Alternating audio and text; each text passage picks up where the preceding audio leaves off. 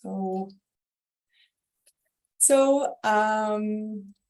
we go. Hello hello everybody, and welcome to the Unlocking Creative and Innovative Teaching for Higher Education conference. Thank you so much for joining today. My name is Déspina Kortesidou, and I'm the organizer of the conference from the University Industry Innovation Network, a knowledge hub driving entrepreneurial universities, but also the Unlock Consortium partner. Yeah, good question. Why are we all here today? So, like in the wake almost of the 21st century, there is an unprecedented need for equipping the current generation of the future change makers with knowledge and skills that will prepare them for facing complex environmental and social challenges that we all, as a humankind, we have to deal with. Therefore, there is an increasing demand for transversal skills like creativity and context adaptability and social and cognitive capacities. However, as you may all know, traditional teaching methods in higher education sometimes fall short of equipping students with such competencies. And this is where game and challenge-based educational practices enter the higher education scene. And it's such initiatives that often provide the educators with the playground that they need to challenge and engage students in developing their change-made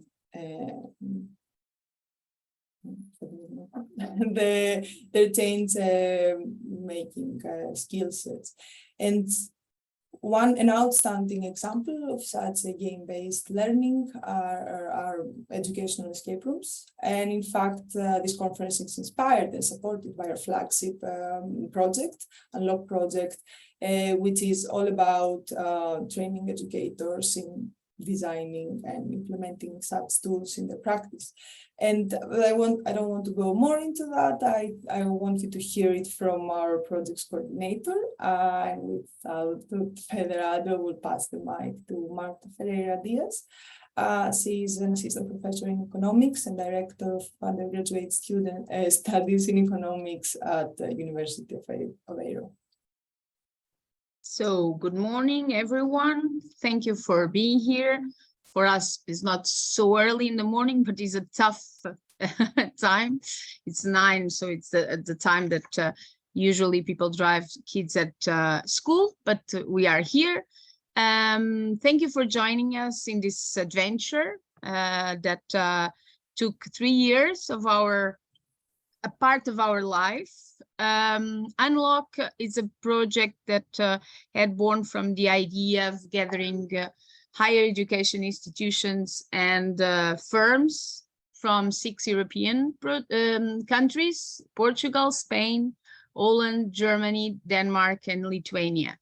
The main aim, and I think we achieved it, so it's a good start, was to developing a tool or several tools that we will be speaking about to give to higher education educators, professors, the competences to create and implement educational escape rooms in the classrooms.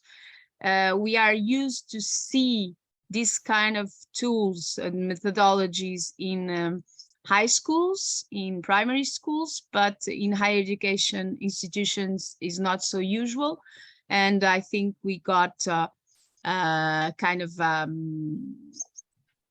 wave, and we convinced some of our colleagues that this is one of the good tools that we can use to teach not only technical competences, but also soft skills at the same time. So as I said, for the past 3 years, we were working on several outputs, and this different or kind of gamifying approach on the classrooms was, at least for me, the personal way was a kind of a passion in these 3 years. So we were kind of convinced that this is a good way of involving students also, and getting a commitment from them. I will not be speaking about, I don't have a presentation, as you can see.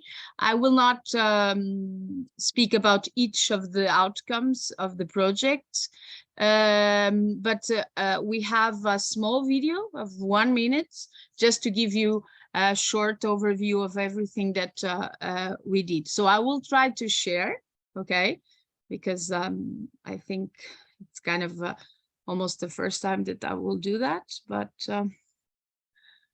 let's see if it goes well. And I apologize for if it doesn't go well at the first time. So let's share here. Are you seeing my screen, right?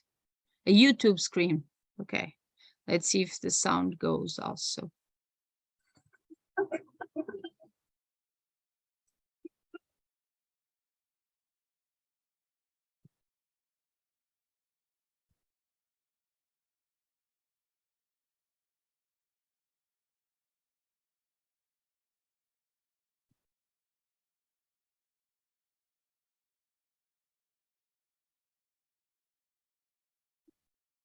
Are you watching it?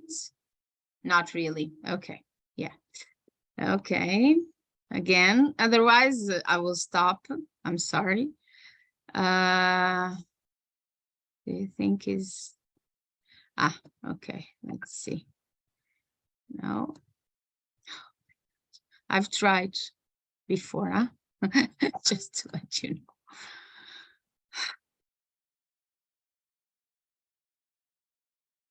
Okay, but even without sound, yeah. So.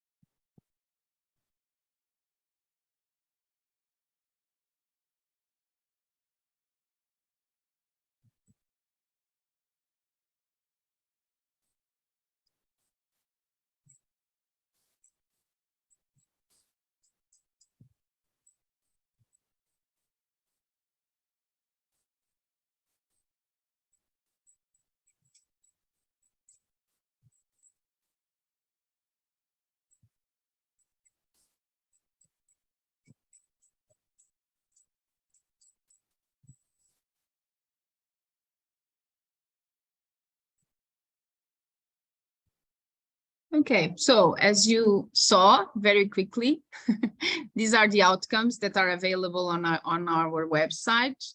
As I said, personally, I need and I want to thank all the partners for the work and the efforts, and also all the experts that were with us doing or giving their opinion, going to conferences, to seminars that we organize, and giving their contribution to all our work.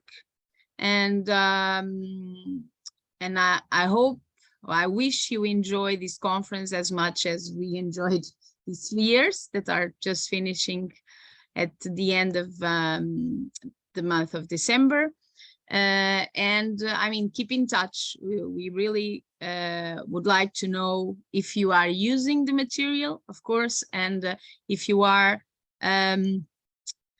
taking advantage or taking part of this project and the outcomes of it. Thank you. Thanks, thanks, Marta. And yeah, and I shared also with everybody the website, so you can see in depth our material. So I hope that you are already ready to dive into today's program. We have planned for you a full day of workshops and amazing presentations on collaborative game and challenge-based learning initiatives, but also a little treat of participating and unlocking an online escape room to see in firsthand an example of such how you can utilize such a game-based learning tool. And if you are interested in educational escape rooms, later today we will launch our MOOC on and we will explain a bit what it takes to design and implement your own escape room. So make sure also to participate in that. One practical thing I think I have shared with everyone, the program. I'm gonna share again the link in the chat. Just make sure, I just want to bring your attention to that the conference has 2 tracks, and they will run simultaneously throughout the day through different Zoom links. So just make sure that you participate in the correct link corresponding to the session that you would like to attend. And well, with that said, before we head off, and actually we are quite early, we got very excited, so we are quite early, so you have also 10 minutes to grab a coffee or a snack or a tea, and we will see you in 10:30 here, in 10:25 here, for the first plenary session on the future trends and innovation in higher education, with a panel of experts that are going to dive into the subject. And of course, I really would like to urge you, this is a collaborative effort, so please feel free to ask questions in the chat. And it's online, but this doesn't mean that it has to be completely silent and one-way presentations only. We really appreciate, we are a group of educators, and we really would like also to hear how it is in your context, in your university. So please, if you have any questions, come ahead with them in the chat, and we will pass them to the presenters. Or of course, you can when there is a discussion, you can kind of raise your hand and bring the question to everybody. So,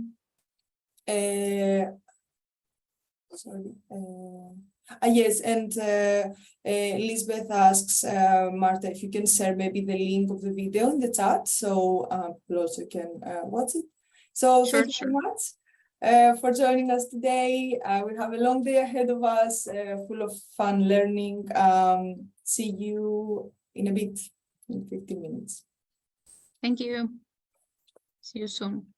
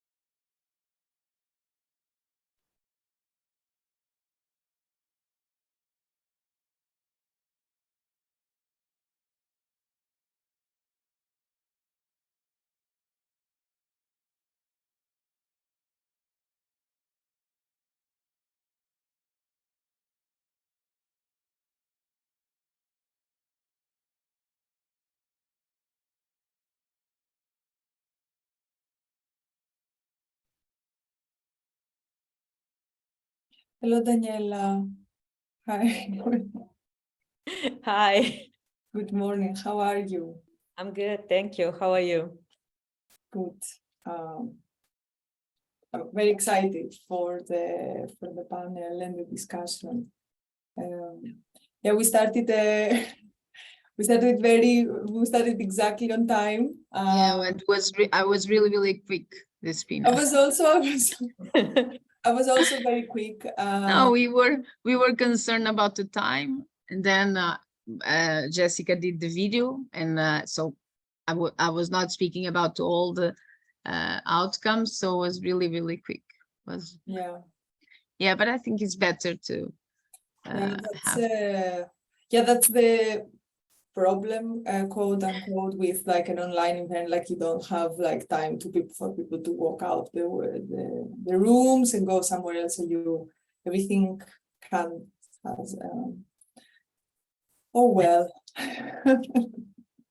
Hi, Daniela. Hi, how are you? Tutto bene. Nice to see you here. I was very glad to see that you were invited as a keynote speaker for this session. Yeah, It will be very good, I'm sure. thank you. I'm really happy to be part of this panel, and I hope to have some insights useful for everybody. Okay.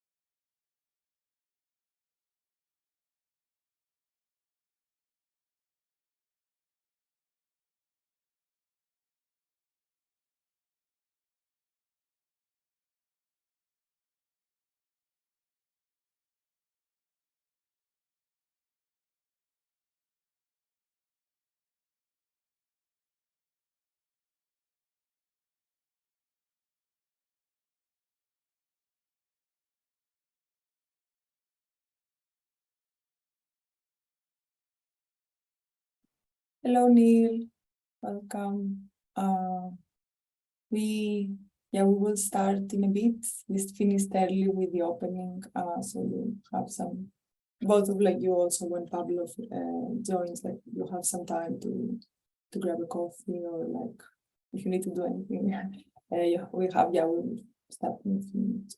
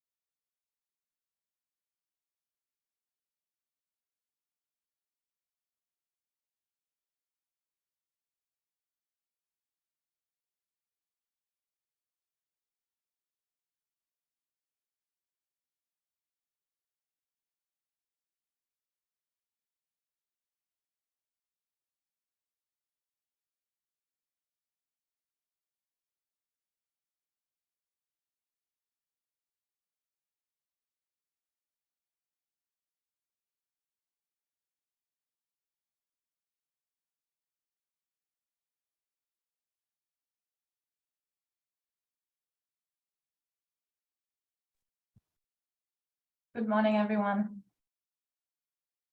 Good to see you all here. Well, we will be starting soon with our next panel, so you still have a few more minutes if you feel like grabbing a cup of coffee or tea. Use this as an opportunity, and then we will be with you.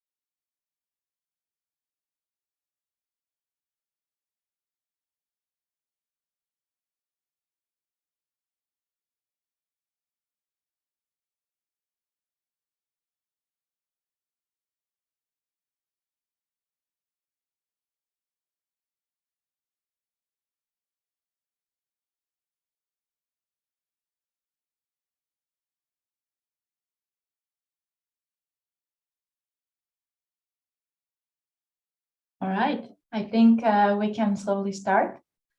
Again, good morning, everyone. Warm welcome from very rainy and gloomy Amsterdam.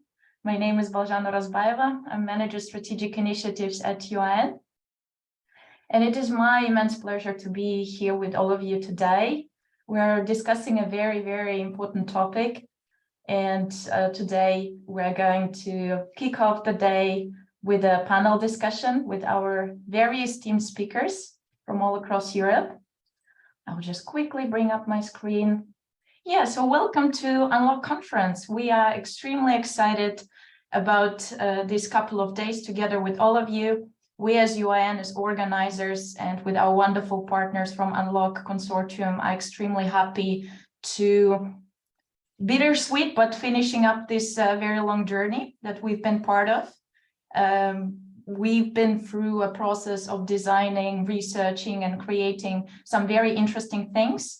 And I'm not going too much into details because we have 2 days to hear about all of the deliverables, but also more than anything, learn from you. And I'm here today to have a wonderful discussion on future trends and innovation in university educational practices, together with my guest speakers, keynote speakers. I will introduce all of them in a minute, but I just want to say hello and good morning to Pablo, Daniela, and Neil. Thanks so much for joining us. We will have about an hour to discuss what the future holds, what are the future trends we're observing now, and what universities should be doing in order to be able to become more innovative, more creative in the way the educational practices are being designed and delivered to, to address those future trends, but also to be able to listen to the needs of students who are, I guess, at the heart of the entire process. But before we'll do that, just one interesting question that we at UAN always ask ourselves. So what is university? And we did a very funny exercise, but I thought it would be pretty good to bring it back here. What is actually university? And what people normally do when they have a question, they go and ask Google. And this is what came up to my screen as I was trying to define what university actually is, just I guess also trying to see what the perspective of perhaps students could be. And this is what, that's the picture, I guess, that we are faced with at the moment. So university is not for me, university is hard, university is too hard, waste of time, overrated. So not a very sunny picture, I would say. But this is why I also believe it's so important that we're here today, because we know that universities and professionals and academics are doing a lot of very interesting things and innovate and create interesting solutions to actually address that problem. How can we make university and education a better place, a better space for students to actually learn, train, and apply skills as they go? So this is also the question that we are trying to tackle at University Industry Innovation Network. We do acknowledge that future is not only unknown, it is also unknowable, but it can be shaped. And that's, I guess, the motto I would like to bring today to this morning's conversation. And I hope it will also be something that you will be doing during the course of the next few days, exploring the future of higher education and exploring some of the innovative solutions that exist already today as universities across the globe are trying to tackle this challenge. Just a few words about us, UIN, University Industry Innovation Network. We turned 10 this year, so we have a little celebration ahead of us. And we've been around to support the community, the global community of universities and companies all across the globe by basically creating the space to network and to create visibility around topics such as university business collaboration, entrepreneurial and innovative education, impact at universities, and so on and so forth. And we do so by providing space and resources, but also by organizing different kinds of events, Unlock Conference included. And we also do so by doing lots of research on the topic around the role of universities that they can play in the society in collaborating with different kinds of organizations, both in research, education, as well as entrepreneurship. And we try to translate all of those findings into training and consultancy that we provide. I would just like to I guess, extend a very big thank you to our global community. As you can see, we're present in more than 60 countries all across the globe. And I guess, you know, conferences like this is a big celebration of what we do all together, trying to, you know, exchange best practices, peer learn, but also exchange and try to imagine what the future may hold for all of us. One thing that I also wanted to mention is the research that we do, and Unlock has been a big part of it. So today we run close to 2 dozens of different research initiatives, and we do so with our global community of universities as well, mostly working across Europe. And we undertake many different interesting projects such as Unlock. I believe Daniela will be mentioning also Urban Good Camp, another interesting initiative that we are all part of. But these are kinds of projects that we do, and we do so together with universities and together with the community to address interesting, I guess, areas around entrepreneurial and innovative education, knowledge transfer and commercialization and valorization, university, industry, society engagement, connected ecosystem and regional development, so that in the end we can create engaged, impactful, entrepreneurial and innovative universities. And we also try to create a space for our university community to then engage with us in different kinds of training offerings that we have in our portfolio. Again, just to address all those important topics. So I'm extremely excited to be here today because, as I say, I think it's a very, very important area that we are trying to address through this conference. And I just would like to also invite you all to check out some of the upcoming events that we have. So Unlock is, of course, one of the key events that we're keeping as a dessert for 2022, but 2023 also will bring us many different interesting panel discussions, national forums, workshops, roundtable discussions, networking opportunities, Many of you are familiar with our annual conference, and I see many faces who actually I have met this year in Amsterdam. So I'm hoping to see you also next year, and this time we go to Hungary. So save the date. We will be meeting up with more than 500 participants in Budapest, and so that again we have the opportunity to exchange on different topics around university business collaboration, innovative and engaged universities, and innovative education as well. And if you are interested in learning more about what future of universities may potentially look like, this is another flagship initiative that I also wanted to promote a little bit, because this is something that we decided to do, I guess, 4 or 5 years ago. So this is when we reached out to leaders all across the globe, from universities, governments, businesses, different kinds of creative institutions, also students, policymakers, to imagine what the future of universities would look like. And by now we have published 4 editions. We have a global edition, we have Australian edition, we have North American edition. The last one was the future of universities during times of crisis. As you can imagine, pandemic has inspired us to do so. But soon we will be launching the Mexican edition as well. So hopefully there will be many more thought books on future of universities, so that we can continue exploring what the future may hold for all of us. And as I said, I'm extremely excited to be here today with all of you and with our speakers. I will just now briefly introduce all of them to you. And of course, our wonderful speakers will also have an opportunity to introduce themselves. So we have Pablo Ortiz joining us as an innovation designer at Erasmus X.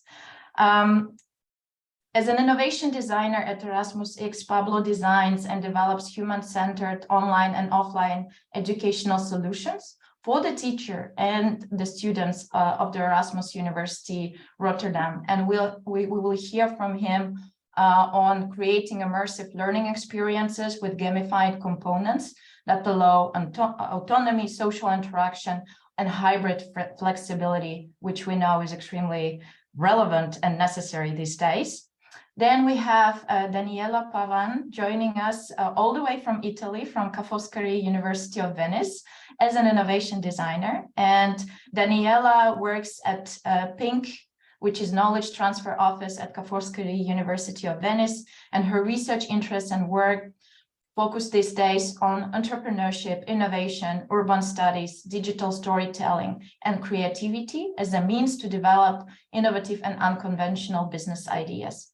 And last but not least, we have Neil Fox, an associate professor of film practice and pedagogy at Falmouth University. Neil will be talking to us about developing equity partnerships for financial sustainability, and how this can provide students with increased access to filmmaking processes. And what I thought was very interesting, Neil is actually bringing up a very special term here, pedagogic IP. So how can these can be provided basically to students so that there is more equity in this area. Neil is associate professor of film practice and pedagogy, as I mentioned, where he convenes the Sound and Image Cinema Lab. And he's writing music films, and his debut feature film, Wilderness, was released by Sparky Pictures in April 2021. So these are our wonderful speakers for today. We will hear from each one of them. We will start in exactly the same order as you can see on the screen. So Pablo, the floor will soon be yours. Daniela, you will be the next, and then we will close this off with Neil. I suggest that everybody who has some questions, I'm sure there will be many questions, you can either post them in the chat, or you can just collect them as our speakers will be presenting. And then towards the end, we will have a, I would even say, roundtable discussion. So everyone will have an opportunity to address their questions. Of course, we have prepared a number of questions ourselves, but let's just, I guess, keep it more so as a overall common discussion space that we can have with our participants as well. That would be it from me. I will stop sharing my screen. Pablo, the floor is yours. I hope you can hear me. Bouton, once again, thanks for the introduction. As you put it, I think you summarized pretty much what I do and pretty much also what I aim to deliver as to value for Erasmus University of Rotterdam, but also higher education in general. As a designer, I am currently operating in this department called Erasmus X, which is a department of the general services of the university. And as such, we work with faculties, considering faculties, employees of the faculty, teachers from the faculty, and also students. And to that extent, I have been able to work as a game designer, as to collaborate with many educators, as to add a layer of enjoyment to different of topics that are not usually considered as enjoyable. And that's a bit of the challenge, you know. And that's one of the main elements of what I would like to discuss during this conference, as to trigger the question, how can we make education enjoyable? How can we bring education to a level that the students might feel invited to enjoy and be part of the education journey without compliance necessarily. So that's going to be one of my key approaches. Should I keep it a bit more broad, or does this already cover a good introduction? This covers a very good introduction, yes. Great. Thanks a lot. So, Daniela, Yes. you have 5-7 minutes as well, if you would like to provide your introduction as well. Yes, absolutely. First of all, thank you so much. I'm really happy to be part of this panel. And I believe that, this conversation is really important and really relevant, especially in this moment in time. I'd like to share quickly also my screen to show you a couple of elements that I have, or better, I can do actually after Neil's introduction. So what I do at Ca' Foscari is basically the creation of innovative ways to connect the academic world and the world of practitioners, thanks also to the engagement of students since the beginning of the process. As we all know, universities have 3 important missions, and what we do at Ca' Foscari, and I'll show you some examples later, is try to merge these 3 missions together to achieve innovation. And we do it through a lot of innovation labs that some of them are focused on design thinking, the design thinking approach. Others are focused on new approaches that we are testing right now, such as the Ikigai, that is a methodology that is usually used for personal growth, but we are trying to use it also to develop innovation and to develop new ways to share knowledge within universities as well. So I believe that this can be a quick introduction to then move forward to what, innovation in educational practices means. And I can leave the floor to Neil for the moment and then move forward with the next step together. Thank you so much. Neil, over to you. Morning, everyone. And yeah, thank you to Balzan and everyone for the invitation. It's really lovely to be talking to you today. I'm based in Falmouth, which is a small town in Cornwall, where I work at Falmouth University, and I lead a project called the Sound Image Cinema Lab, which is a teaching and research project based around filmmaking, where we partner with professional, independent filmmaking, film productions in short film, feature film, narrative, documentary, and experimental work, where we essentially provide student crew and we provide sort of university resource to independent productions in return for teaching and research. So that's a project's been going for a number of years. Did you want me to talk about the questions that you set, Balzan, or should we? I just wanted to give an opportunity for all of you to introduce yourselves. Great. Yes, and now we're going back to Pablo, if you don't mind, so that now that you can present what you have prepared for this conference. Very interesting contribution, I would say, but generally for everybody right now, we're stepping into the actual discussion. So we will hear from all of our three speakers on future trends and innovation in university education. And I believe we have a very nice diversity of perspective represented here. So we have creative industries, we have also something more on educational design, and then, we will also hear about how the external stakeholders could be embedded in this whole big picture. And I have asked our participants to discuss two key elements that they believe to be crucial in developing future-oriented and innovative educational practices, and also to present one key challenge related to such development and potential way on how this can be overcome. And we will hear now from Pablo, Daniela, and Neil. And as I said, if you have any questions, feel free to post them in the chat. Otherwise, we will have, I believe, a very fruitful discussion towards the end of this panel. Thank you. Thanks, Balsan. As you know, during my introduction, I was already jumping into the content, but fine, you already got some part of the spoilers. Indeed, one of the key elements that I really believe it's very important for education is really just to ask ourselves, to trigger the question, how can we make education enjoyable? And not normalizing education and not calling it enjoyable as it is. It's a question that can always constantly be asked on the nature of the iterative process. I myself, my background is a designer, and I did my master's in design for interaction.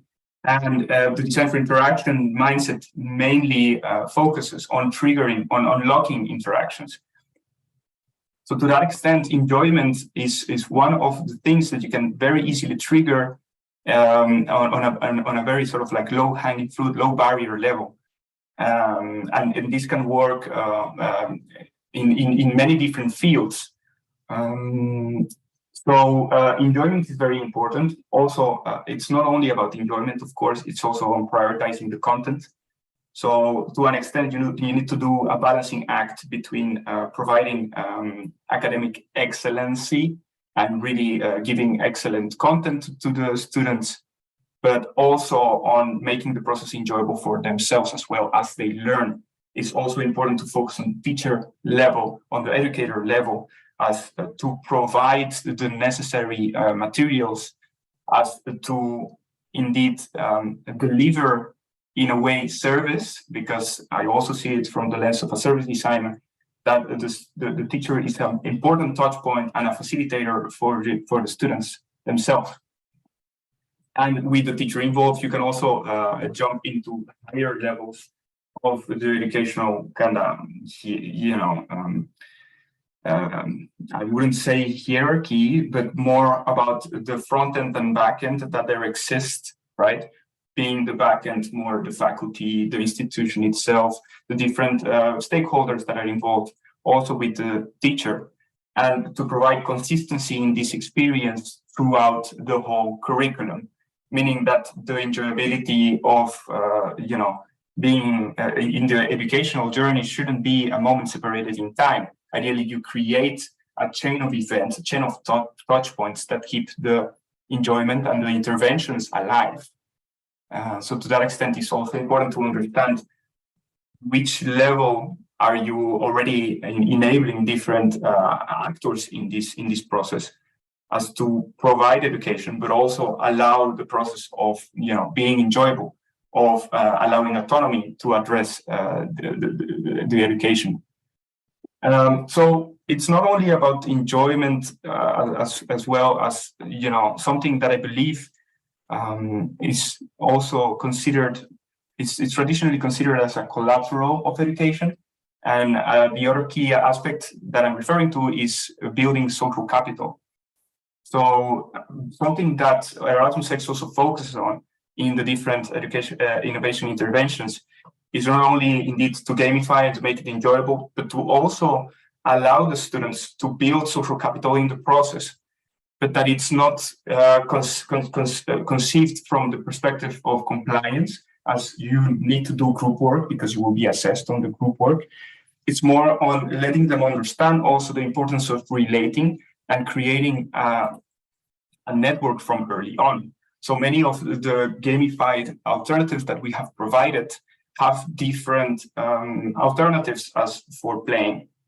The games that we have been able to develop are games that you could complete solo, but are better also completed in collaboration with other students.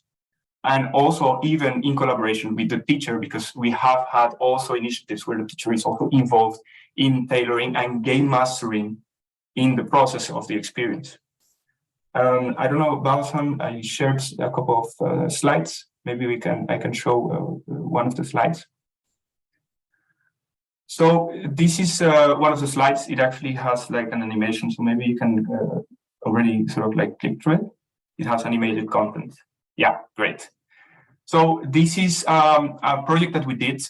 We took a multiple choice-based course on intellectual property, and we saw potential on taking the A, B, C, and D alternatives and creating escape rooms in Gathertown. And Gathertown is it's kind of like Zoom, but you have a particular avatar. The moment that your two avatars approach, the camera and the audio get connected. So to an extent, you get to create a different environment and a different way of approaching the intellectual property content. And you get to gamify it by assigning different puzzles to this, to accessing A, B, or C. So you also make sure that the student has a gamified experience with other students in a digital environment. This happened during the pandemic, by the way. So it also offers them an opportunity to make colleagues in a situation where they couldn't relate and they couldn't sort of like have a chat with their colleagues that were also first-year law students. And also, you know, what you can consider collateral is that if you see their smiley faces on the left side from the students playing the game and getting to the different questions, the other layer that we added as for the educational quality is that they don't no longer pick C or D because they wake up and they say, oh yeah, I feel like C today. They also kind of like reflect about the critical thinking behind why A, B, or C together, and they get to discuss about that. And to your right, you have the other level, which is the educators and other stakeholders. So you have the course coordinator, you have a person from the information management area of the law faculty. And it's as simple as also, as the Dutch put it, the werkplezier, the pleasure of working. And you add that to the educators as well, considering that educating can also have a layer of enjoyment by doing so. Of course, as there's a balancing act, we had to go through different exploration and different iterations. And the result in the end, as simple as it is, already adds some smiles to what was considered before as like the black screen, which is alienating for both students and teachers. And it was just a situation during the pandemic. So instead of calling this necessarily future-proof, that's something that I would like to coin during this conversation is more like future resilience, that regardless of there being a need for strictly online or strictly face-to-face, I don't know in which circumstances that would happen, but that the resilience would come from the enjoyment and from the collaboration that there is during the experience. So that's my first slide. The second slide would be more related with another aspect of education. So I recently attended an online worldwide kind of event that is hosted by ED3. This is a group of educators, worldwide educators that are discussing the whole approach of Web3. And the Web3 approach, is misunderstood often as like the metaverse buzzword and Mark Zuckerberg, but it actually has to do with another approach to education. It has to do with ownership on education. One of the examples that are being discussed right now is the credentials that a student gets from education. If you think about it right now, the different diplomas that we get them through an intermediary. And if I lose my diploma, I need to ask the education institution to get yet another copy of my diploma. The whole blockchain approach is that you would indeed have complete ownership of that credential. It kind of decentralizes education. And to an extent, you can get to build your own profile and your own skill sets on a way that is not dependent of intermediaries anymore. This is an interesting approach that it has been discussed by different people around the world. And it's something that it's kind of like in the works. It's nice to keep on asking questions about it. But it's good to keep in mind that there are developments, and there are developments that we should catch up soon enough.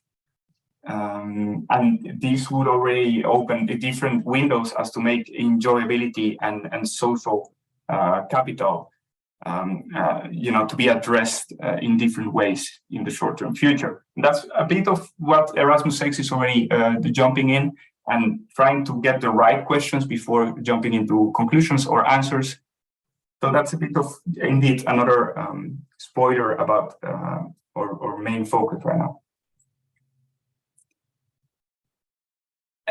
So those are the two things, mainly summarizing enjoyment and building social capital, which we believe as Erasmus X really would not make it future-proof, but future resilience education. Thank you so much, Pablo. Very interesting presentation. We heard many important words and terms from what you have presented: service design, enjoyment, resilience, credentials. I hope we can get to discuss this as well, because I think when innovating, it's very hard to tap into this whole regulated environment. So very interesting presentations. Also, thank you for showing us a sneak peek into what you have learned during the conference as well. And Daniela, over to you. Thank you. Would you like to share your slides yourself? As you wish. If it's easier for you, then go ahead. Okay. One sec. Okay. You should all see my screen now. Let me do this. Okay. Do you see my screen? Yes, works perfectly well. So basically, when I was thinking about what kind of interesting content I could share for this speech, I started wondering, what does actually future-oriented and innovative educational practices mean? So we live in a very unprecedented world with a lot of new challenges from a social, environmental, and economic perspectives, driven also by a very fast rate in terms of technological developments. So this means that there are also a lot of opportunities in terms of human advancement. And even though there is still a lot of uncertainty, universities now have a huge role and a huge responsibilities in terms of educating younger generations and preparing them for jobs that have not yet been created, for technologies that have not yet been invented, and also to face problems that have not yet been anticipated. And this means also to contribute to a world that and to make an impact on society in a very uncertain context.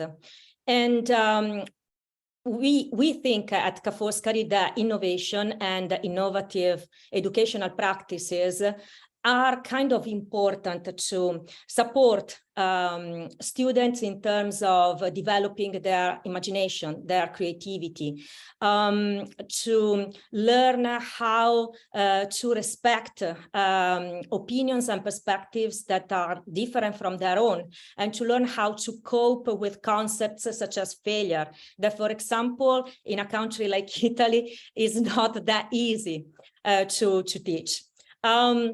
So students might contribute, to pressing challenges, such as, for example, climate change, thanks also to their ingenuity, to their creativity, and also to the knowledge that, of course, they learn in classes. We think that somehow, there is no reason to wait until they get, and there is definitely no time left, to wait until they get graduated for them to be actively involved into solving these issues. And also because somehow they will be living in a world that we are preparing right now.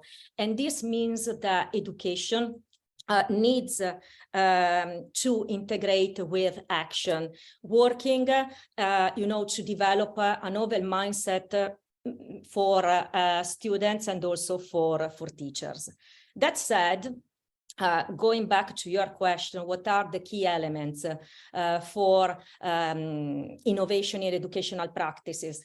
Key element number one, in our opinion, is overcoming the boundaries among the different missions that universities have. As we said earlier, as we all know, universities have the three main missions: to educate, to develop research, and to promote innovation by involving stakeholders. These missions have their own meaning, like Lego bricks. A Lego brick is a Lego brick, and it has its own meaning. However, if you put together different bricks, you get different objects. And the same thing happens with the three missions. If you combine them, you can get different outputs and different values. And this is what we try to do at Ca' Foscari here in Venice, even though there are a lot of challenges because each mission is managed by a different office that has different processes and different priorities. So it's not always that easy. However, I would like to share with you a case study that is kind of interesting in terms of how we do that. The case study is Agricola Lusia. Agricola Lusia is a local company here in the northeast of Italy, not too far away from Venice, that is specialized in packaging and the distribution of citrus fruit. With them, we developed an innovation lab involving students since the beginning of the process. These students were working during this innovation lab through the design thinking methodology. And a group of them identified a possible, an interesting actually idea that came out as a sort of innovative idea for the company. So what we did next was to put that idea in the hands of our researchers to study it a little bit deeper. And thanks to PINC, that is the office I work with, so the knowledge transfer office at Ca' Foscari, this idea is now a patent. And the idea is a method to predict the juiciness of oranges without destroying a large amount of fruit.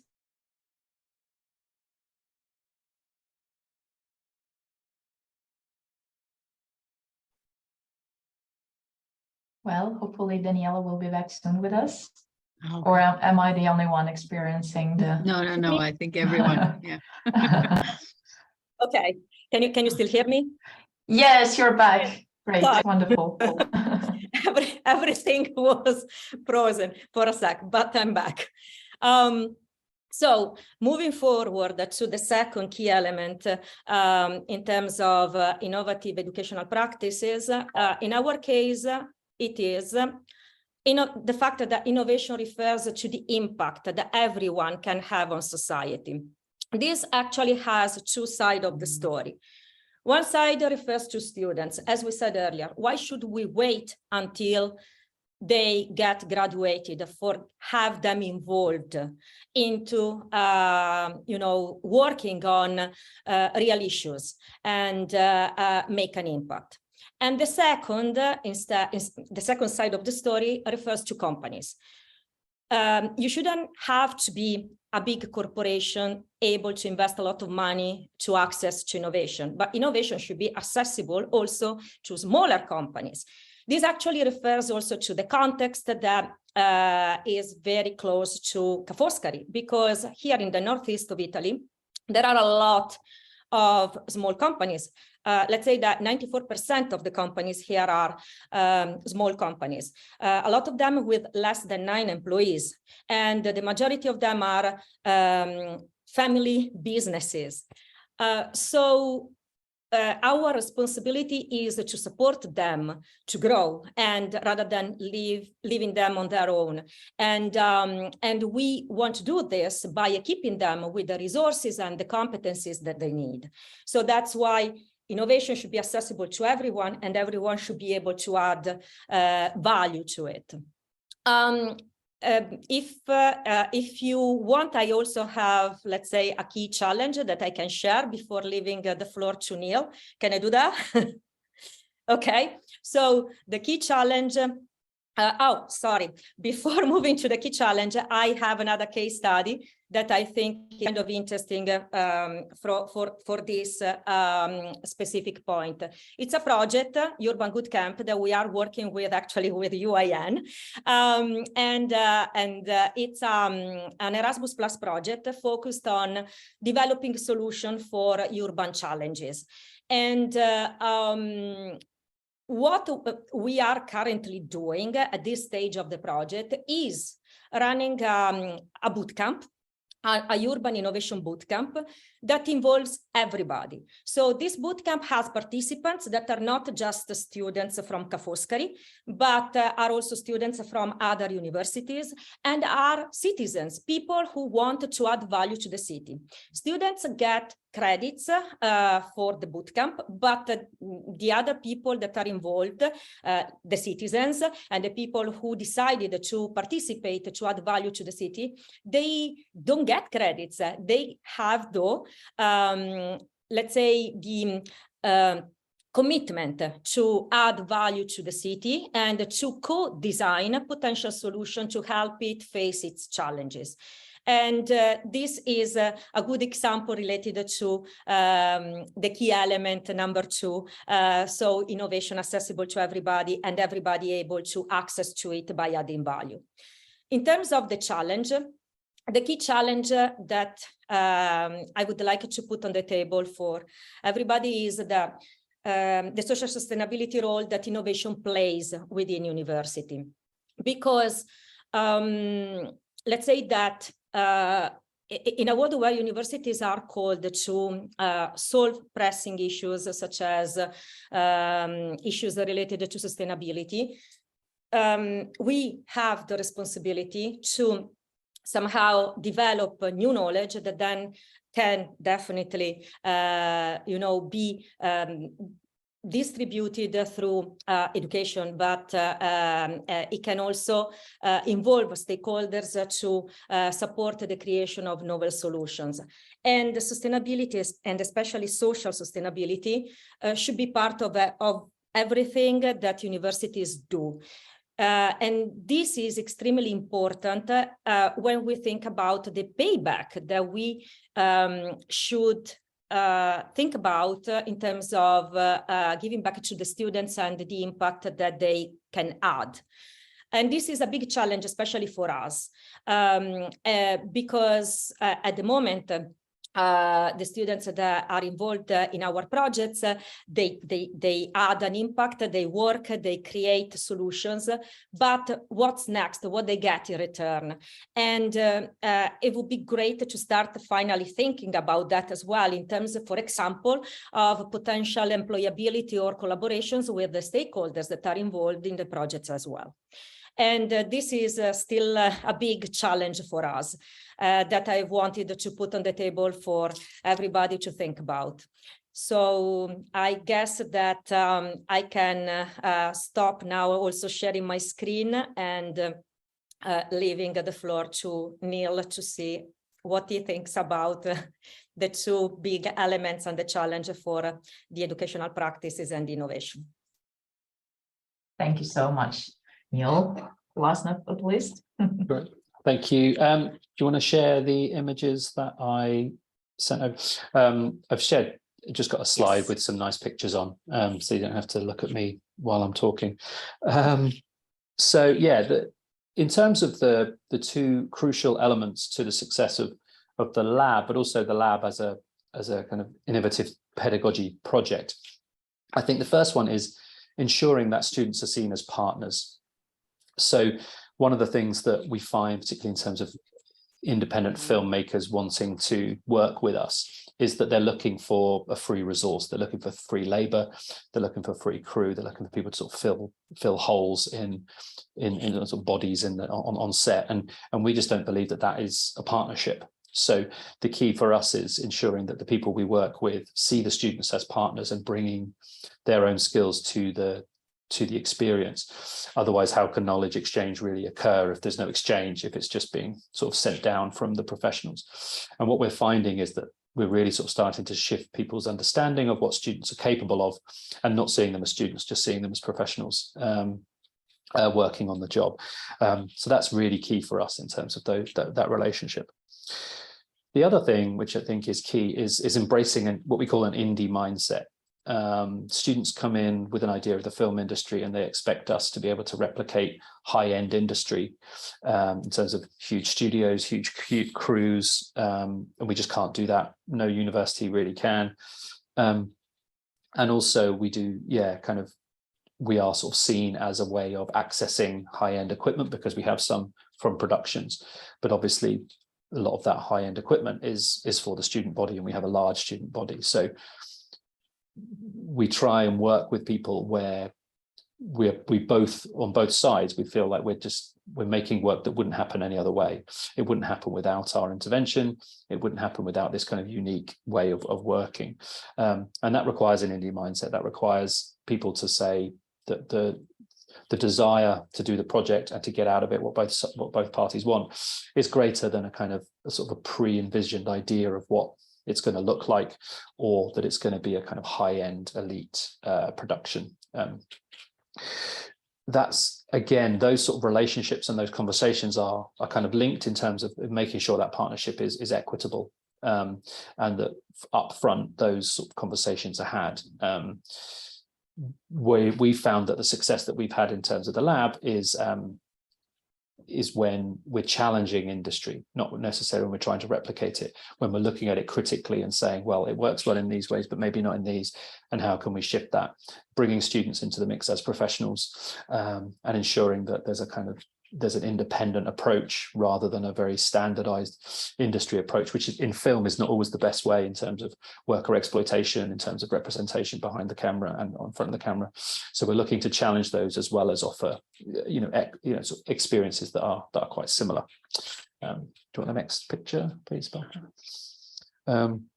So then the challenge for us is internal investment, is getting the university to actually invest financially in these projects. They sort of say, why are we spending our money when obviously part of my role is bringing in money to the university, which I completely understand. However, again, because these are independent projects, there needs to be a level of investment. The films that we're working with do not have the capacity to take on sometimes 10 to 20 students and sort of employ them and put them into those roles in a really meaningful way. So that's what we're buying, essentially. We're buying access to the experience and to the teaching opportunity, and also affording those productions the opportunity to do stuff without sort of reducing their cost, reducing their the scope of their ambition and things like that. So it is a really key investment. So how is that framed? Well, it's framed in two key ways. One is equity investment. So because we've done this for a number of years, we're now at the position where we can actually buy stakes in the projects that we are engaged with, which means we have a return of investment, which means that the money that the university is putting in, and sometimes from different pots, not just the university's money, but from other sort of research funding that we might get, we are now able to return that investment over time when those films are released, which is a huge shift.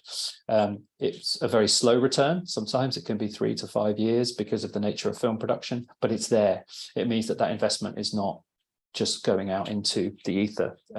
It will be returned and then can be reinvested in these projects. The other key thing, which Balthan mentioned, was pedagogic IP. The pedagogy is what drives this project, and the number of students and graduates that go through it is incredibly large.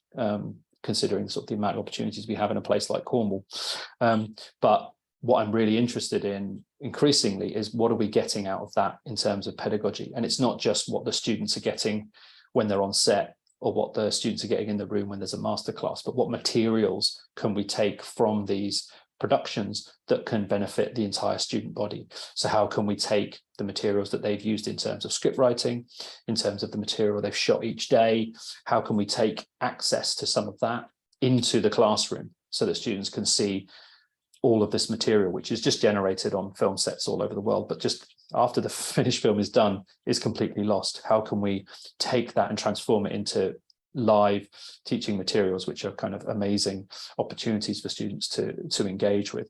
And again, equity investment means that we're involved much earlier. So we're involved at a development stage, which means we get access to treatments and scripts, then pre-production materials, then footage shot on the day, as well as all the amazing expertise and labor that students have access to. So that's what I'm interested in kind of looking at now, is how can we actually formalize that relationship in materials that can be brought back into the classroom to again expand the return of investment and help the universities see that the return of investment is not merely financial. It's huge. This is a project which returns to the REF in the UK, so the sort of the research excellence framework, as well as the knowledge exchange framework and the teaching excellence framework, because it understands all of these different sort of ways of engaging students, staff, and industry on each project that we do.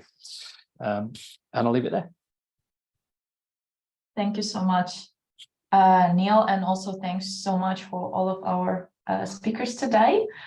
We will start with a few questions, if you don't mind, from me specifically, because I would like to address the entire panel. And I see that there are a few questions also that are being posted in the chat. I encourage everyone, please continue doing so, because we will get to your questions. And I just want to quickly spotlight our participants, speakers, so that then we are all together on one screen. How does that work? Anyways, all right, so spotlighting is not working for me this morning. Well, I may have forgotten how to use Zoom. All right, so as I said, very interesting presentations, and I think we have covered a number of different touch points here, speaking about the actual design, the mechanisms around design, but also looking into the role of external engagement. But then also what I thought was very interesting is what Neil said, is looking at students as partners as well. So it's not only the service that we are providing to them, but they're playing an equal role in the process. So now that I'm thinking about what everyone has presented today, my main question would be, what do you think is the process, or how should the process of decision making look like when it comes to adopting such innovative practices on, organizational university level? Let's say, you have described a number of different initiatives, and at a certain point, of course, they passed the moment of being just a pilot program. So what is the decision making? So is the final word still with the university leadership, or there is enough academic freedom, so to say, for you actually to, continue with those? Because from what I heard today, some of those were quite unconventional in a sense that they can be, in the way they can be perceived by the traditional or comprehensive university, so to say. So do you have any thoughts on the decision-making process? Yeah, I can start there. I think it's ideally held with the academics who lead the projects. They're the ones that generally work with the students on the ground, and generally work in the department. They're generally the ones that are closest to their industry. I think that what I found really useful is working with university leadership on defining what a project is, and so that I can, when they're asking what we're doing, which is increasing because of our success, we're able to we have a set of parameters where we say this is what a lab project is.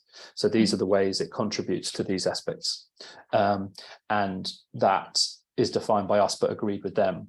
And that I think is the best way to do it, because I think in the past, the top down, can you do this to fit this, is much harder to achieve in terms of the long term. Particularly, it might work on one-off projects, but we're the people that are kind of driving this project, both in our industry and within the university. So I just think it makes sense for academics to lead it.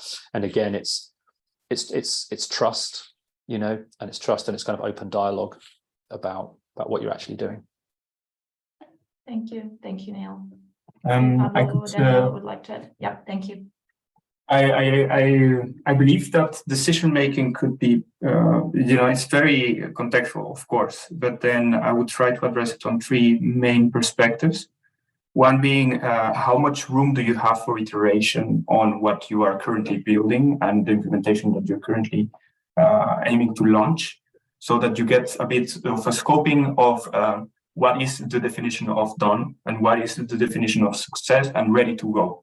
So I think that already kind of like puts the decision making within an actionable kind of like framework. The other factor that I believe it's important is indeed how many stakeholders are involved in the decision making process. And we consider stakeholders as external stakeholders, but also internal stakeholders. We're talking, to an extent, at Erasmus X, we work with educators. But then there's also a benefit to be gained from the faculty as to attaining some particular goals that the faculty expects from their educators and from their particular topics, but also externals, as in the IT department. We have collaborated with them as to automatize many of our initiatives and many of the games that we've done, but also external to the university. So that also creates a bit of like an overview on the political complexity.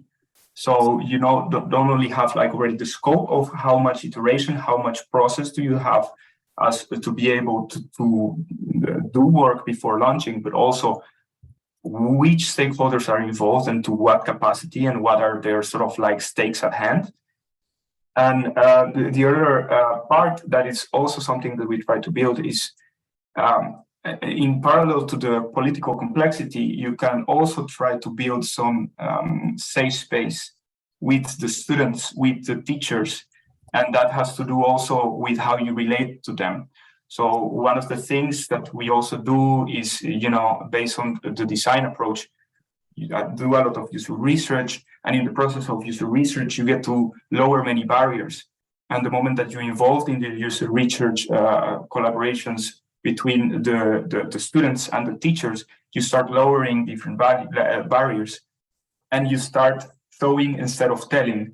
So that already improves on the process of decision making, simply because you are discussing something that is instead of something that could be. And to that extent, it already brings low level evidence, also taking it with a grain of salt, considering that it's not the definitive version, but already opens the room for asking relevant questions. Mm-hmm.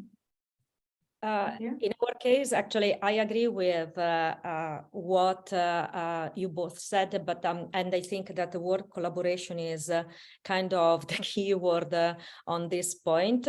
In our case, let's say that if the conceptualization is kind of straightforward and it happens, let's say, at the academic level and can move forward on that side, then the actual decision-making process in terms of how to adopt and integrate that methodology or that project within the whole ecosystem of the university is a little bit different and more complex because, for example, as it happens in our university, you need to engage with many internal stakeholders in addition to the external ones. And each internal stakeholder, each office that you have to engage with has different priorities and a different timeline and different projects that they are working on. So the challenge is to identify a common language or somehow to build a bridge between all of them, highlighting and explaining the importance and the value of the project and the methodology, and identify a common ground in terms of values where everybody can collaborate.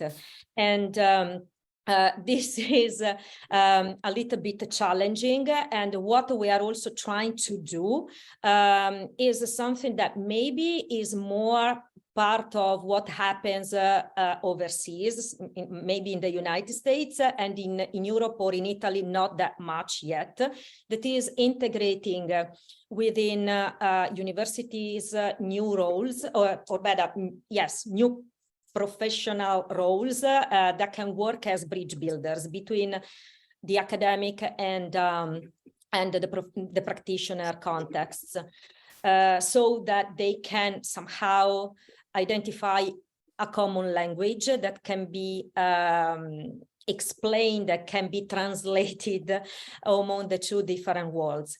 And this is something that we are, let's say, started thinking about. I would like to put on the table a third element that is about the adaptability and the flexibility of the methodologies, because each country is different and each university is different. So let's say maybe there might be room for improvement to think about how, because each methodology is different and it's not a one size fits all. So somehow it's important to think about how to make these different methodologies, also the different methodologies that the three of us put on the table today, and make them flexible enough to be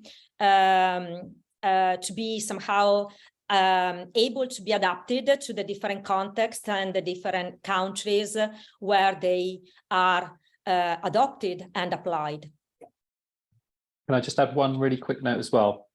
This is for me, this is why the academic research part of it is really important, because what that allows us to do is to check in with the students and make sure that student voice is registered.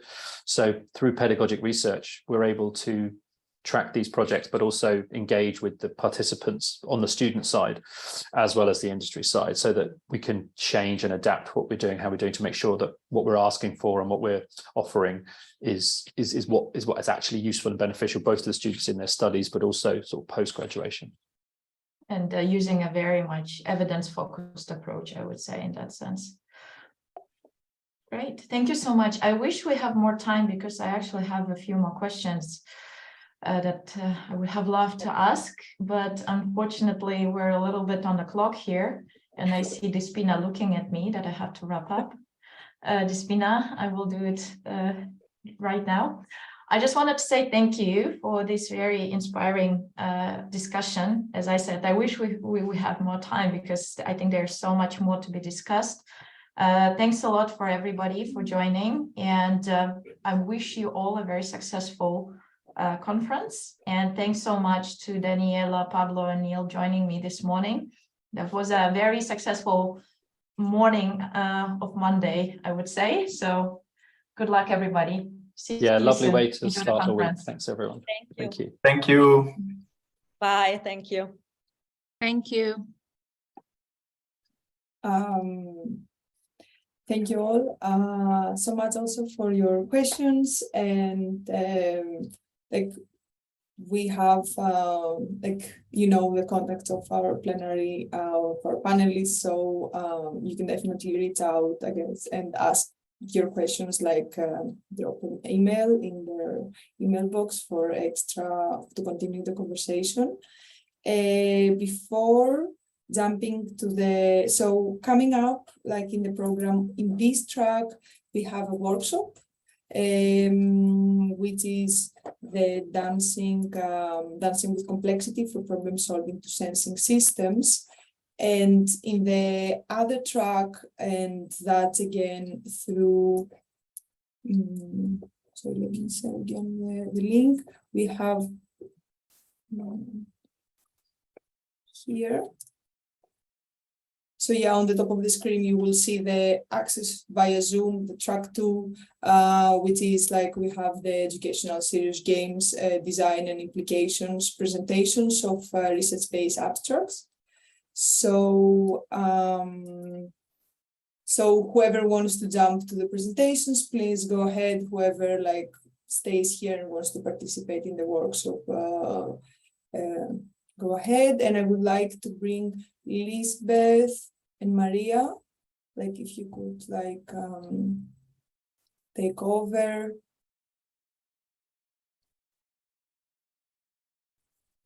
I guess like, I don't know, like if people would like to participate, because now in this track it would be a workshop. It would be good if they keep their camera open, so also the Lisbeth and Maria know with whom to engage. If you don't want to participate and you just want to stay in the background, feel free. It's just, I think, easier with such a big group, or like you can kind of leave the room and you can come back like to the session that you would like later in the day. Like you can. Bye, Daniela. So I guess the floor is yours. Thank you. I will. I'm sorry. I will be facilitating I will be facilitating the workshop. Like technically, I'm going to be in the background. So yeah, let me know if like I will jump in if something is needed. Yeah, maybe we're gonna start probably with a small presentation before going into hands-on. So, Lisbeth, do you want to start? Yes. Hi, everybody. Nice to be here. I think I'm looking at, we have 35 participants now, and I think there is another workshop also, right, in track 2? No, so right now in track 2 they have abstract presentations on serious games. Oh, so okay. In this track we have a workshop, in the other one is presentations, and this is going to be the case throughout the day. Whoever wants a more participative experience can stay in the workshops, otherwise they can move to them. Yes, okay, okay. So I just want to make sure that those 34 participants are in the right track now, and we are going to tell you a little bit more about our semester value creators, and Maria's going to, I don't see a presentation, but my name is Lisbeth Rijsdijk, and I used to be one of the 2 program leaders of Global Project and Change Management at Windesheim University of Applied Sciences. And I'm now a professor in networks in circular economy, but still working closely with the program and Maria. And Maria Garcia Alvarez is the coordinator for Value Creators. And that's in our 3rd year of the program. And we are going to tell you a little bit more about that program, and also about our methodology that we developed for this program, which is called 4E model for value creation. And there is the slides. Great. So the value creators, as I said, it's in our 3rd year of Global Project and Change Management. And we developed this in 2016, and I think we started first in 2017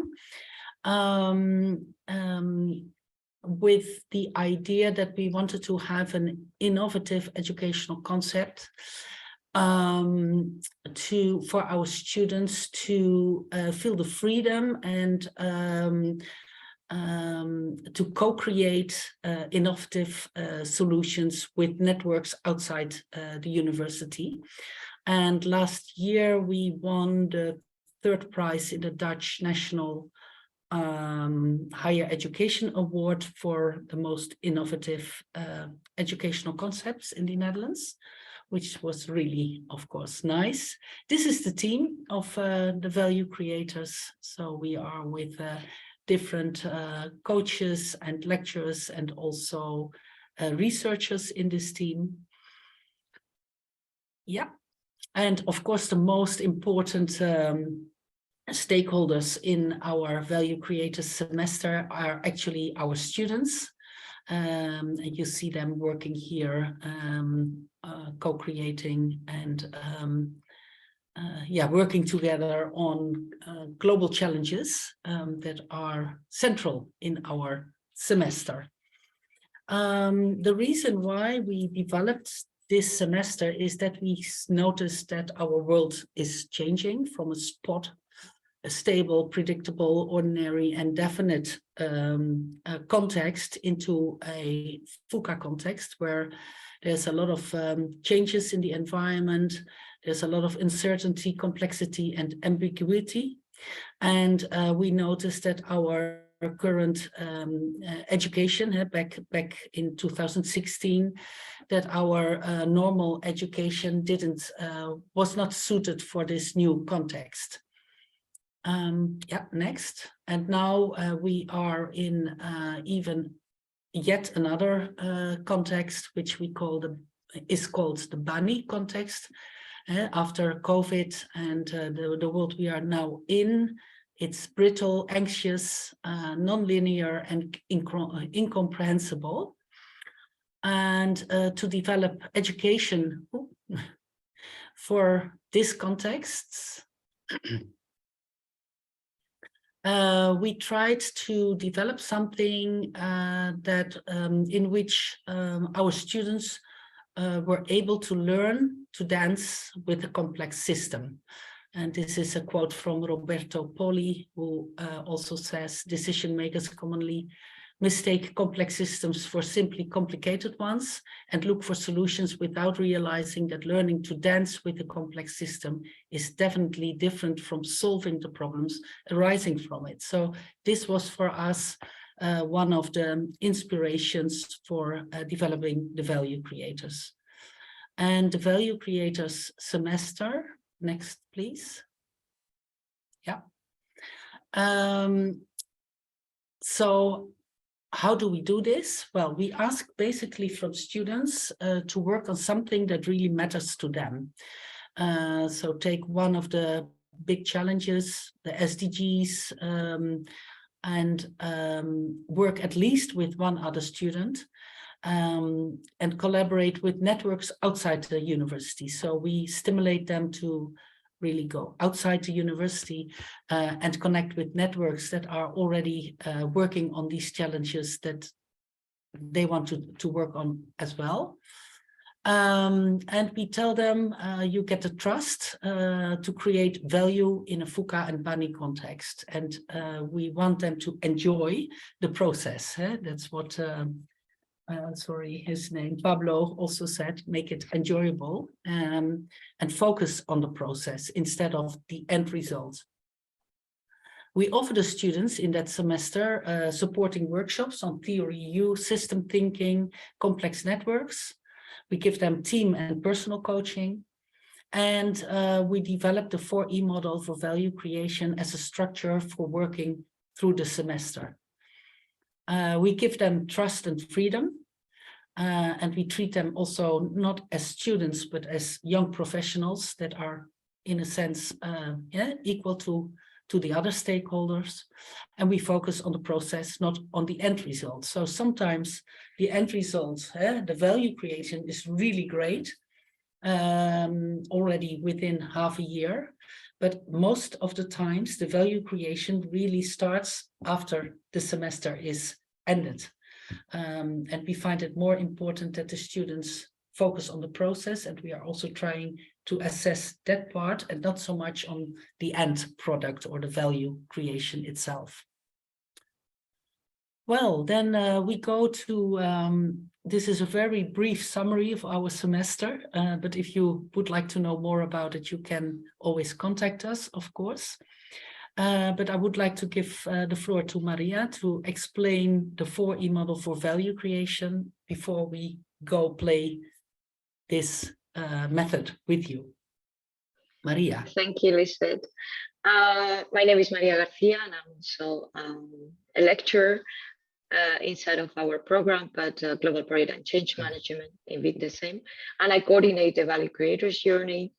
And in that sense, this is what you're seeing now is kind of a mind map, the roadmap for our students in one semester. It's 30 ECs module. with the integration of this theory U journey as well. So we want our students to really don't only focus in creating value by changing processes of actions, but really go deeper and try to engage with networks that are also dealing an interest with these complex questions, and start challenging the status quo and creating a new reality. So in that sense, the theory U we use as a methodology that is also aligned with our own 4E model, the one you're going to experiment today in a short time, but that for our students structures and guides them in a journey of a semester. And it's also about moving from this cognitive approach, only analytical approach, to much more systemic approach that is also aligned with the heart, moving to levels of compassion and empathy in the collaboration with others. I think it's not in a way we can say it's in the student-centered education, because obviously we want our students to experiment in this semester, change agency and move to action. But it is also world-centered in the sense that students do not work in a transaction project client anymore. It's non-hierarchical. And in that sense, we want them to really engage and start collaborating and elaborating with professional networks. And at the end, obviously, for them in their own journey is the evaluation that is constraining us all in education regarding assessment, but it's also the evaluation of how do you think the value that you have created is contributing to impact, to societal impact. So we invite you to join us in the journey.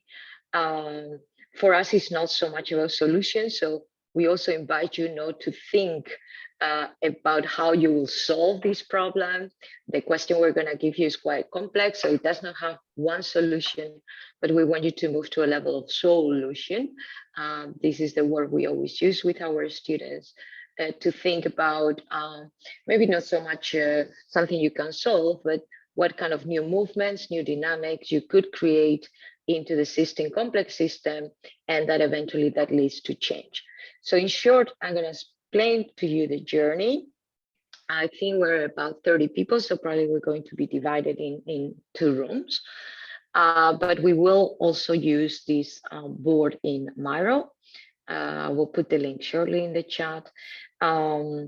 With our students, we have developed a board game. So it's a physical traditional board game. And that is really interesting because it allows us also to sit around a table and engage in a profound conversation.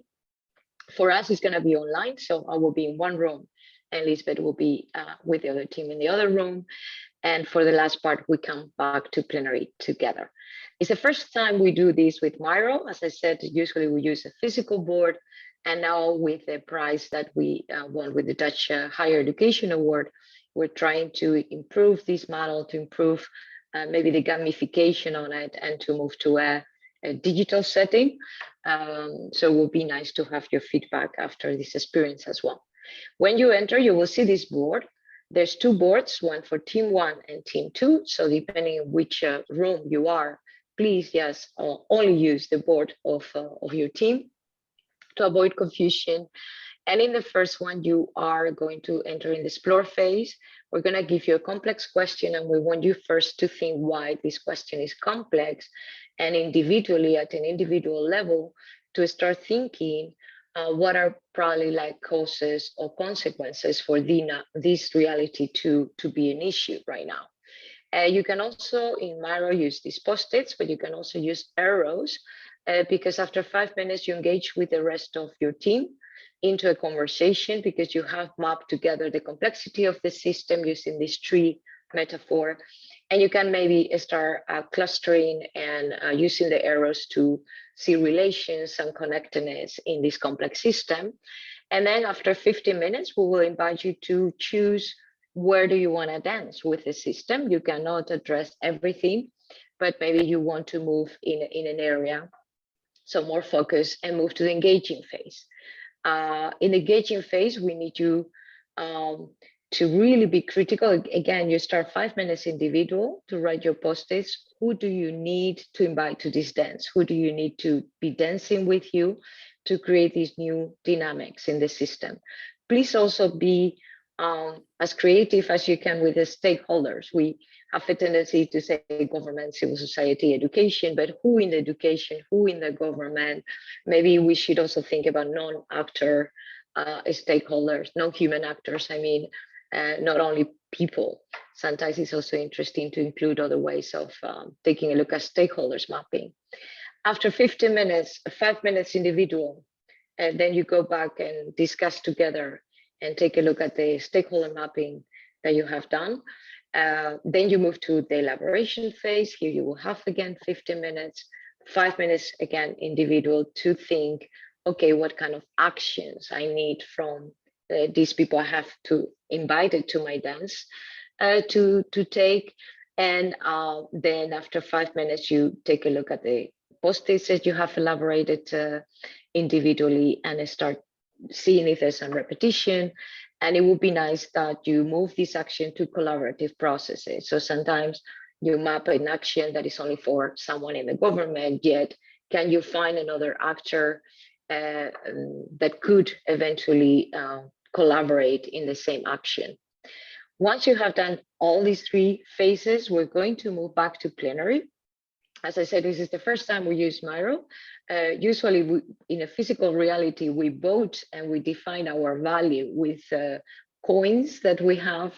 But today we're going to use the voting function of Miro. So we're going to do that in plenary, and you will be voting. I will open the voting system and you will be voting in your own board for your team. And then we can discuss together if everything has happened as you plan, these actors have danced, and these actions were taken, what kind of value we were creating. As you can see, we use the 5 wheel value of the SDGs based on the pillars of peace, partnership, prosperity, planet, and people. So we want you to measure the value on this narrative, and then maybe we can together, if we have time, discuss in plenary how was the experience and the value that you thought you have created. Maybe is it aligned with what you had on mind, or maybe some new kind of values pop up that you are not aware of. So this is the game in short. Now, when we move to Miro, we can explain it a little bit better. And then also in Miro, you have the instructions, just in case Miro is a little bit new for some of you. And this is the question we're going to be dealing with. So please take note. How to substantially increase the number of youth and adults who have relevant skills, including technical and vocational skills, for employment, decent jobs, and an entrepreneurial mindset that contributes to a more sustainable society. So the complexity that is embedded in the question is also drawn by the icons of all the SDGs that this question is touching upon. So please, as I said, take it first as an individual process, and then share with the rest. In theory, we start from the self with the self, and then the self with the other. So that will be the dynamics of the game. And then if I can... yeah, can you share it in share the link? But I have to go back. I have to take the presentation out. Otherwise, I don't see anything. Mm-hmm.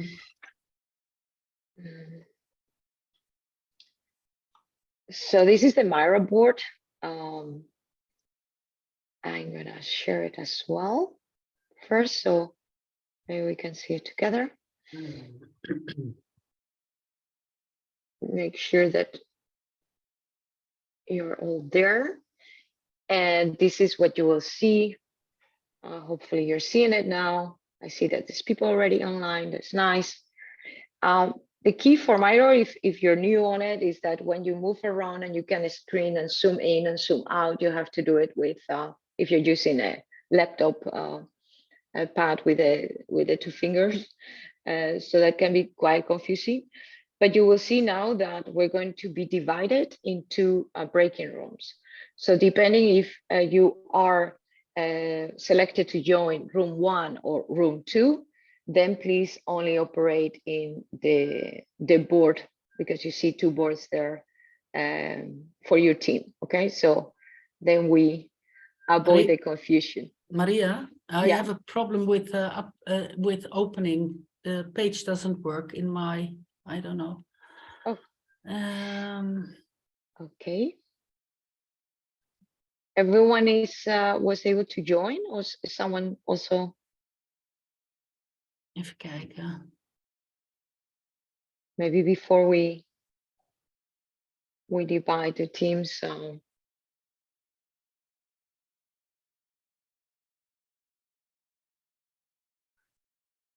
I could join. Okay, Eva can join. So if some of you cannot join, please let us know. But if mostly the options we're going to be using is the post-it option that you see is here. And here's the sticky note that you can, if you zoom, start with, for example, in the question here, put in what do you think are the causes of this issue? What are consequences?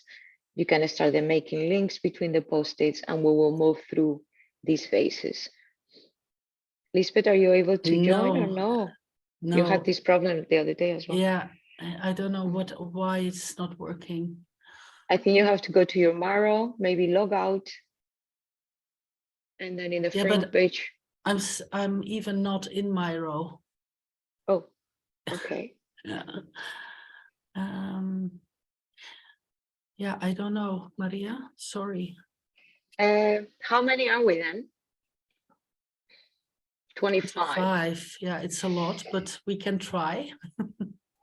And let's give it a try that we don't do breaking rooms. Okay. Yeah. Do you want me to make breakout rooms or? Now the problem is that I cannot I don't know why, but let me copy paste. For me though, the mirror opens properly. Yeah, but it's a problem in my computer, I'm afraid. So I'm trying again. Okay. However, I also see only like 5 people, I think, right now, 5, 6 people. So maybe some people is not really joining into the workshop.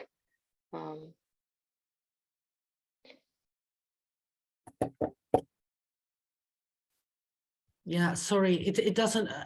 No? I can't do it. I'm sorry. Since it's a trial for us, everyone, let's give it a try like this. Yeah. So let's use only one board altogether. Maybe get so crowded, but I also see that not everyone that is in the call is participating in the board anyway. So let's start with this question that I had for you. So I repeat the question: how to substantially increase the number of youth and adults who have relevant skills, including technical and vocational skills for employment, decent jobs, and entrepreneurial mindsets that contribute to a more sustainable society. So let's start with, and maybe Lisbeth, you can take a look at the time. Yeah. With exploring phase, where first during 5 minutes individually, we're going to do with sticky notes some mapping of this complex system. Why do we think this is such an issue? So if you have things that you consider as a cause, put it in the down, and the consequences in the branches. And then after 5 minutes, we take a look and discuss together.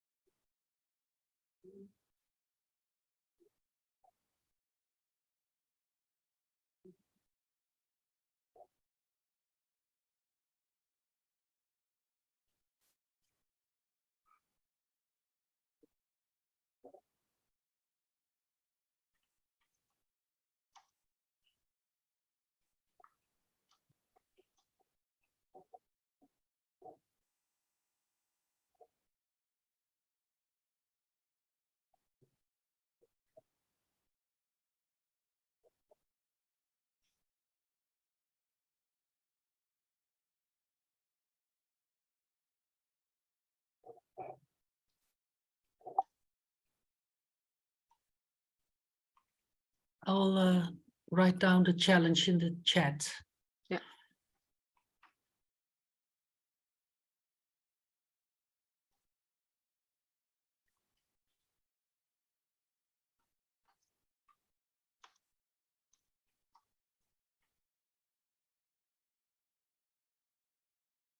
So the challenge is in the chat for those who would like to read it again.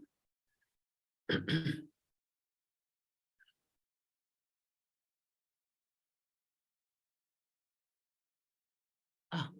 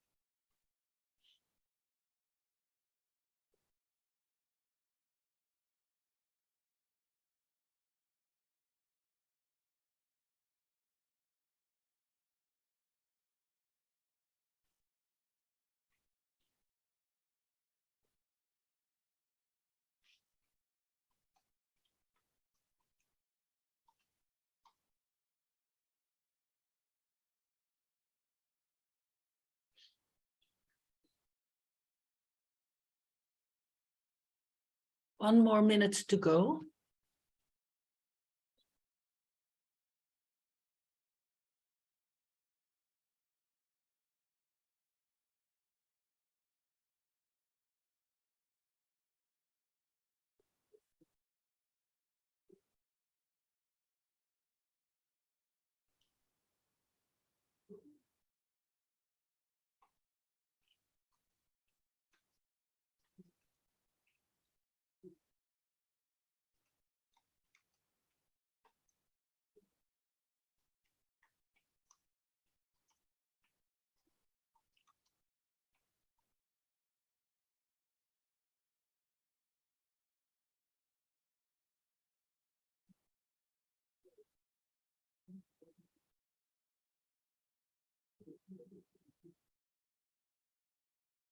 Half a minute.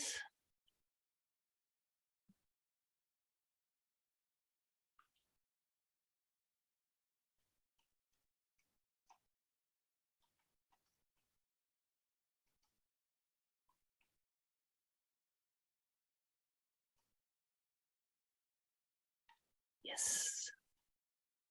Okay, the 5 minutes are finished. Maria? Yep. So let's take a look together. I'm going to zoom a little bit more. You can also do that in your own. What we come up together regarding the complex system that is sustaining these issues.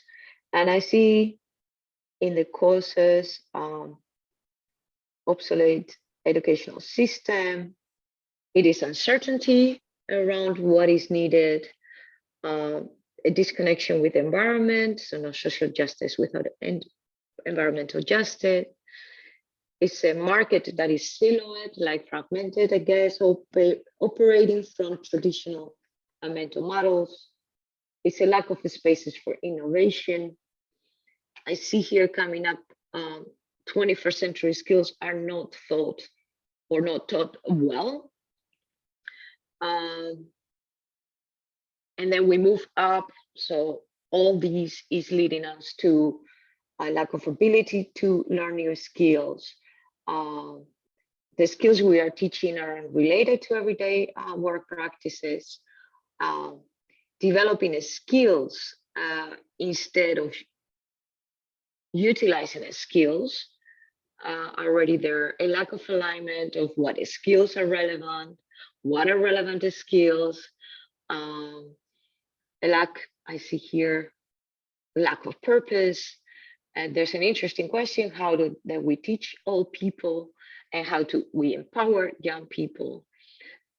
Reinforcing loops, employers employ people with the same mentality.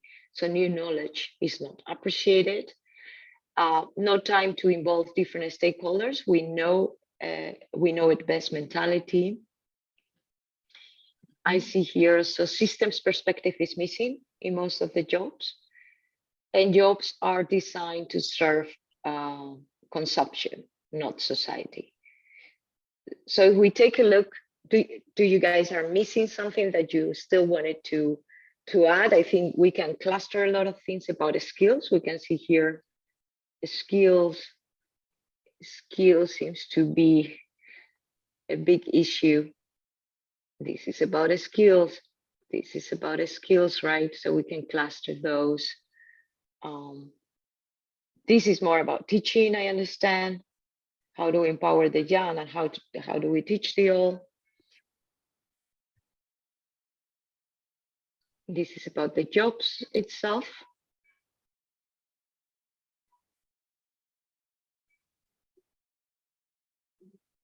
There's some of you that contributed want to make a comment, or do you see some links regarding the causes we mentioned and the consequences that you can also highlight it with the arrows? As you can see here, there's a connection line. So please, Bill, this is interactive. Open your microphones and comment. Let's discuss it together. Maybe I can just comment on like something. I don't know how to even express it fully, but just looking at the question, like how to increase the number of youth and adults who have relevant skills, it seems like then the rest of the people are irrelevant somehow. I don't know, like I find this, yeah, like it's, I don't know what I mean by that, but that was my comment. I don't know if I feel it's like right, you know? Yeah, do you mean that you feel the question is young and adults fragmented as well? No, I don't mean to like, I think it doesn't matter like the youth group or like the older people. I think like everyone is important. But yeah, like, I just feel like, are you only relevant if you have what is like, I don't know, some kind of like good formula. So yeah, it's just like, because society is so complex. So yeah, I guess it's, I mean, also all the skills would also be like, it's not like everyone would have the same like skill set. Yeah. I think the differentiation probably is like, how do we educate all, right? I mean, there's no differentiation because we are all learners. I think here it probably has this division because obviously, and it was pointed out, how do you teach all people? How do you empower young people? Because adults have already kind of an experience, probably have some old mental models, and maybe the young ones is someone that you can still shape in another way. Yet, most of them are educated by adults. And so that would be an interesting question if we need a differentiation.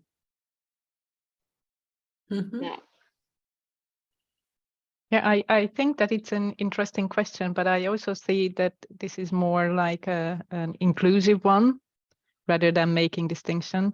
Because if there is a new idea of new way of teaching, inclusive way, and creating a new generation, you cannot wait until they get into the job market. So that you also have to change the mindset of the people who are currently working. True. Yeah. So it's a learning for all. Yeah. Yeah, and you need a kind of system-wide change, and that's really hard. It's a complex problem itself, how to actually let one kind of innovation in this education spread. Yeah.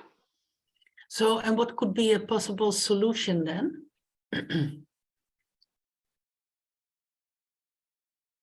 Do you have an idea? I think there is not one solution. So there are different ways to different ideas that we could pick and move forward and create then solution packages. Yeah, there is not one way to go forward for sure. I guess because there's like different aspects, like I see, for example, just mentality or culture in young people, like because I think they have a lot of really useful skills, but there's like a certain level of like nihilism and like lack of belief that anything will change. So you think, okay, I will just earn a good salary and live a good life now. And yeah, like at least from younger people that I know, I see like quite a big trend like that. Right. Also, like there's nice things going on in parallel, and these are like less heard of or like less communicated. That's as well, I think it contributes to this like, yeah, to this lack of belief in future, I guess, because we just focus on problems and the media landscape is so toxic like that.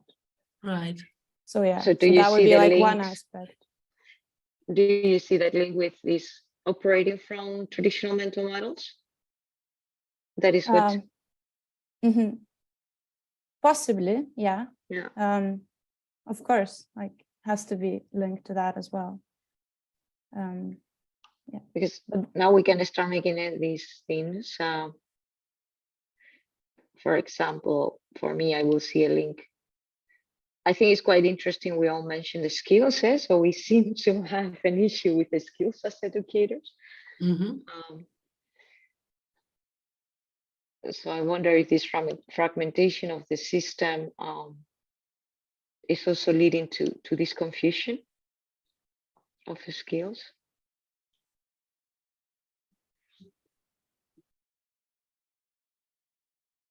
So it would be interesting if you can also make some of these links for you. What relates to what, if we can identify these loops.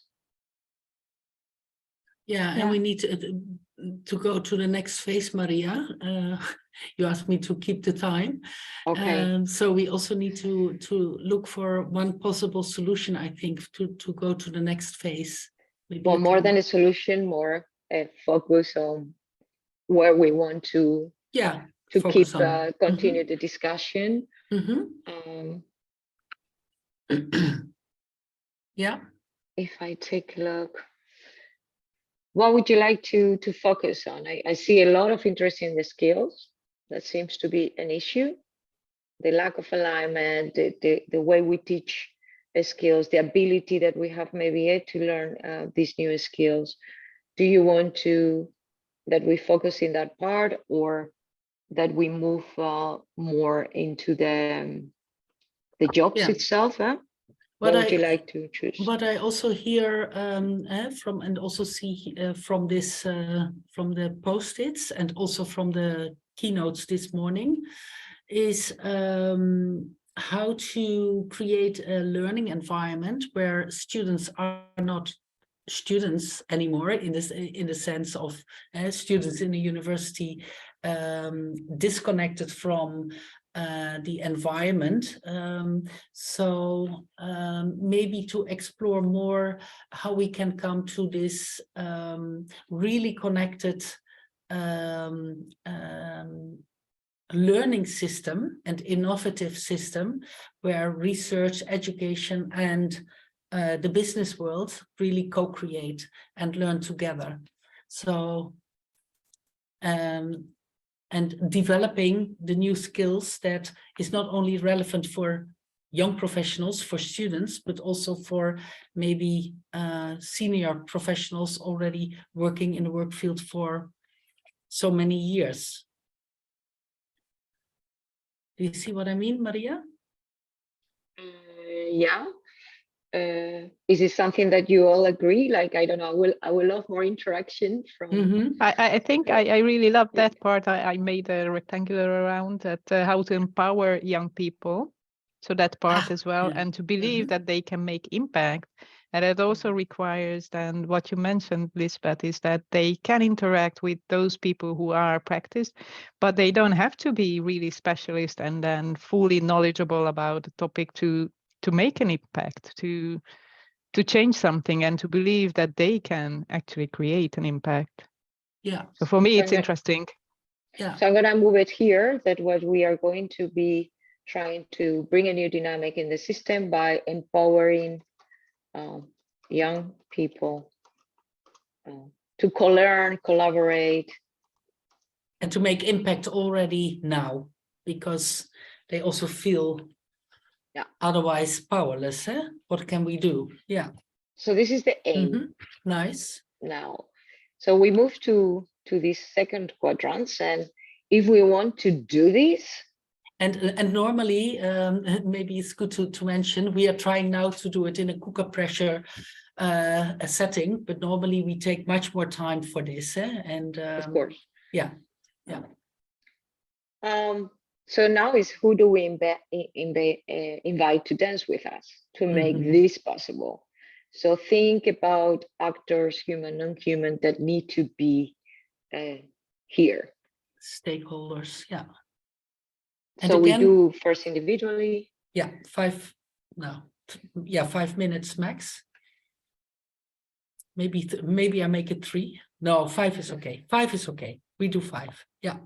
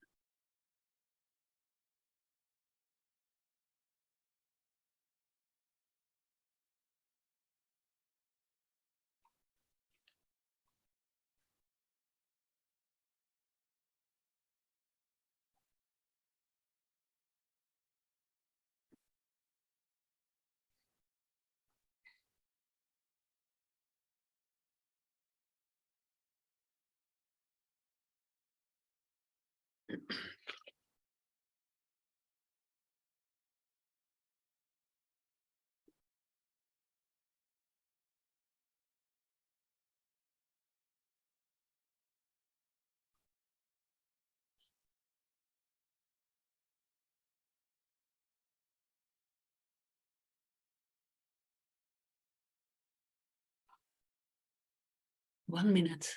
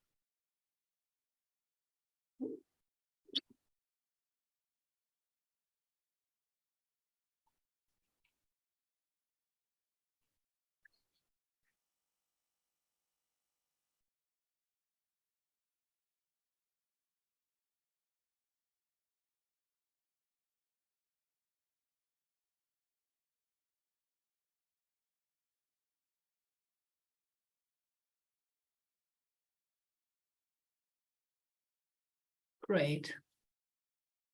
I think maybe put the last stakeholders on, and then we can have a look together.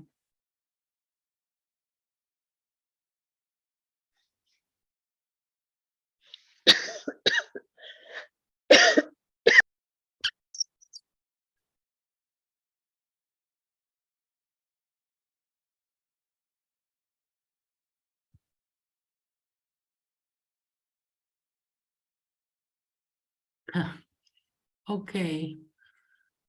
Netflix, I like that one. Maria, can you maybe try to If you take over, because sorry, I'm a little bit sick today, so yeah, but I'm not. I'm trying to. Oh, you cannot see it. No, I cannot. I'm not in Miro, so I can't. Well, sorry. you cannot see it in the screen. Also. I can see Okay, it, but okay. but maybe you can you can I'm moving sorry. yeah. So we see retired people, students from all ages. Yeah, I have to almost dive into the screen to see it. Yeah. Schools. And now employers, people. We're clustering already, I think, some of us, yeah. That's great. Yeah, people to organize events that bring stakeholders together. Okay.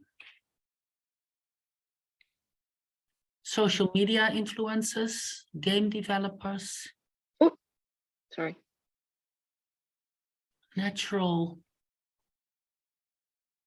parks, reservoirs. That's interesting. Mm-hmm. I think that one was mine. I was trying to include some non-human actors, like how can we also take into consideration the spaces? How can we make use of the spaces to connect and to engage? I also here see grassroots movements.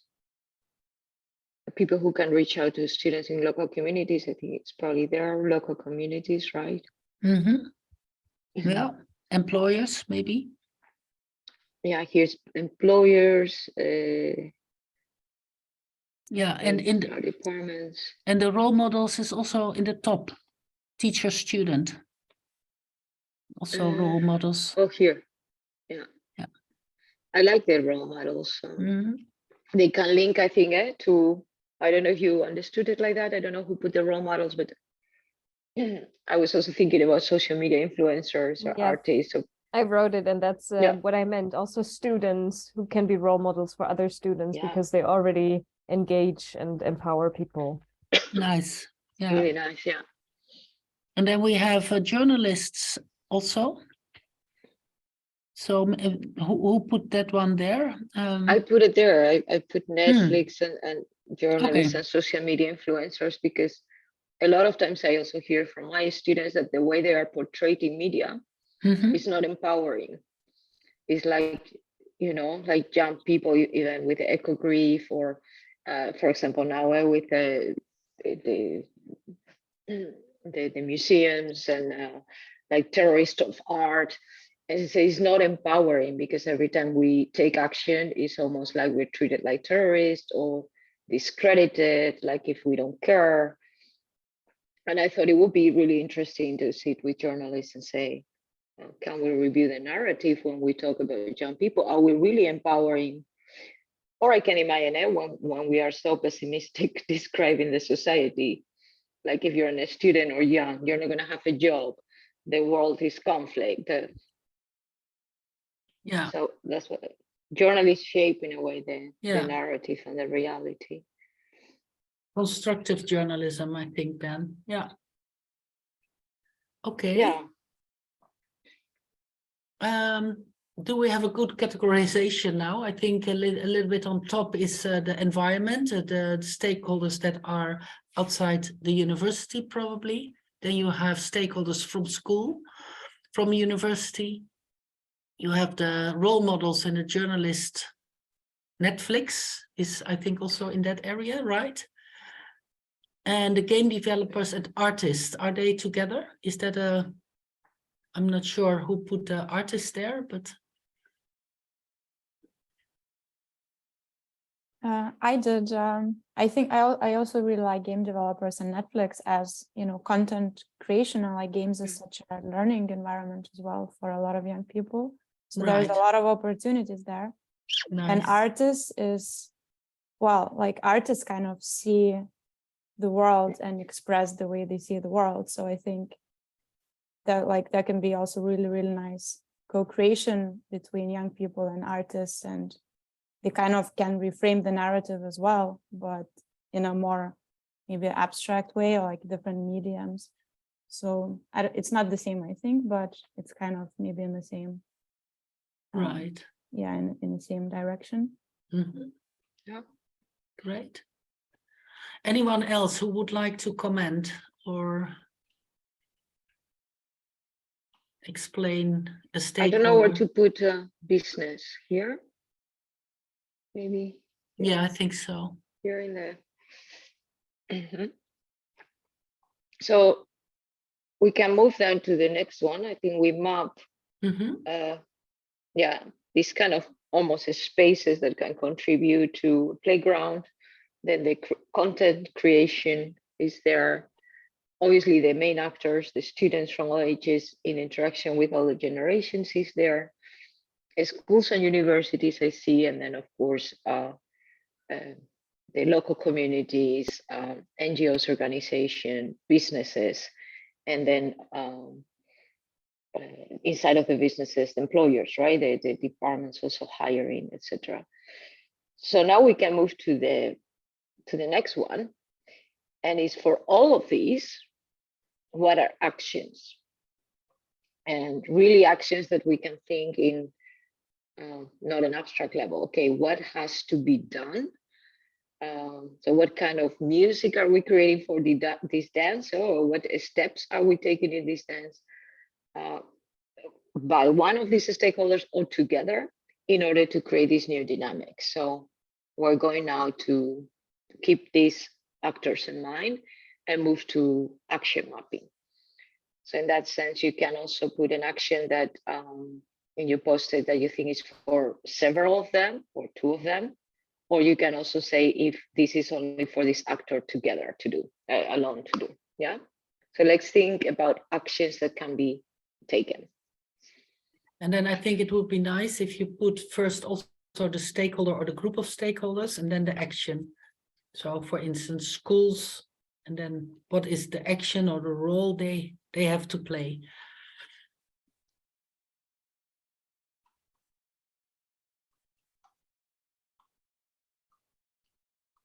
Yeah.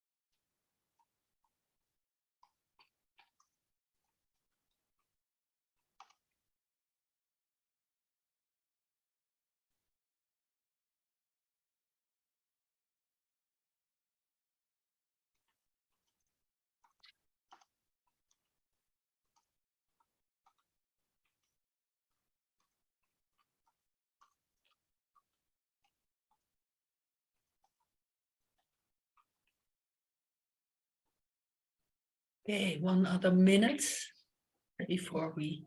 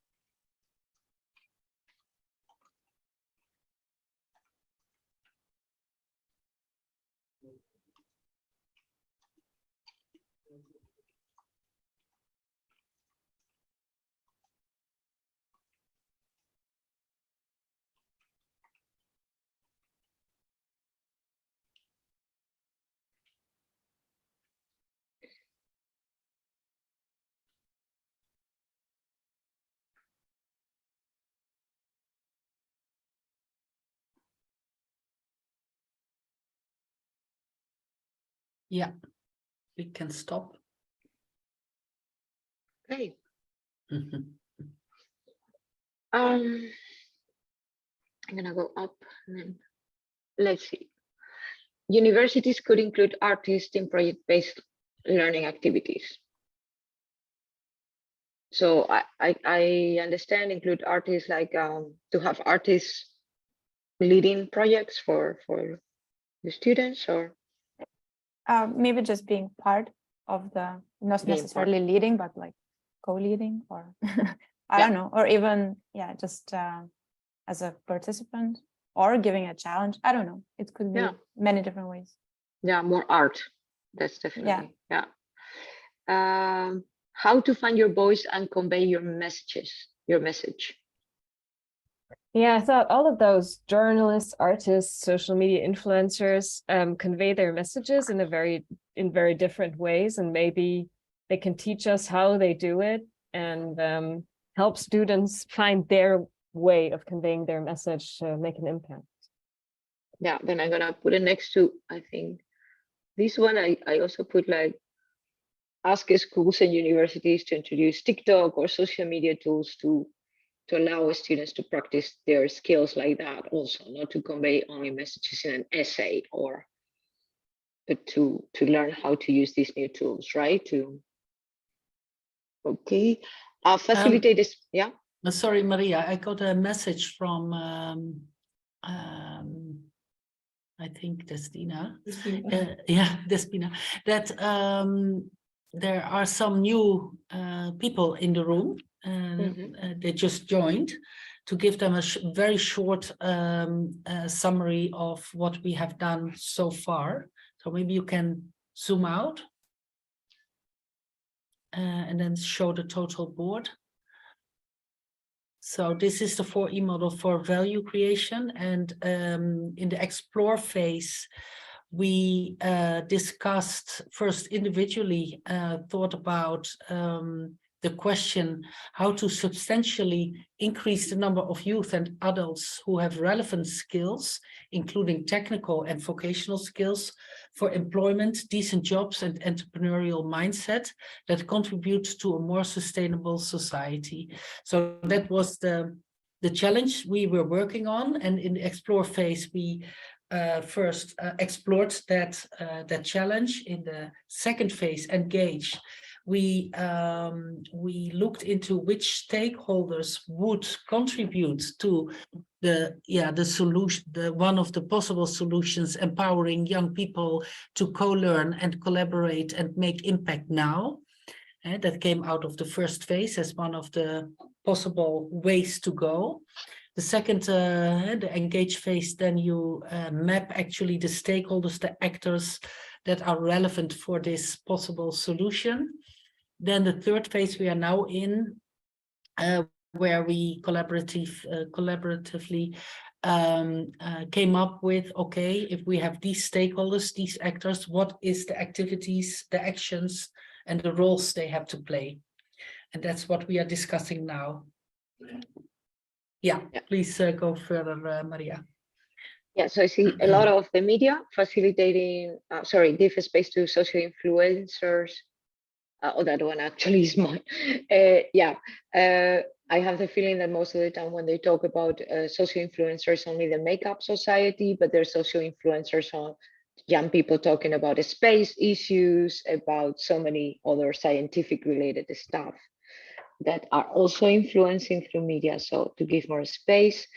I also see facilitating spaces where all the stakeholders can meet, right? So this is really about the space. I also see here creating intergenerational spaces where young and older generations can meet. And about these facilitated spaces, are we talking about university or also outside? I don't know who wrote that one. Which one? Facilitating spaces where all the stakeholders can meet. Oh, yeah. Sorry, I wrote that one, and I think I connected it to cities. So nice. More general. Than university. Yeah, here it's also about cities. So this is really space, really nice. Local communities playing serious games about issues.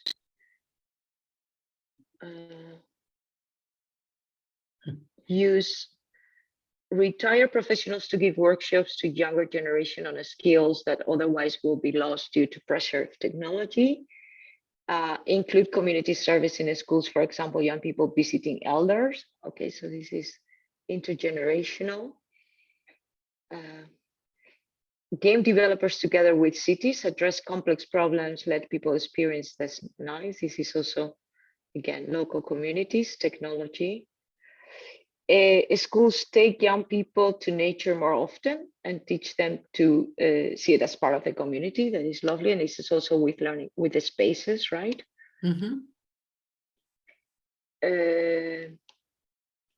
Universities, schools, and companies invite young students to think about issues that are relevant for companies. So this is also facilitating stakeholders exchange. Also think about issues relevant for the youth and let them come, the companies hear this. I don't know where to put the artist, but I think kind of in between here. Nice. And here is, this is also companies, human resource departments, employers for each senior position. Oh yeah, this one was mine actually. For each senior position open a collaborative internship for a junior to walk along. So I was thinking, nice if you idea. hire someone in a senior position, open for a few months, the same position for a junior, so they work together for a few months. So this is companies. Great. Okay. Now that's a really nice overview. So now let's imagine this narrative. We have created a society where all the media, it is empowering students or young people to really take action, to develop further, to engage with other generations. We have also young students that know how to express themselves through media, to convey their messages in a more enjoyable and effective way. We have cities and nature also as spaces for learning, where young people meet with professionals, with their community. We have also technology serving that we learn and we can do things for our community, especially technology that take us to an enjoyable experience through gaming. We have art back in our learning system. So art is a tool for learning and development. And we have much more back and feed forward between the older and the young. So we are kind of using each other for learning. Yeah, If really we connections. Yeah. Yeah. So if we are in this society, so for each, for example, when you apply to a job, for each position senior that is generated, also some young people get the challenge to walk alone. If we are imagining this society, and now I'm going to go to the voting of value. Oh, I think I have to zoom out a little. We're going to think, what kind of value then do you think we have created in this kind of 5 pillars? And you see that per pillar is this kind of terms that are taking us to a kind of narrative. So I'm going to give 5 votes per person, and like 5 minutes for voting. I'm going to open the voting now, and you just click in the one that you consider, if this has happened and this is happening, where do you think this society is creating value? What do you think we have created value? Yeah, and then we can compare. So I'm going to open the voting. So each of us has 5 votes. Yeah, and let's see how long it takes, but yeah, maybe 5 minutes is a little bit too much. Okay, so I give 2 minutes and we can start voting. Yeah. Okay. Sorry. And when you're done, you can click it, I'm done. I think you can see that.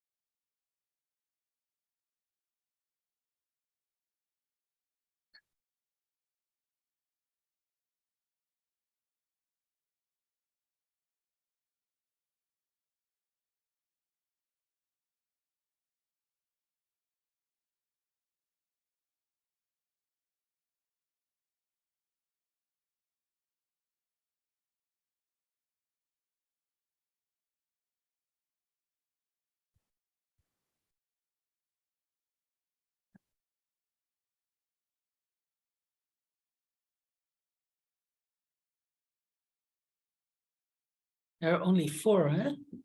Voting. Yeah. And the rest is maybe watching. It's difficult to see that online. Yeah.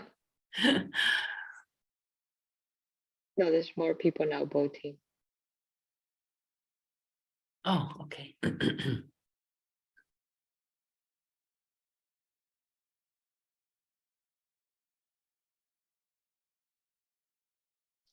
Can you click that away, Maria, because I can't see. Yeah, thanks.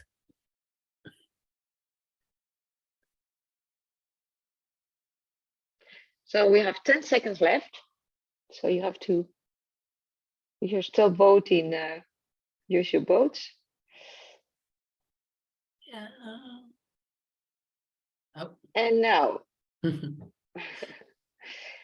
So if we have done all these, it seems that most of us believe that we have created much more value in the community feeling, in the community value of feeling togetherness.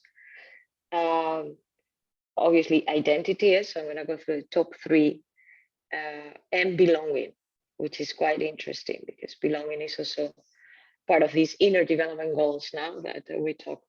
But if I see all the results, we can see also here all the values. So community, we have built identity, sense of belonging, sharing, well-being, a participatory society, a resilient society, caring, diversity, also the creation of business opportunities I see, and modernity. So these would be the values that we have created. When we play this also with our students, what we see is that sometimes they create values in places that they were not expect before. And this also gives us the opportunity to see if we can go another round. If we want to readjust or take a look at the system again to see where we can increase value in some areas that we were not so keen in the beginning. So I think now I give the floor back to Lisbeth, and maybe you can lead a little bit the feedback or discussion. Yes, sure. Yeah, and maybe also nice to say that we use this model also with in the work field with businesses or governments or as let's say stakeholders that are collaborating around a complex problem that they are trying to address together. And what you see in what happens in practice, that at the start, all these stakeholders have actually different, a lot of different perspectives, but also different interests. And after doing this process together, we go from different interests towards shared value creation. So it gives also really nice let's say motivation for stakeholders to really collaborate on a certain complex wicked problem. Yeah, so this is our method. We use it in the value creators semester to structure also the 20 weeks semester. So students have 4 weeks for 4 or 6 weeks for exploration, and then they go into the engage phase, etc. And you can also within that longer circle, you can also do this method like we did now in a very pressure cooker way during the different phases to adjust, as Maria also explained. So questions or indeed feedback, or Eva, I see your hand.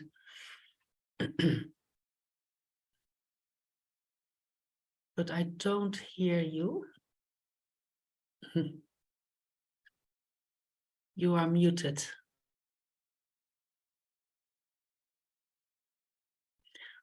No, maybe Eva is not raising a hand. Is there anyone who would like to, pose a question or give us some feedback, or how did you experience the whole exercise? I can answer. Sorry, remember. Go. Okay. Well, yeah, thank you very much. I think it works on Miro as well. Yeah, even though like there's always some technical issues, so that's kind of part of the complexity. But yeah, even in the short time, I really enjoyed its clear steps, and thank you again. Thank you also. I'm curious, like I want to join more, but there were some, I had to go back and forth, and then but I have a question, like I assume also you give this workshop on site, and probably it's a completely different experience, and I would like maybe to ask like what is like more on like, let's say the format of the delivery, like where do you see that, like do you see these online workshops having a future, or like would you still do them like, you know, as a, like we now have the conference online to bring the community together, but obviously for like in an ideal world maybe having it on site would be the best, but like where do you stand in this online, on-site type of, especially with these interactive sessions where live participation is like, you can't have somebody in the room and have them like, you know, in a corner, they will participate. So now this makes everything it's different, it's new. What do you? It's an interesting question, I think, for us. What we gain from the physical setting, for example, I think there's always like a lot of interaction going on, right? At least with every time the students do it, I'll have a game next to me, I will get it, and you can see the physical game. But we have done it in a lot of physical face-to-face workshops, and people sit around a table and we talk a lot. But it's also true that online is depending on the setting. I think today was like, we were a little bit trying, Mara was the first time for us. But sometimes I see students doing it online with their networks, and because they are sitting using this methodology to co-create, there's a lot of engagement as well. And I think the aim is, if we move to digital format, I don't think we want to leave the offline version, right? Because that is a good experience for us, but maybe that's the key question for us, right, Lisbeth? In the digital version, how do we foster engagement now? Yeah. So it would be really nice to hear from your experiences. Yeah. Yeah. And we are going to put it as a project for IT gamification students in our university. So next semester they are going to work on this method to see how they can make it more interactive in an online environment. But if you have tips or feedback, then we would love to hear.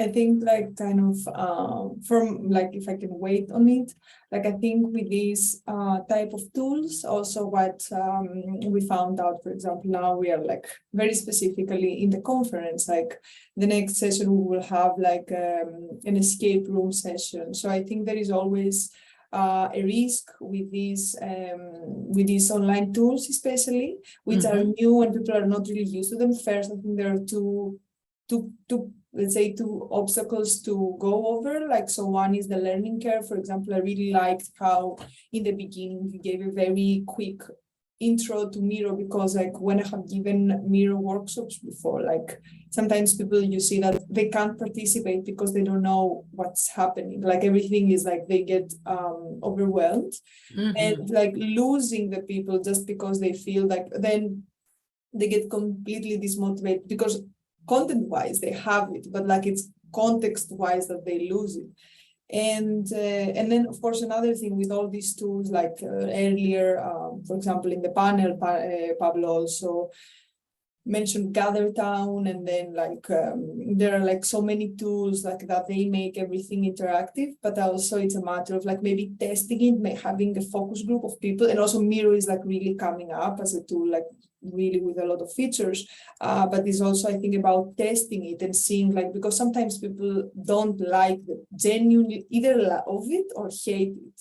So then it's also a matter of like, it's not that they can't use it or they can, but like it's a matter of understanding the audience that we're like talking about, and really making like testing a bit and seeing like if this works for them. I think also has helped not to really lose people, not because of the content exactly as I said before, but like the tool might the new way of collaboration, and like still needs testing. Like I don't think it's bulletproof at all just because it brings us all in the same room, that we can per se just like that get to it immediately. Thank you. If I can comment, I really like the way the method itself in a game and also in Miro.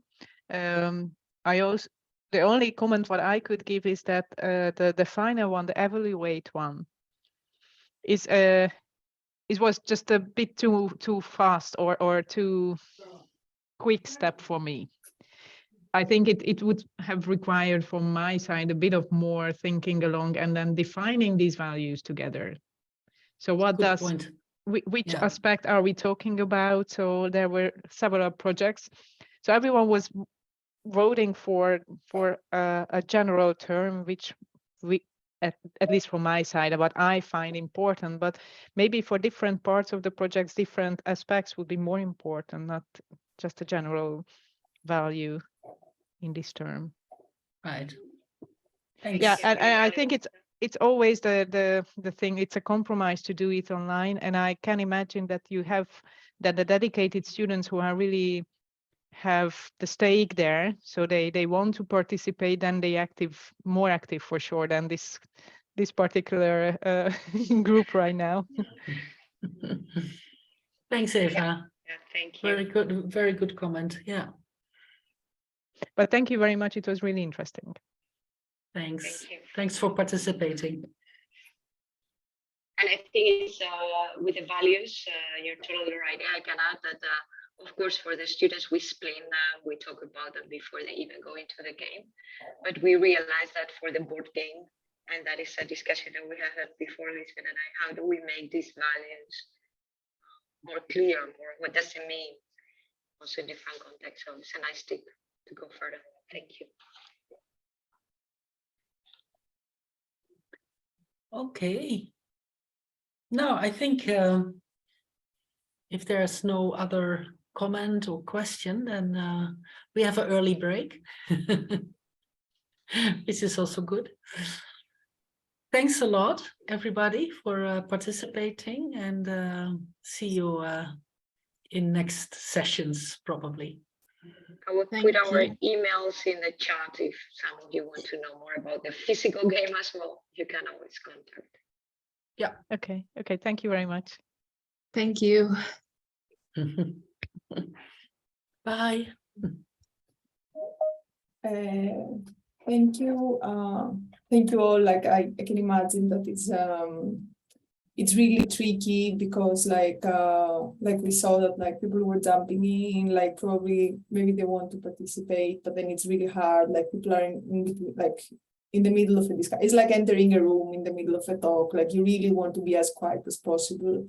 Yeah, thank you so much. Everything I think is experimental in this new era of innovative teaching. So so thank you so much for putting the effort and really kind of swinging it, winging it around. Like I think it's a matter of learning by doing, and there needs a bit of a bravery in the way.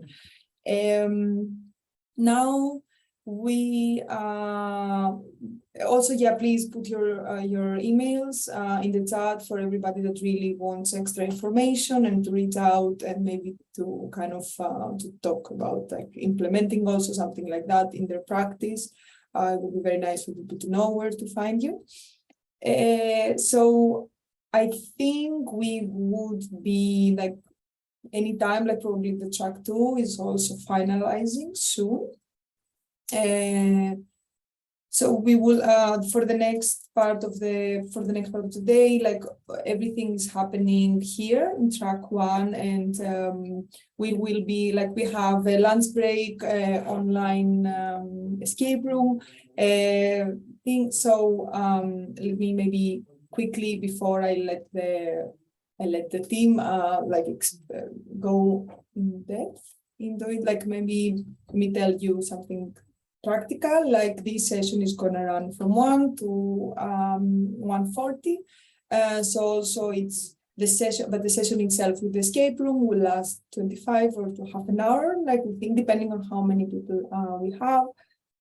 We envision this like as a bit like as a little taste for you to see kind of like the escape room. Like we designed is like very easily designed with available tools that you all have, and also to kind of create a bit more of an in real life conference experience of having people talking to each other, like to get to know each other a bit. But like, yeah, the session itself about the escape room will not run throughout the lunch break. Nonetheless, at 1:45, we will start with the next parallel session, which in track 1 here is going to be a workshop. EERs, escape rooms as game-based learning, didactic methods, and in track 2, we will have good practice presentations on challenge-based learning action. We'll also remind you, so just need to know. So let's wait a bit for people to jump back here and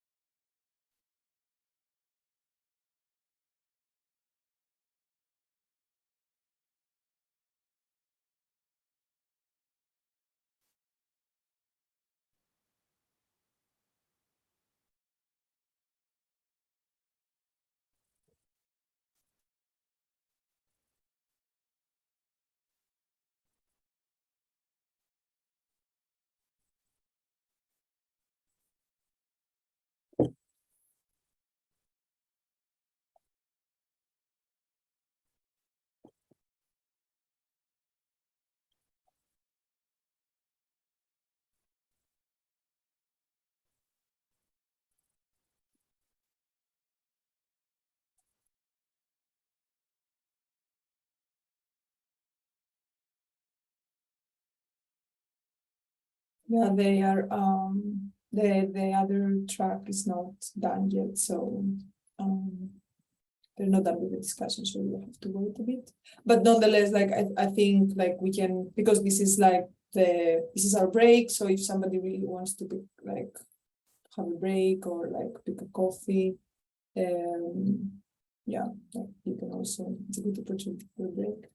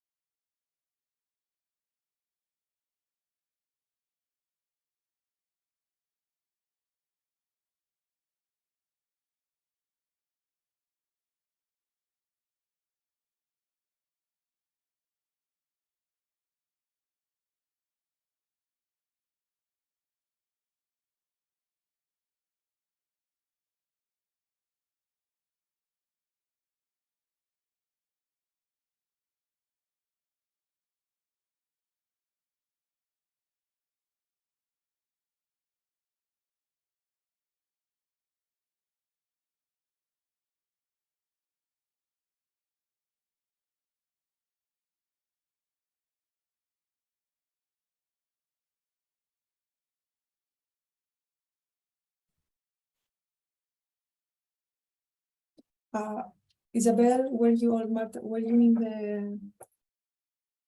the other room in track 2? No. I was in track 1, just listening what was going on.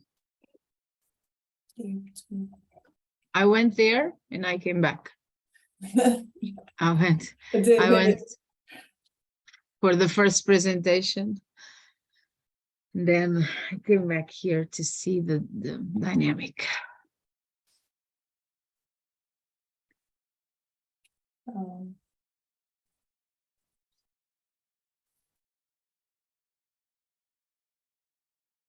It feels like intermission, like the advertisement. And now, ladies and gentlemen. Yeah.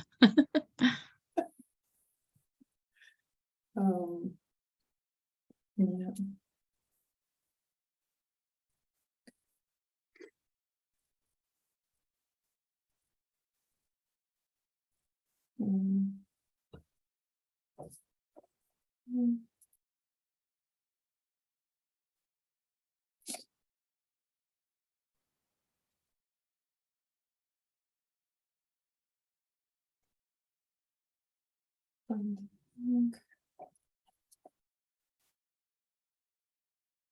Six.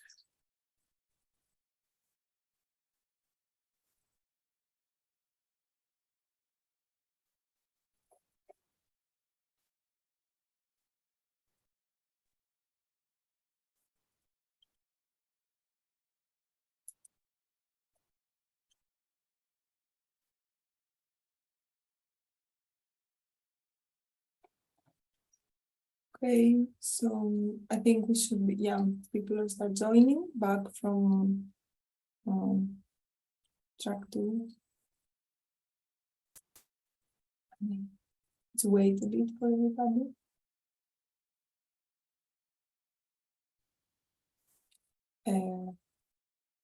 Yeah, hello back. So let me introduce a bit what we're gonna do now. The team is gonna take it over. We will have because some of you are asking me, we have the online escape room, and yeah, so we will have now the escape room session that will also co-align with the lunch break. The escape room is not gonna run throughout the lunch break, but the lunch break itself, like, it's gonna finish at 40+1. So, and then the next session starts 5 minutes after. It's gonna be again a parallel session. So now we can get to it, and I hope you have fun. I hope this is a little inspiring moment for you to try more online escape rooms. So yeah, I think people start coming in, so maybe Richard, you can start slowly.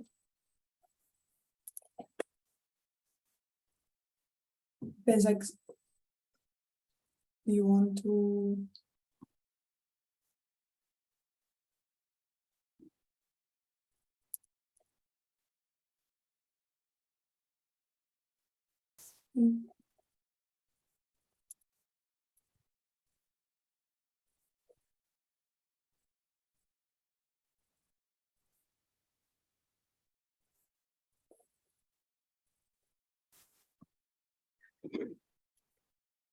Déspina, would you like me to say something about the escape room while you're preparing the breakout rooms?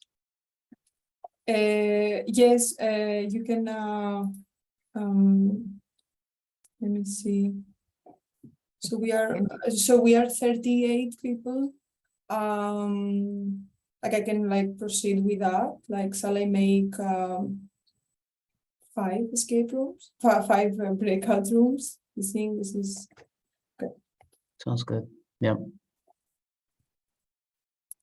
So hi everyone, my name is Richard Martina. I am a researcher at the Amsterdam University of Applied Sciences. So together with the Unlock Consortium, we have been working on a fun activity, an escape room. Just quickly would like to mention, as Déspina is going to put everyone in the breakout rooms, the escape room has 2 main sessions. So during the lunch break, you have the opportunity with your mates to start working on the first session, and in the afternoon, we will have a second session. And then tomorrow, we will just then announce who are the winners of the escape room, and we will discuss as well the different answers for the escape room. So I already have put in the chat the link to the first session. And then soon, Déspina will put us in breakout rooms, and then I'll share again the different links. It's self-explanatory, so if you have any questions, you could, put or you could request help. But I believe that yeah, it will not be a problem to navigate the escape room. Okay.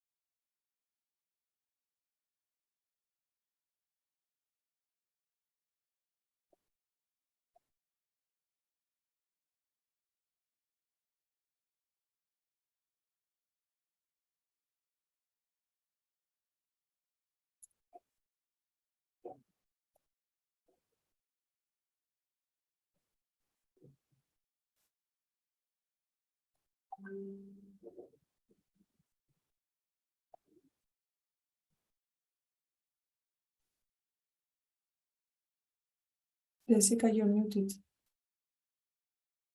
You're not muted actually, but can't hear you.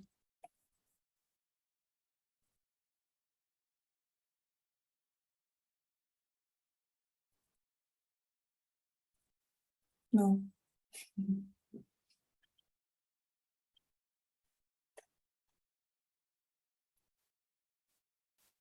Um,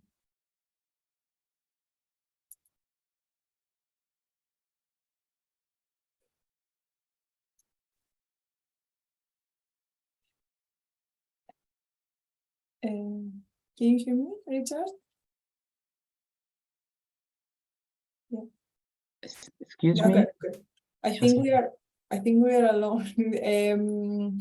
Or like I'm waiting still for them because like I'm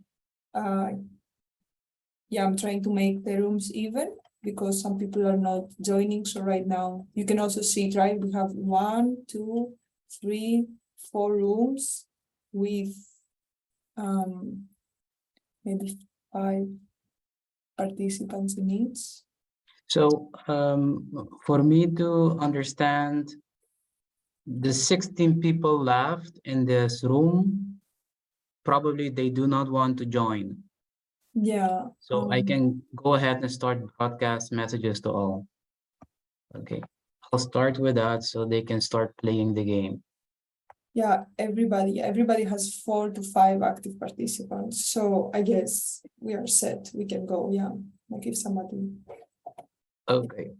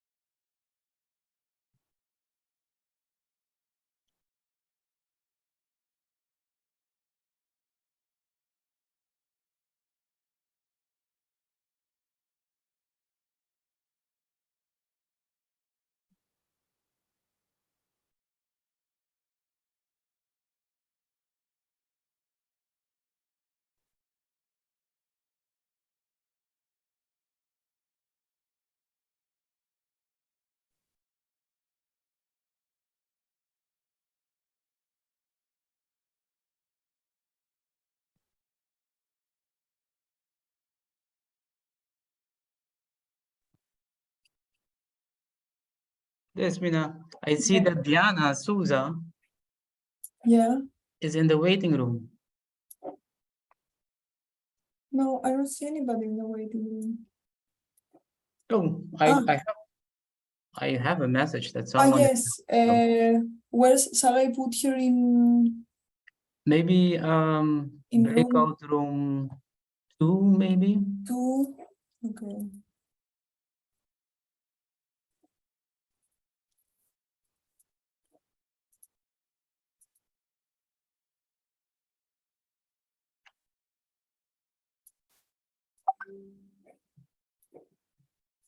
And I see that in room 1, In room 1, yeah, it's Alma. Hey, Alma. I moved. only Can you? No, I moved here. I moved here. it's only Alma, yes. Maybe she can go to room 3. Yeah, I With put here room 3. I also somebody's gonna join now. No, why is it? Hello. Yeah.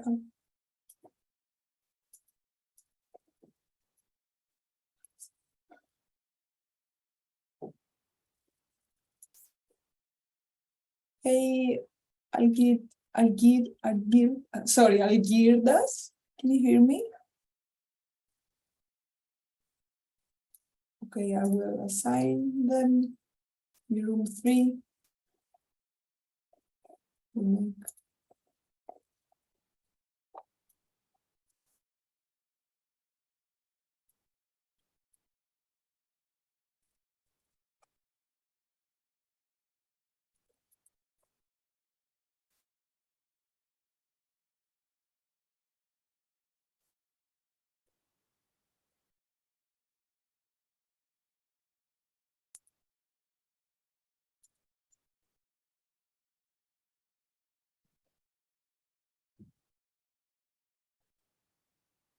But I don't think Alma really wants to join.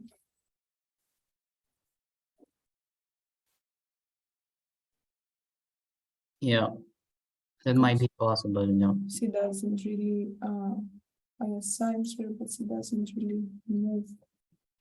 Okay. Can you see in the text, like Isabel has a.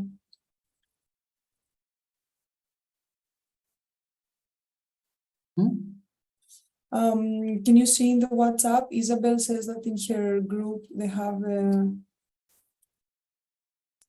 issue. Yeah, and, I'm having a look. In room 2, in Ingrid, people can't really join. I just don't want to move people around because like I want it to be I don't know why they got annoyed. The whole point is to have fun, but but no, like I can understand, like moving from one room to the other is not really pleasant. So.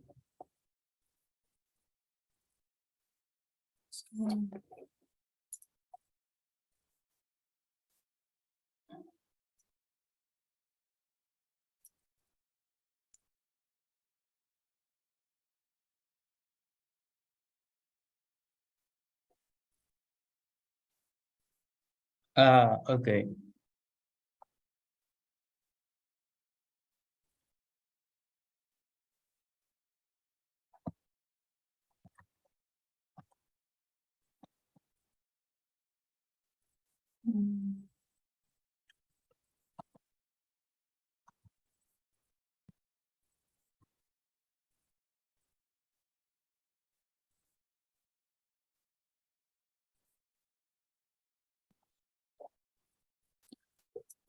They have more. Oh, Alma is in room 3 now. Yeah, okay.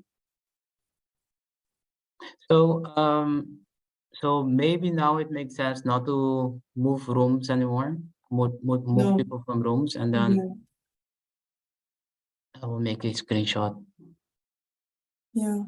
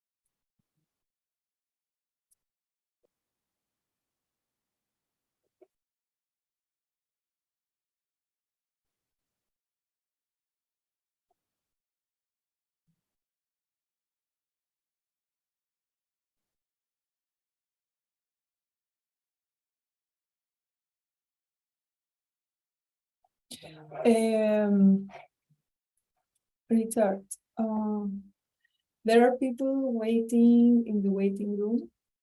Shall I let them in, or shall we close it? Okay, they left.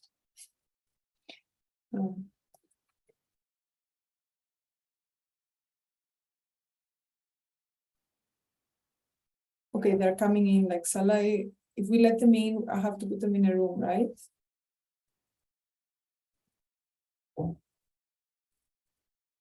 You're muted.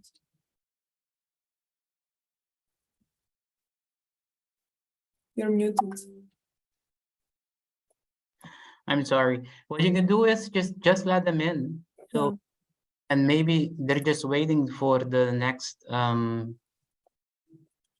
how you call it, the next oh, they're finished. Ah. So you finished the group number, what was it, 4? 5. Group number 5. Great. That's quick. Maybe I can like Adirdas. I'm sorry if I'm mispronouncing your name, and Mario. If you want, I can put you in 2 rooms so you can have a quick experience of the game, and then you can fully join in the next session if you want. So I will do in room number 3, number 2. But we are reaching the last 5 minutes of the escape room. I mean, they can just observe. I don't just Yes. so they don't. Yeah, they can definitely do that.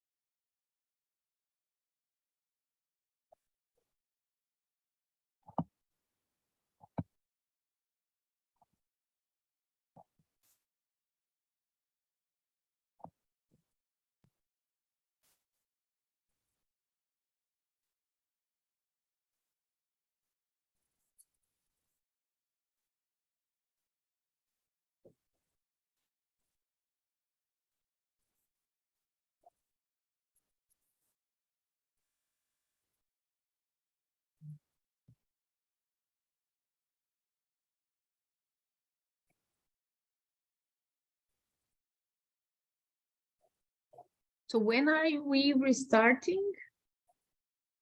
In a quarter to 2.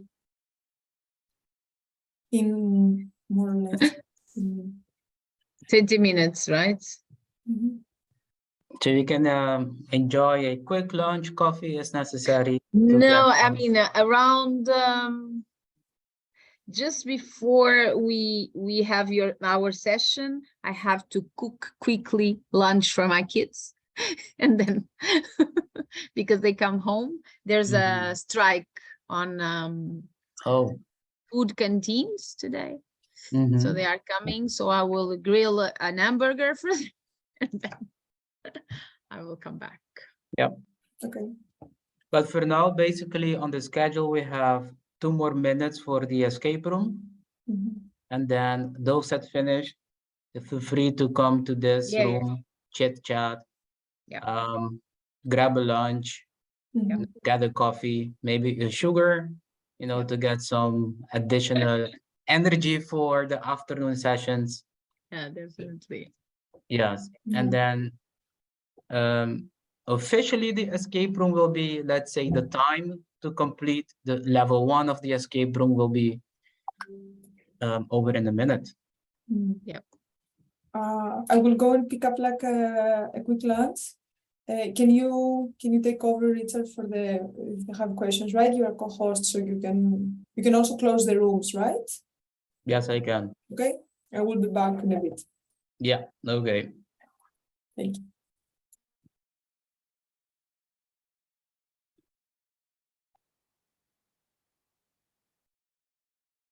So I am eager to know, how was the escape room in terms of difficulty? Okay. It's okay. Quite challenging and still, possible to solve. So it was very there was a lot of things open at the same time. So that was the most challenging, I think, because if it would be face to face, then we will be touching things, and it's different than going there. And that was I had to fill in the form, and I think very often I asked, where do you find that? Where do I have to look now? And it's hard to explain where to look. It did increase teamwork, because if one is sharing, then it's more difficult to click between the tabs. So another one could search for the answer.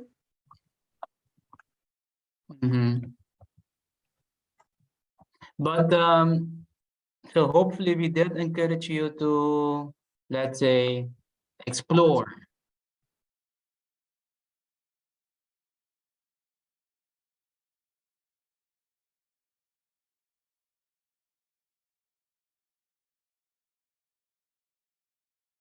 Yeah, definitely. But I think it was a bit difficult if you don't know those comic book people, where you have to find the answer.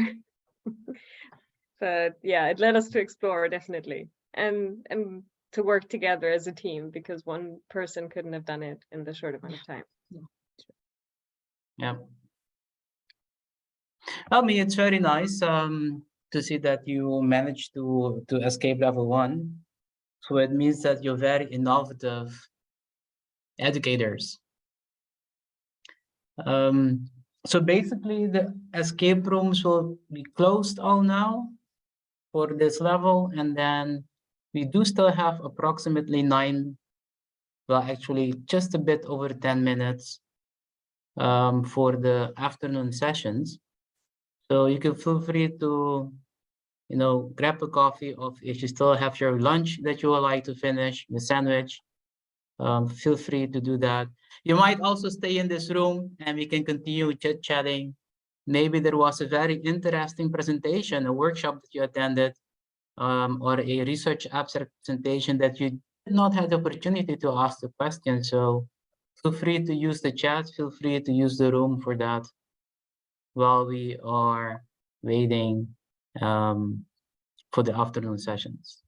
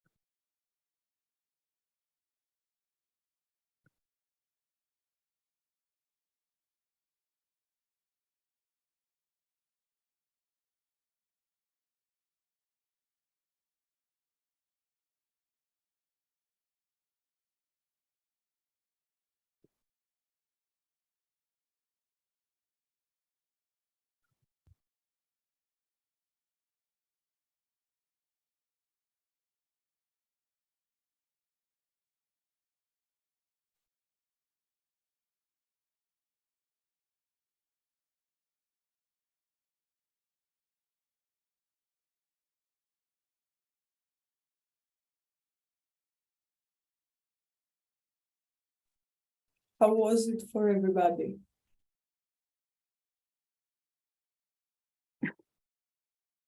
The escape room. It was fun and quick. I'm sorry. Yeah, it was really, really quick. I'm sorry if I was moving people around. I'm particularly sorry if I moved somebody from a group that you were doing very well to a group that was a bit more behind.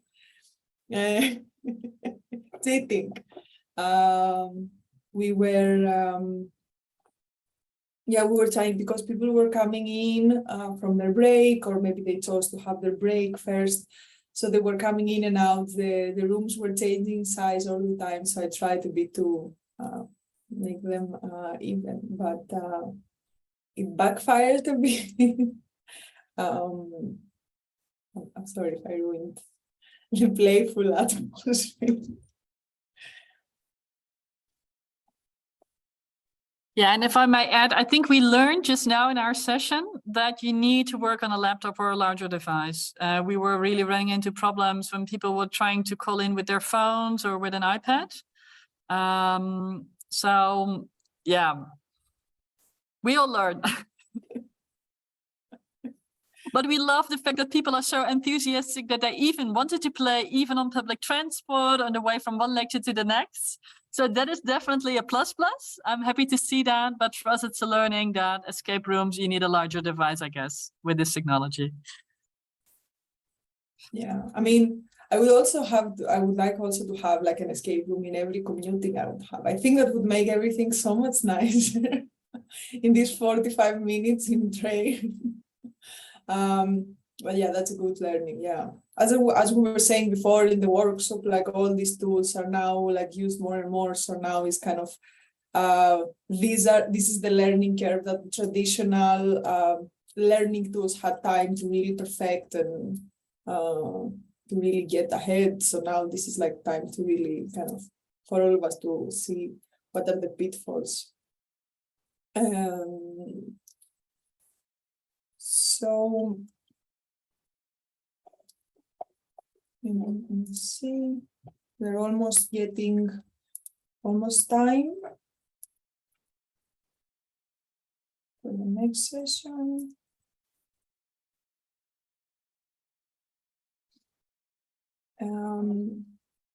So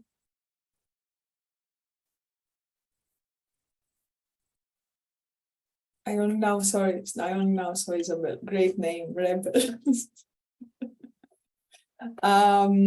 So yeah, so for the ones of you that like, we will have also another session of the second, like, as right, you said that, Richard, right, that we will have the second session like a bit later to have also a little bit of a break time. So we will put you back in your old, this time no changes, old groups. Moving forward, just a bit of a again announcement. Like in this session, we have, like you saw the program. In this session is like we have a workshop, and then if any of you wants to, yes, let me say the link.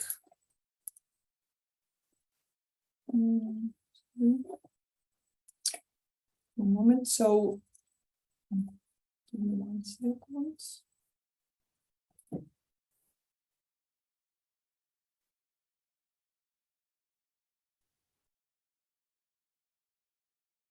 So yeah, this is the program, everybody. So yeah, now we are in track 1. If you want to go in track 2, we will have a good practice case presentations on challenge-based learning in action. If you want to join, if you want to stay here, we have like Richard's workshop on using a modifiable VR educational escape room in your classes. So you can pick and choose, and maybe we can wait 3 more minutes, and maybe Richard, you can take over. I'm just assuming that people are still in their break. Yeah. maybe something also, this is very more relevant to the workshop, but in the previous workshop, people were joining in midway, and I let also the moderators know, like, so you can see how you want to deal, like you can midway, you can also, or I can give you a heads up, like when new people are coming in, I can let you know, so you can, if you want, you can share a short summary to bring them up to speed with everybody else, so they kind of have a more higher, like they also understand what's happening and they can join. So it's up, yeah, depending on, let's see how we go. Again. So, hi everyone. Should I just continue, Déspina, or wait on you? No, I think we are, like, as people come in, and we'll let them in. And yeah, okay. So let me see how I can share my Zoom.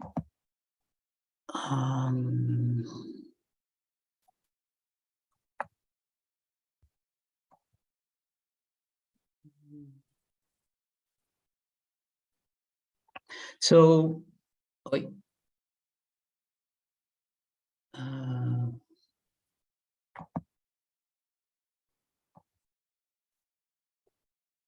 is this working? also, sorry, final thing, and for this session, the technical facilitator is going to be Flair. She's here now, so I can have like a little break. So we'll see you all a bit later. Good luck. Okay, thank you, Déspina. So hi everyone, my name is Richard Martina. So I hope you enjoyed your lunch break. For those of you that are in, let's say, in Europe, I'm going to share my screen with you. Let's see if this works.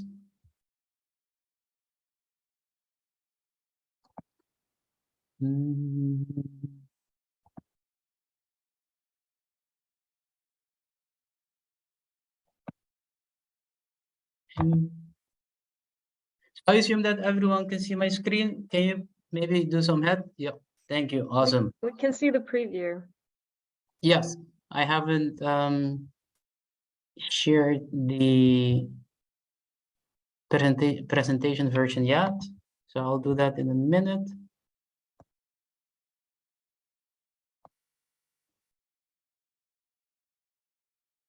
Okay, so I assume now you see my presenter's mode, right? Awesome. Okay, so I'm going to present a project that I have been working on with two colleagues, Juan Supamaybonsok and Kristen Webb. So Kristen will join me a bit later on. We will navigate different platforms, but she has a very important meeting at the moment. So as soon as the other meeting is over, she will join. So we are a bit pressed for time. So what I will do is, if I change, can you still see my original presentation? Yes. No? Yes. But not yes. No. I mean, it's not full screen. It's just it was, Okay. but then you change it. Okay. Yes. I'm trying to. Sorry, Richard, because it's coming and going. So yes, no worries. I'm trying to get the hang of Zoom, since I do not use Zoom that often. So what I will do is, because I do have to navigate the chat function quite often to play some links for you. So what I will do is, I will just use this screen. I think that is maybe easier for me to navigate, and then put this on the side. Yes. So basically, what is the agenda? So after this opening, and also I have some questions for you. We will then quickly discuss the background of research that we have been doing about educational escape rooms. And then afterwards, we're going to go through a virtual reality escape room that we have created called Stella Dose. Basically, we used a hub platform, which is from Mozilla, that makes it possible to navigate the escape room also in a website, so the web VR. And then afterwards, we're going to see how we have created some authoring tools to enable teachers to modify puzzles of the escape room. So I will navigate you through that. Initially, the idea was that we will provide everyone with the opportunity to also actually, let's say, get some practice with the authoring tools and modifying puzzles. That is when we created, let's say, the workshop for the offline setting. But in the online setting, it's a bit more difficult to replicate the experience. So what we will do is I will just go through the process with you to show you, based on some input from you, how I do modify the game that we created. And then we do have some documentation and we do have some videos that I can share with you later on if you have the interest to make use of the virtual reality escape room that we have created. And then finally, after I modified the escape room, we will go into it again so you can see when you enter the virtual reality room how the game has been modified. And then we will then do some reflection and debriefing. So at first, I would like to ask you a bit of question about yourself, so I know basically who is in this workshop. So I'm going to paste for you then this link. So it's WooClap, and then if you go to WooClap and then you use the unlock one event code, you can also use your telephone. If you have a QR reader, you can scan it, and then with the unlock code you will get some questions. And then I will then now stop sharing my screen, because now you just have to look at your, let's say, if you use your phone or if you went to a website.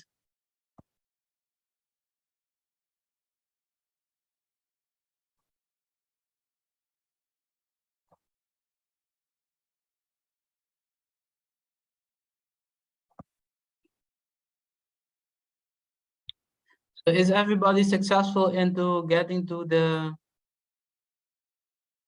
let's say, WooClap? So I see thumbs up. All right, so my first question is, for which organization do you work?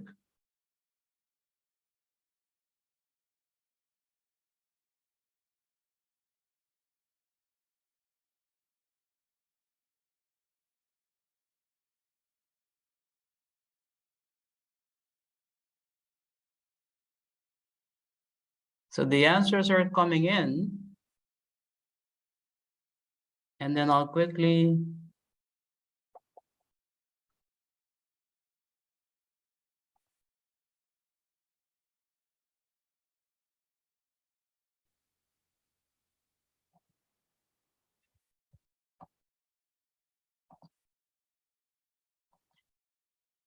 so I see that it's mostly Europe that I see now, and then FEWAP Insect Tech. I think, if I'm not mistaken, that is a I think it was either the Brazilian or Portuguese, and University College Dublin. Okay. Yes. Okay. And then my second question is, which type of function or job do you have? Are you an educator, or do you have some other type of role at the institute where you work?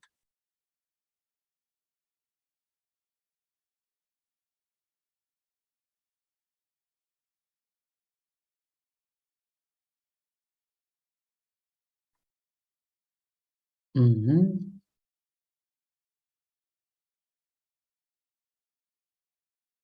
So I see then, I would say then is the typical, let's say, roles that we usually have is the researcher, educator, lecturer. I see also in innovation, so that's very interesting. And then lead, okay. And then my final, oh, you know, see some facilitator as well, director.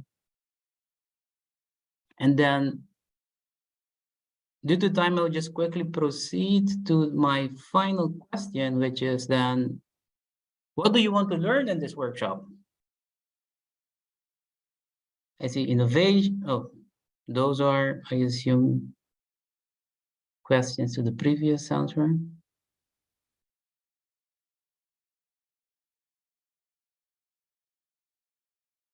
I mean, answer to the previous questions. So what do you want to learn in this workshop? Ideas for your own escape room, how to implement the VR solutions.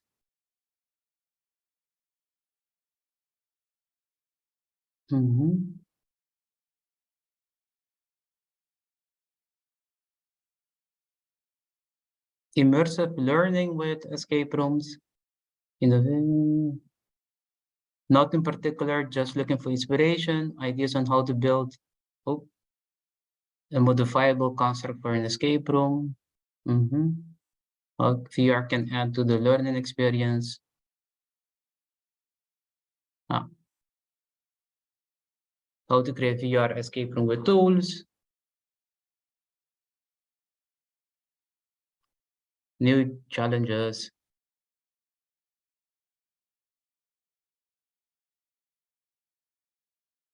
Okay.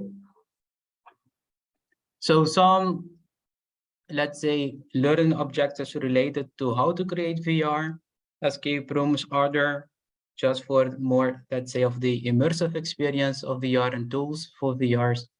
And then some just, I would say, more of an inspiration learning objective. Okay, thank you very much. I will then go back to my initial presentation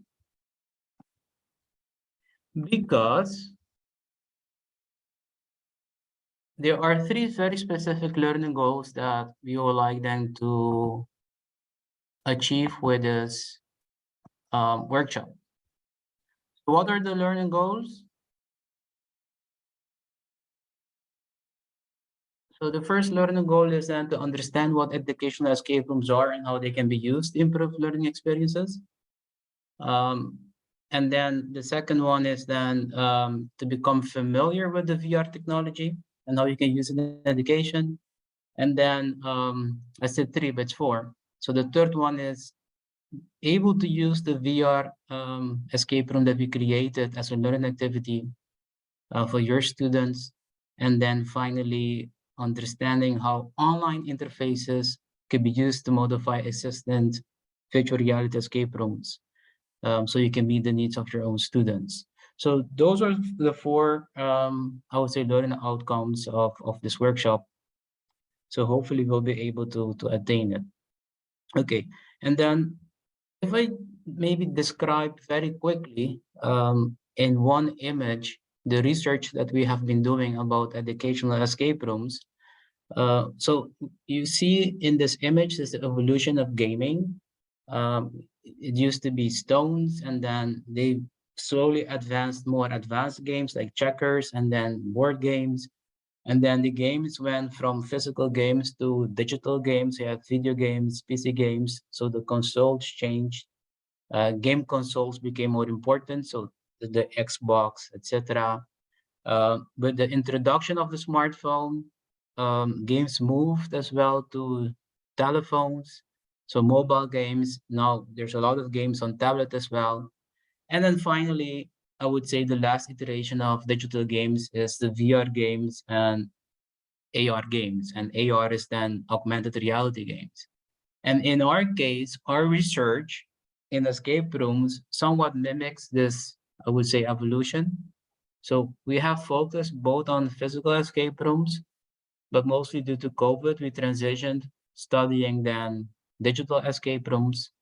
And then we did some hybrid escape rooms. And then now we are morphing into VR escape rooms. To quickly give you some examples of research that we have done about escape rooms. But first, why do we find it, or why we use escape rooms? Because we believe that you can use it well for information retention and processing. Also, in terms of soft skills, we see that it works really well for helping students to be creative. Also, so that for them to develop the problem-solving capabilities, and also for communication. And we see this back as well in the literature. We have seen that escape rooms has been mainly in STEM, but slowly and surely we see it as well in business. And then specifically for entrepreneurship, we try, let's say, to do research as well, thinking about how our research enable other educators in entrepreneurship to make use of escape rooms in their teaching. So a few examples of the research that we have done. So this is in research where we focus specifically on physical escape rooms. And what we try to do is to understand design elements. So first we did let's say, a review of the literature to try to understand or explore design elements, particularly for educational escape rooms in entrepreneurship. And then in this research, then we evaluated design elements, and how we did this, we created a physical escape room and we played it with students, and then we did interviews with the students and we observed the students when they played, and then we reiterated. So we modified the escape room again, and then we played it with a larger set of students. And we also observed the students again, we interviewed students, and then we also interviewed the game masters and those that, so students that we set in, master students, to help us create escape room. And then we realized that, for instance, for entrepreneurship, a couple of elements worked very well, like collaboration, increasing difficulty, and the immediate feedback. We really saw that students took initiatives and work on the self-efficacy and awareness. Elements that we saw that required improvements were how to really make students become more assertive, time limits. So we reduced time a couple of times in the iterations, but still there was not enough. Hidden management could be too difficult. And specifically, when it relates to entrepreneurship, you have competencies such as seeking opportunities. It's very difficult to observe if students seek opportunities during building or at least playing the game.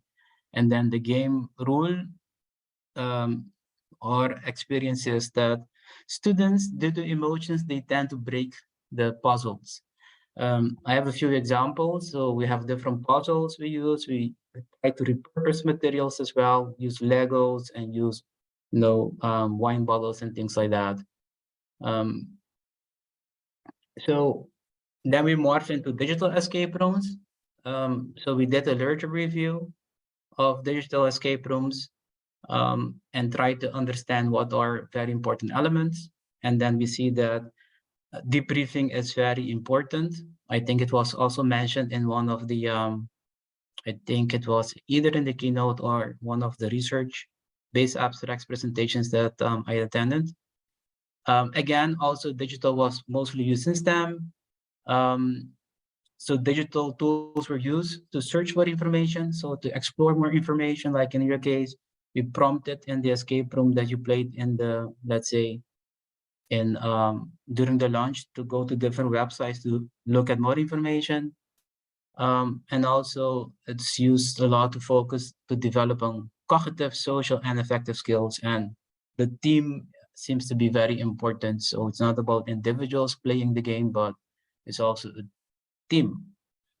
And then finally, an example of a project in virtual reality escape rooms. So we were exploring how to create this escape room, and then try to make it modular to enable hybrid learning. Because as COVID basically, or the lockdowns were being lifted, a lot of people still did not go back to, I would say, the university. So the concept of hybrid learning became more important. So how can we use then a virtual reality escape room to enable this? And then we looked at the role of learning in the technological affordances. So what is then affordance? What the user can do with an object based on the user's capabilities. So for instance, technology, what they can do with the VR, with the, so in the case of VR, you have also hand controls, so what you can do with hand controls and things like that. And then today we're going to look a bit more into the Stella Dulce escape room, how it is modular, and then some of the tools that we built that you can use to modify the puzzles in Stella Dulce so you can make it your own. So what I would like to ask you is, then for you to gain a view of what is Stella Dulce, you go to this very long URL, and then I will paste this URL in the chat so you can just click on it, and then you can also enter the escape room. So if you just give me a moment.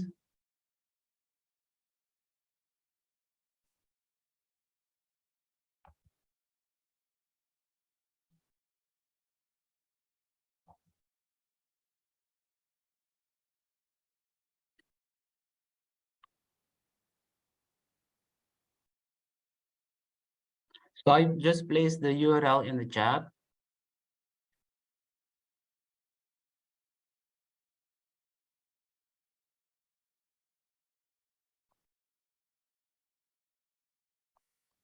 So if you click on the URL, and then it prompts you then to a website. And then in the browser, you will see then a space where you have the option to join the room. So that is then the first, I would, let's say, option. And then you will need to choose a name of an avatar, because you will basically navigate the escape room through an avatar. To keep it simple, I would ask you to just choose the avatar that has been proposed and just name it, and then accept. And then you still need to then click on enter room, so you will then enter the space. So this space that you are entering is just then the let's say a space we created for everyone to, or the students, when they play it, they could get familiar with the controls. When you enter the virtual reality and you have the hand controls, sometimes there's a learning curve, because in the game you need to manipulate objects, so pick up objects, move objects, and things like that. So that's why we created a space for this.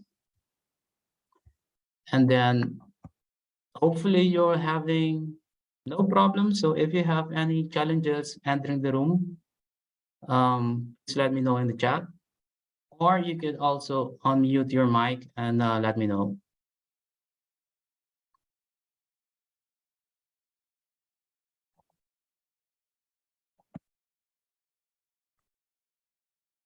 Is everyone entering? I can also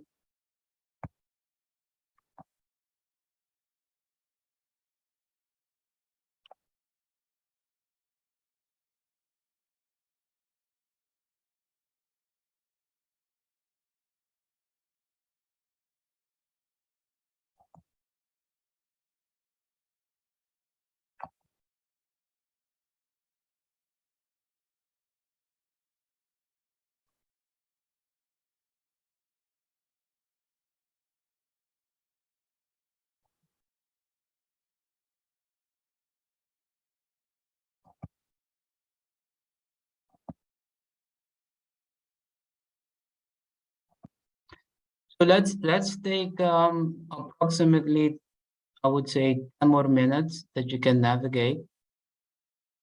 And then so you can explore, see around, so have more of a sense on how to navigate space.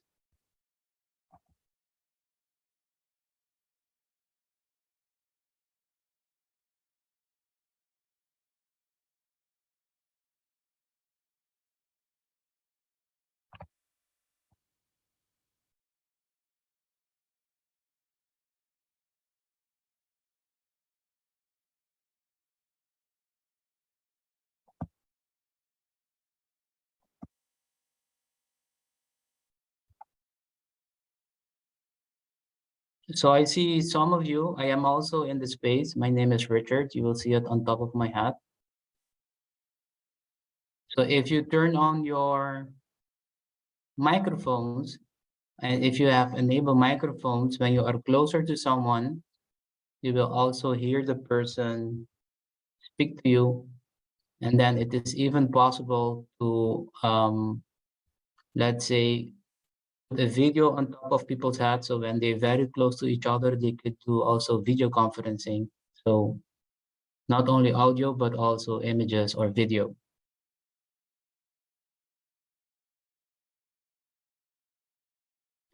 So as you're exploring, you'll see a room that looks like a, yeah, where Rosie is standing. It's kind of like a, how do I say this? A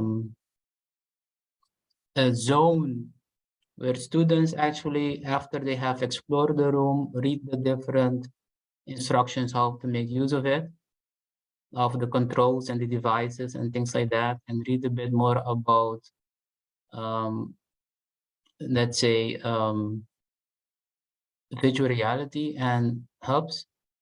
They can enter that. Yeah, it's kind of like a wormhole. They can enter, and that basically transports them to the actual game. It's not necessary for you to go there now. I do believe that before we continue with the next part, we do have 5 minutes. So if you want, you can, but you will leave this room and then you will need to enter a different, let's say, website or tab on your browser, right? So if you want, you can, but it's not necessary because we will go there a bit later during the workshop.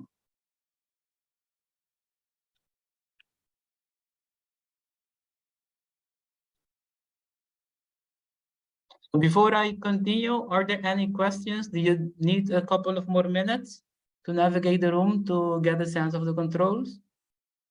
Oh, sorry, my sound is double because I also have it in the, just standing very close to me in the virtual reality room. So I will mute it here.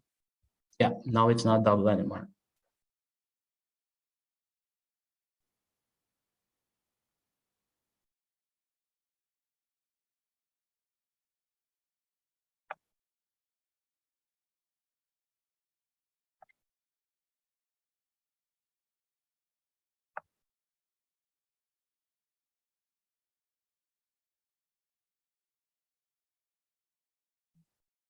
So if anything happens,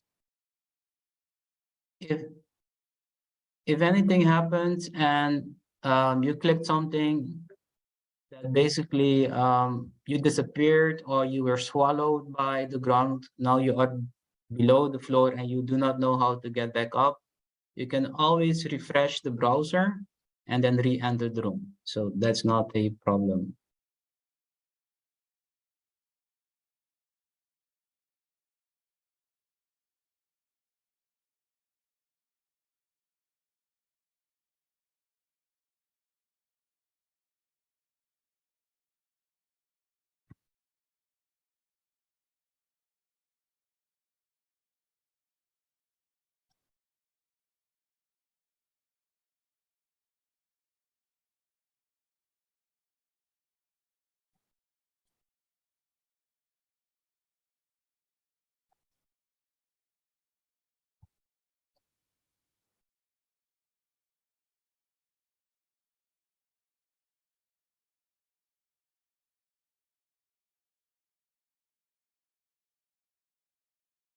So I see that, oh, sorry, again for the double zone. Some of you are wandering very far.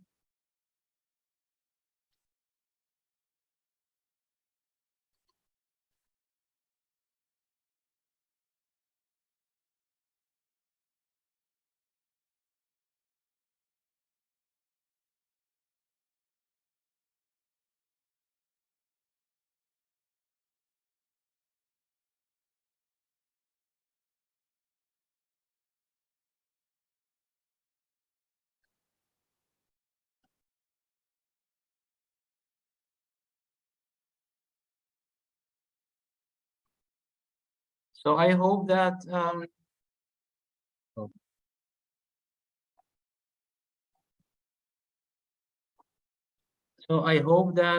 you're getting a. Oh, I do see my echo. I hear my echo.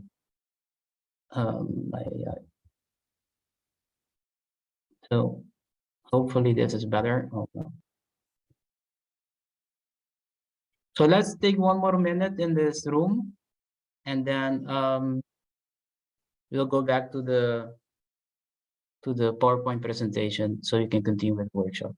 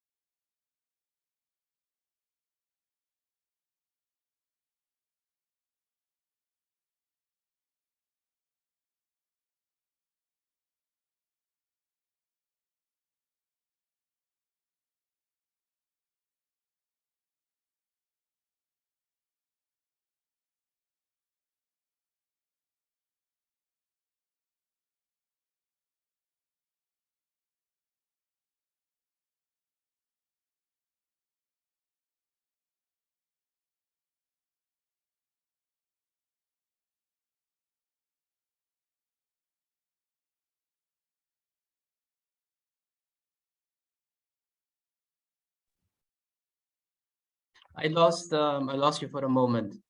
So I am back here. Quickly before we continue, I just would like to quickly hear from you about your navigation through the space. Was it easy? Do you have difficulties, or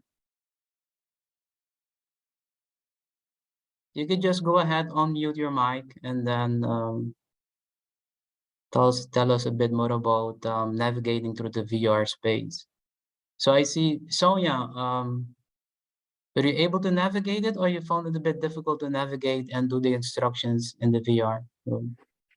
Yeah, I found navigation, it was okay, it was good, but I very quickly lost where I was. At a certain point, I didn't have a well overview about where should I go and how can I come back, especially in the second room, not in the first room, but then in the second, a little bit further. We went to another space and then I could not come back.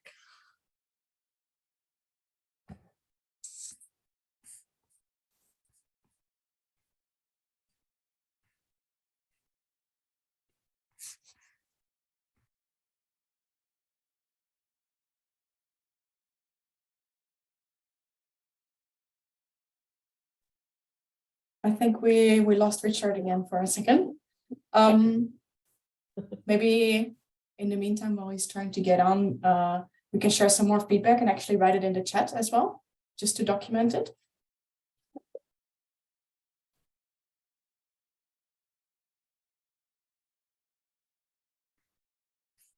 Maybe Kristen, I see you have your camera on as well.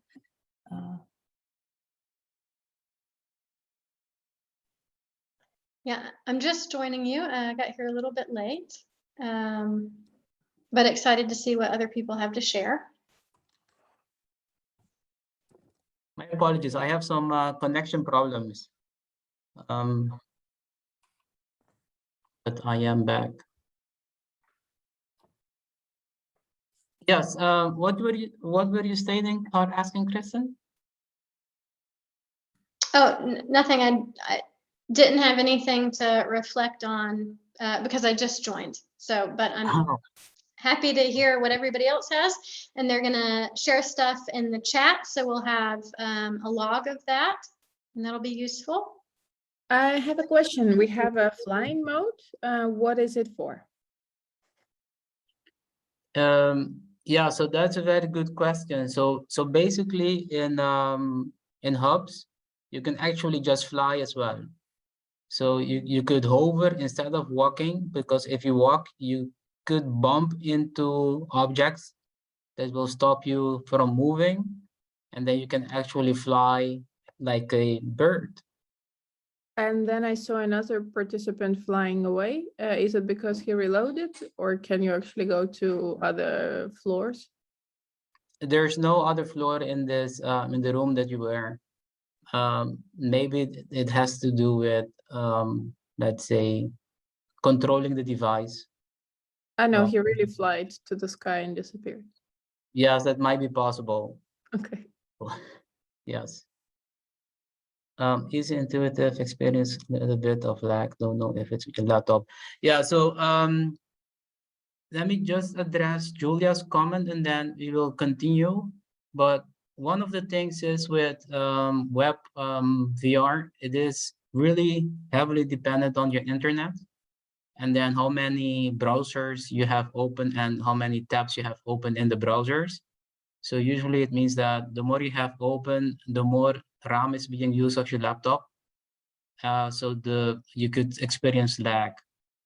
And then you need good internet connection. When we played it, you know, with students, if we have 10 students playing at the same time with virtual reality headsets on, it means that we need to ask the university to give us more broadband internet. If not, the students will not be able to navigate the room. And then sometimes, you know, like in my case, I don't know what happened. My internet connection at my home just fell out. So, you know, you have also these, it's very technology dependent. That's one of the negative aspects of playing this digital escape room.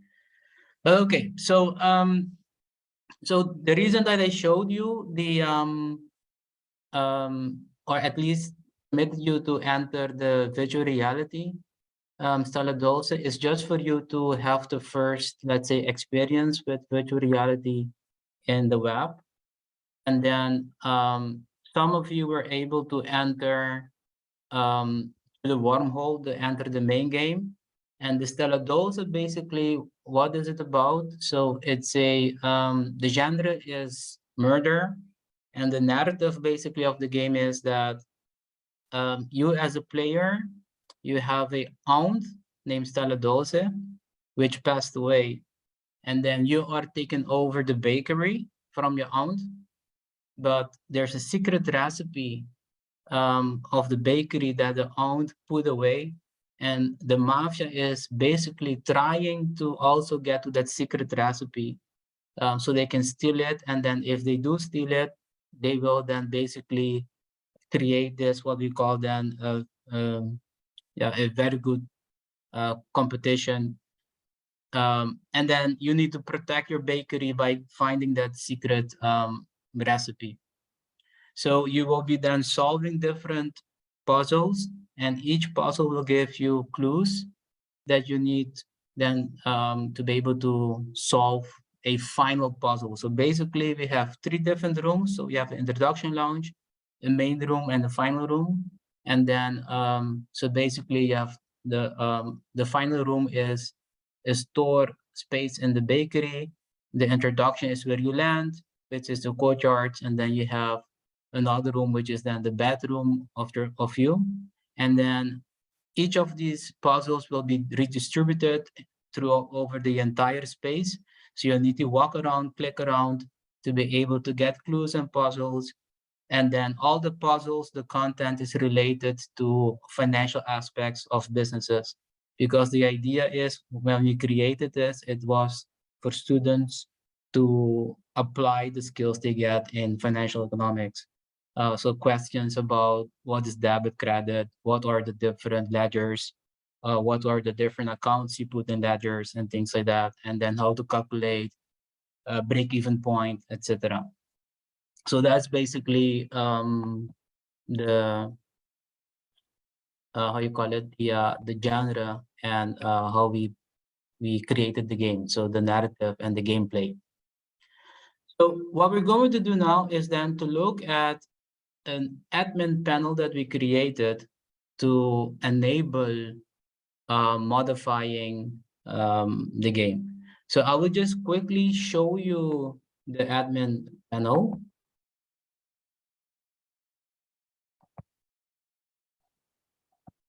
So for this, basically, again, I will share my screen with you. So what you will see is that we created the panel. And then in this admin panel, it is then possible to see that we have different puzzles. And then you need the different, let's say, answers to these puzzles that you can lead them to a final puzzle. And the final puzzle is a multiple choice puzzle. And then if you solve the final puzzle, then you basically escape the room. And then in this admin, what happens is that, to give you an example, you can go to the different puzzles, and then in the different puzzles, you could then ask the different questions that the student will need to answer. And these questions then will be integrated within the virtual reality escape room. For example, the question that we have is, what was your aunt allergic to? And the answer is tomatoes. And then the clue is then you will receive is that the bakery has had a monthly income of 2,500 euros for the month of January. The projected growth of income per month is 10% of the income of January. And then calculate the projected income for the month of September. Use this calculation to help you solve the next puzzle. Right. So how can it help to understand that the allergy of aunt is tomatoes? Yes. Yes, I will explain you, and then later on I will show you why. Because in the game we created a set of like, oh, if I can navigate. Oh, in the game we created a set of overlay sheets with newspaper. And then if you use the overlay sheet, then you will see that only a few words are visible on the newspaper. And these words are tomato, I don't recall all of them, allergy, tomato, something like that. And then of course, if you put them together, it makes sense that it is the what you call it, the answer to the puzzle. The answer to the puzzle, yes. Thank you, Kristen. So I am in the game. Some of you were able to navigate to this room, but I don't know if you have noticed when you navigate, you will see then here on the wall is the newspaper.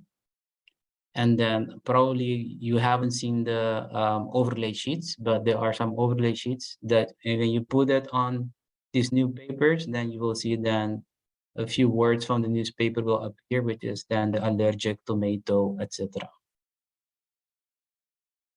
But okay, so going back then to the admin. So that is basically how we created the admin, and then maybe a couple of things about again about the game. The way the virtual reality is created is that when students click on the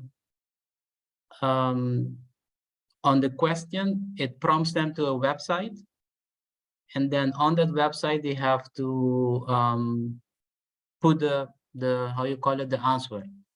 So basically, it's somewhat similar to what you have done during the launch if you play the escape room.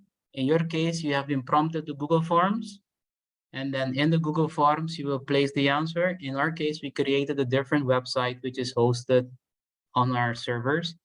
So basically then, when you modify what I just showed, in our admin, when you modify the questions, it will automatically modify the website. Yeah. So I hope this explanation is clear. But because I would like to show how this is done, let's say in practice. So show you an example. Before I do, I would like to see if someone has a question. So I see a question in the chat, which is about the learning goal. So Andre, could you maybe elaborate a bit on your question?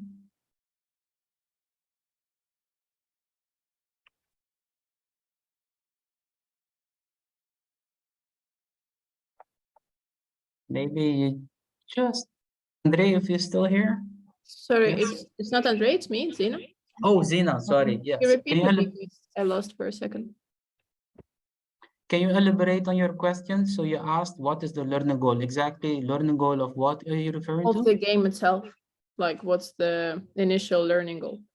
Okay, yes. So of the game, it was related to competences in financial economics. So there were a couple of competences that were about knowing difference between debit and credit, knowing ledgers, knowing so if you would have an account, will it be done with credit or debit if you have a ledger? And being able to use this knowledge to calculate income, profit, break even, and then some soft goals, which is relating to communication and working together. So collaboration between students and a bit of creativity. Okay, thanks a lot. Yeah. All right, so the next part of this workshop would be then a bit more of, I would say, then showing you how it actually works when we make use of this admin. And then to do that, I would like you to go into breakout rooms, if it's possible, if I have the opportunity to put you in breakout rooms. So I will put you in pairs, and then I will ask you, so a very small assignment. So if you can think of a theme for an escape room, and to give you an example is circular economy. And then to create a word search puzzle.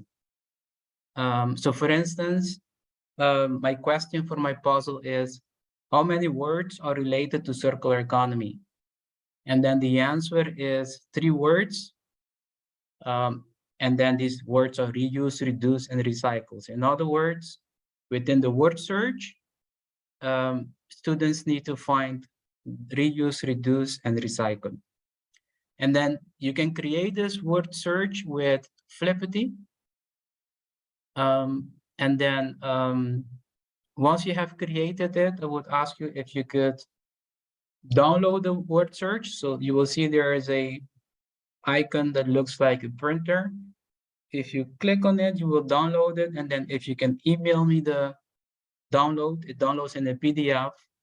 And then also email me the answers to the word search.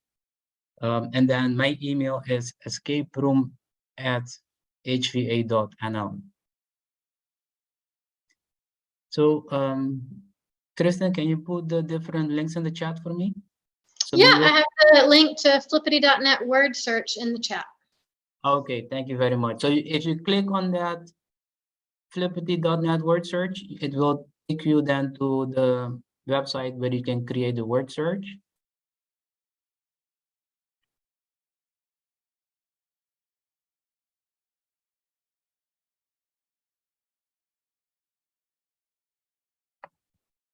Oh.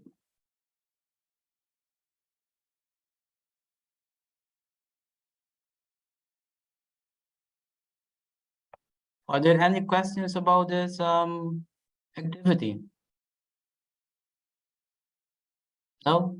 Okay, No, so will it be assigned into couples? yes, so I will do that.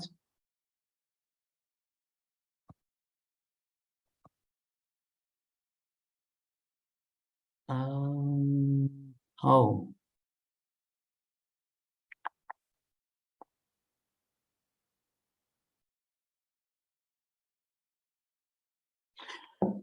It seems like I cannot assign you into, oh, maybe I add room, yes.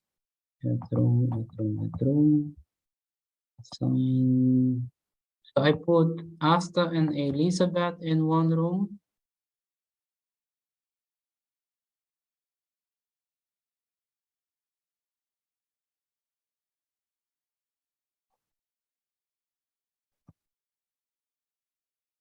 So I put Diana and Marlene in another room.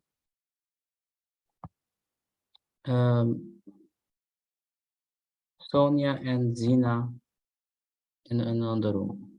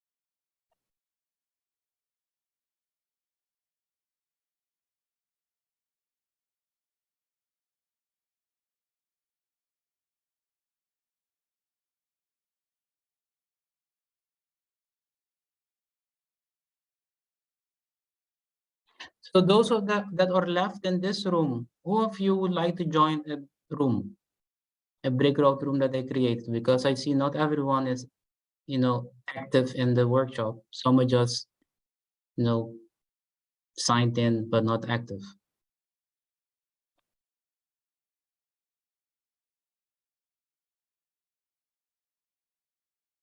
It's none? Okay.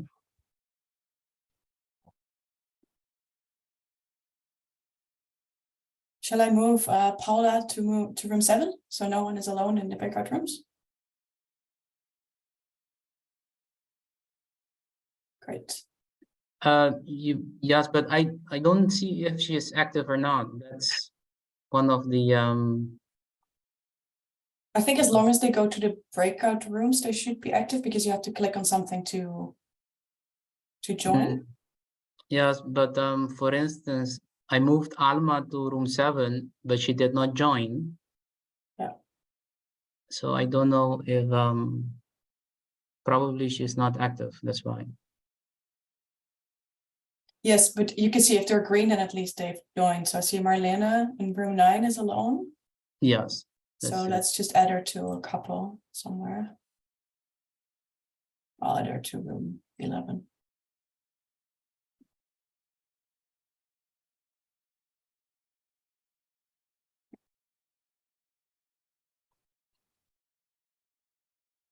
So if you later on, if you need me to create some breakout rooms, just you can also give me a heads up in chat and I can set it all up and open them for you if you want to. Yeah, okay. So this is the only breakout room that is Okay. that we will have the session. Great. And I think there's another session later on, right? At 3:15? Yes, but we will not have any breakout Okay. room. Perfect.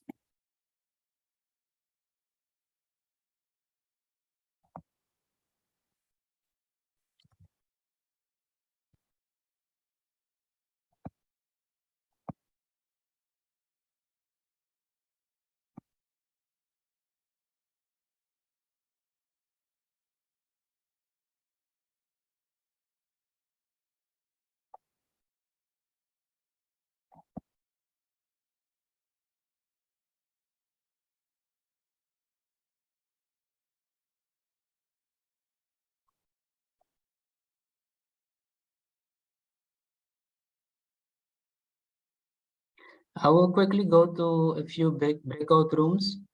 So 6 and 7 and 8.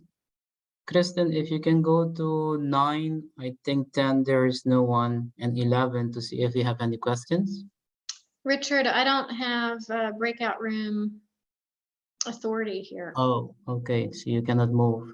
Mm-mm. Okay. Let me see if I can make you co-host as well. In the meanwhile, I'm going to 6 to see if they have any questions. Okay, and which one did you want me to go to? To 9. Okay. Hold on. There's no one in 9. So to do 8 and 11. Okay. You should be able to go now. Oh, okay. Let's see. Oh, yeah. You said 8 and 11.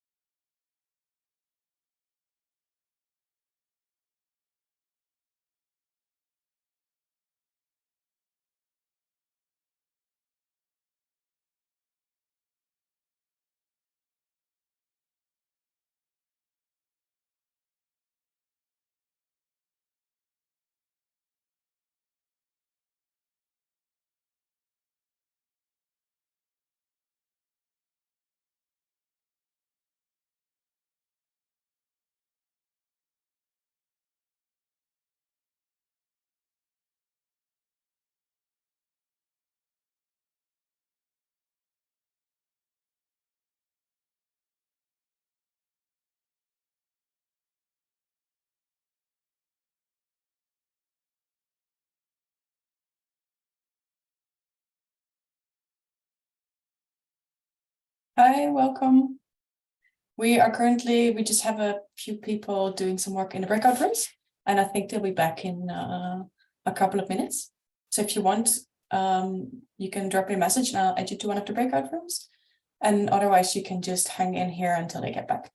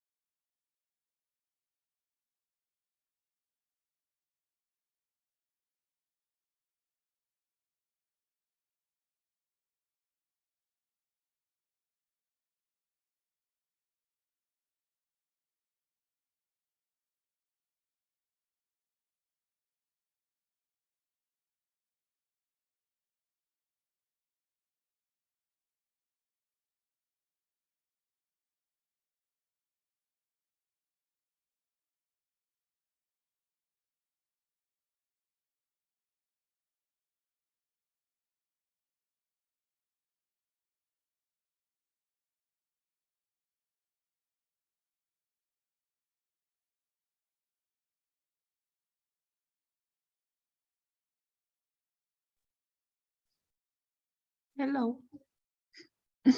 Hello, Marta. Yeah, I just went to cook for the kids. So that is the reason why I came late. Don't worry.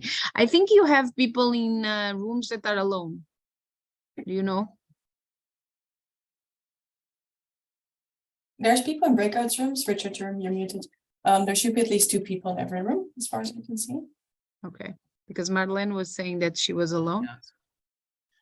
Some people, they're let's say they have joined, but they are not sitting at the laptop. Ah, okay. So there might No, be a no, no, it's okay. It's okay. I understand. Yeah, but we will be closing the breakout rooms in a couple of minutes. Yep, yep. Can I ask you, I'm sorry, I forgot your name. Grace? My name, Fleur. Yeah, it's yours. Of course, I was the only one that's not on there. I should actually rename myself, maybe. Yeah. What's your name quickly? Fleur. Fleur. Fleur, Like, can you Fleur. Fleur, right? Yeah. Can you send a message to tell them 1 more minute before we close the breakout room so we can continue? Yes. All right, thank you.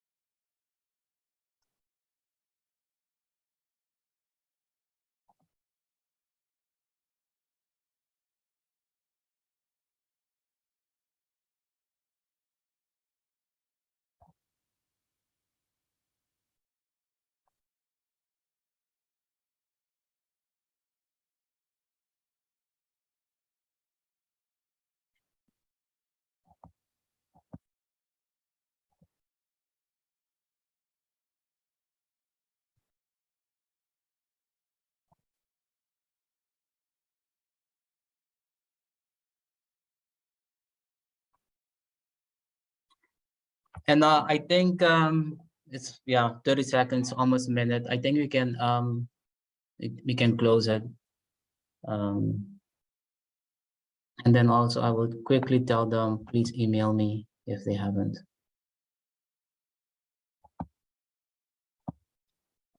Yeah, I just closed the room, so it should be back in maximum 1 minute from now.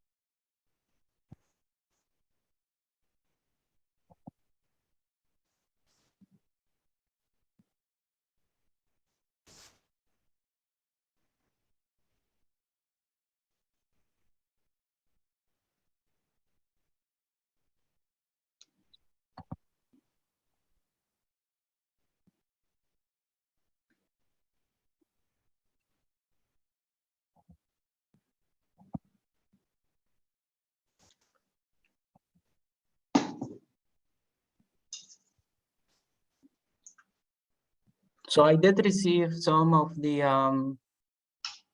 word search puzzles. I'm just going to pick up one to give you an example very quickly. So the breakout rooms are closing, so I think everyone has been is back, right? Yes. Okay, everyone is back. Okay. So so you created a word search. Now I'm going to give you an example how through the admin I'm going to update the escape room, and then quickly you can go to the escape room to see how that works. So again, share my screen. Maybe best is for me to share my desktop.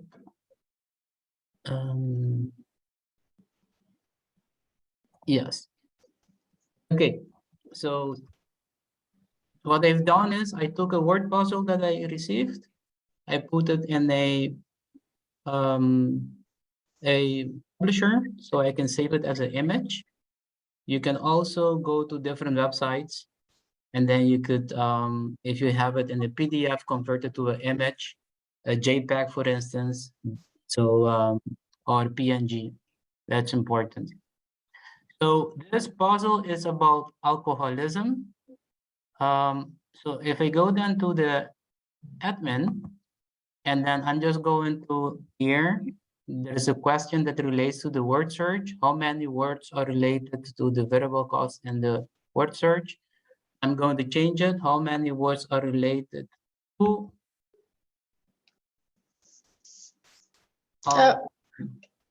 alcoholism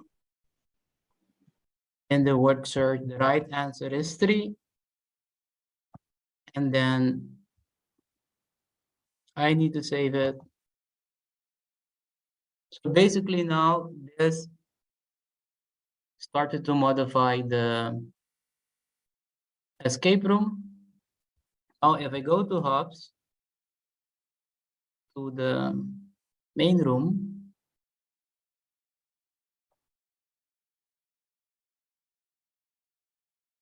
there are different ways to do what I'm going to basically change what I'm going to do now. I'm going to show you the least or the easiest way. So I join the room.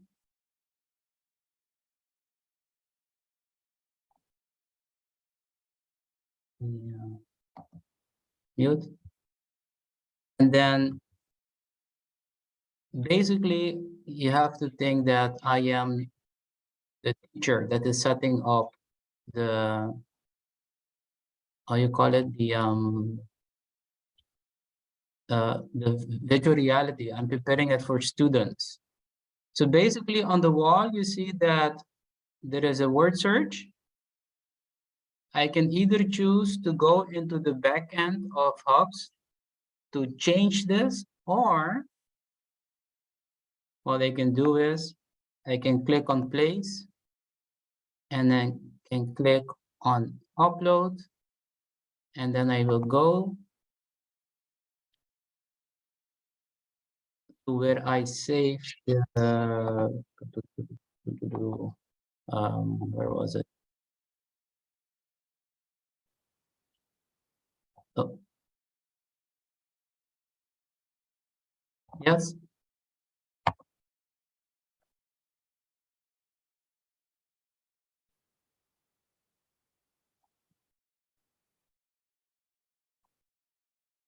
No.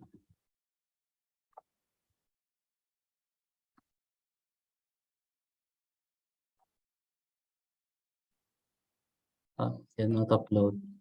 It's the, let me try to upload it again in case it's.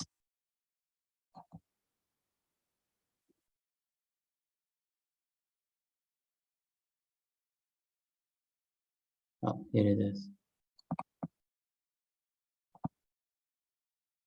Yeah, here it is. So basically, you can put it like that.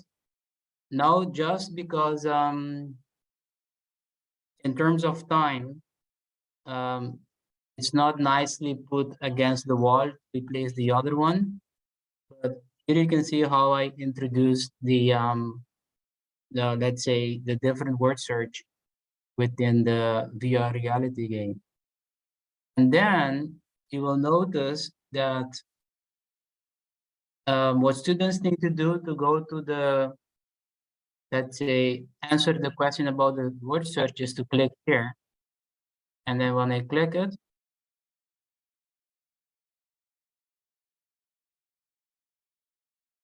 hold on, I made a mistake.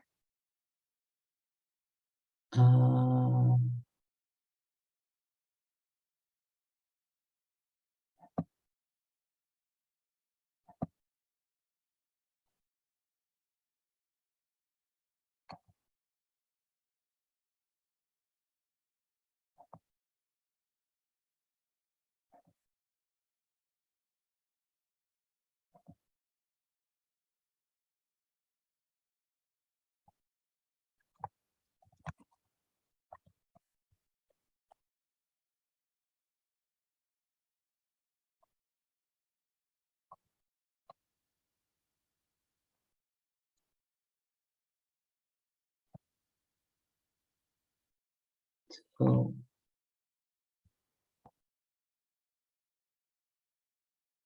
yes, so you see that if I click where they're supposed to click to open the place where they need to answer the question, it basically changed to the words related to.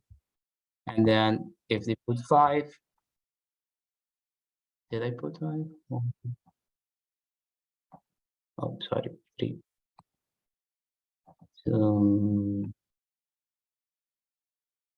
And then you see that they get the information that it is unlocked.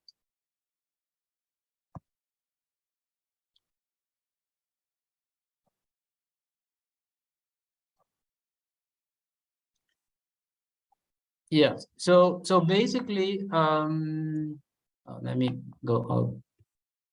So if I repeat the steps, so what you can see is that in the case of the word search, we created the word search, and then I basically just save it as a image, and then you could import that image directly into the VR environment, like I just did, as placing an object.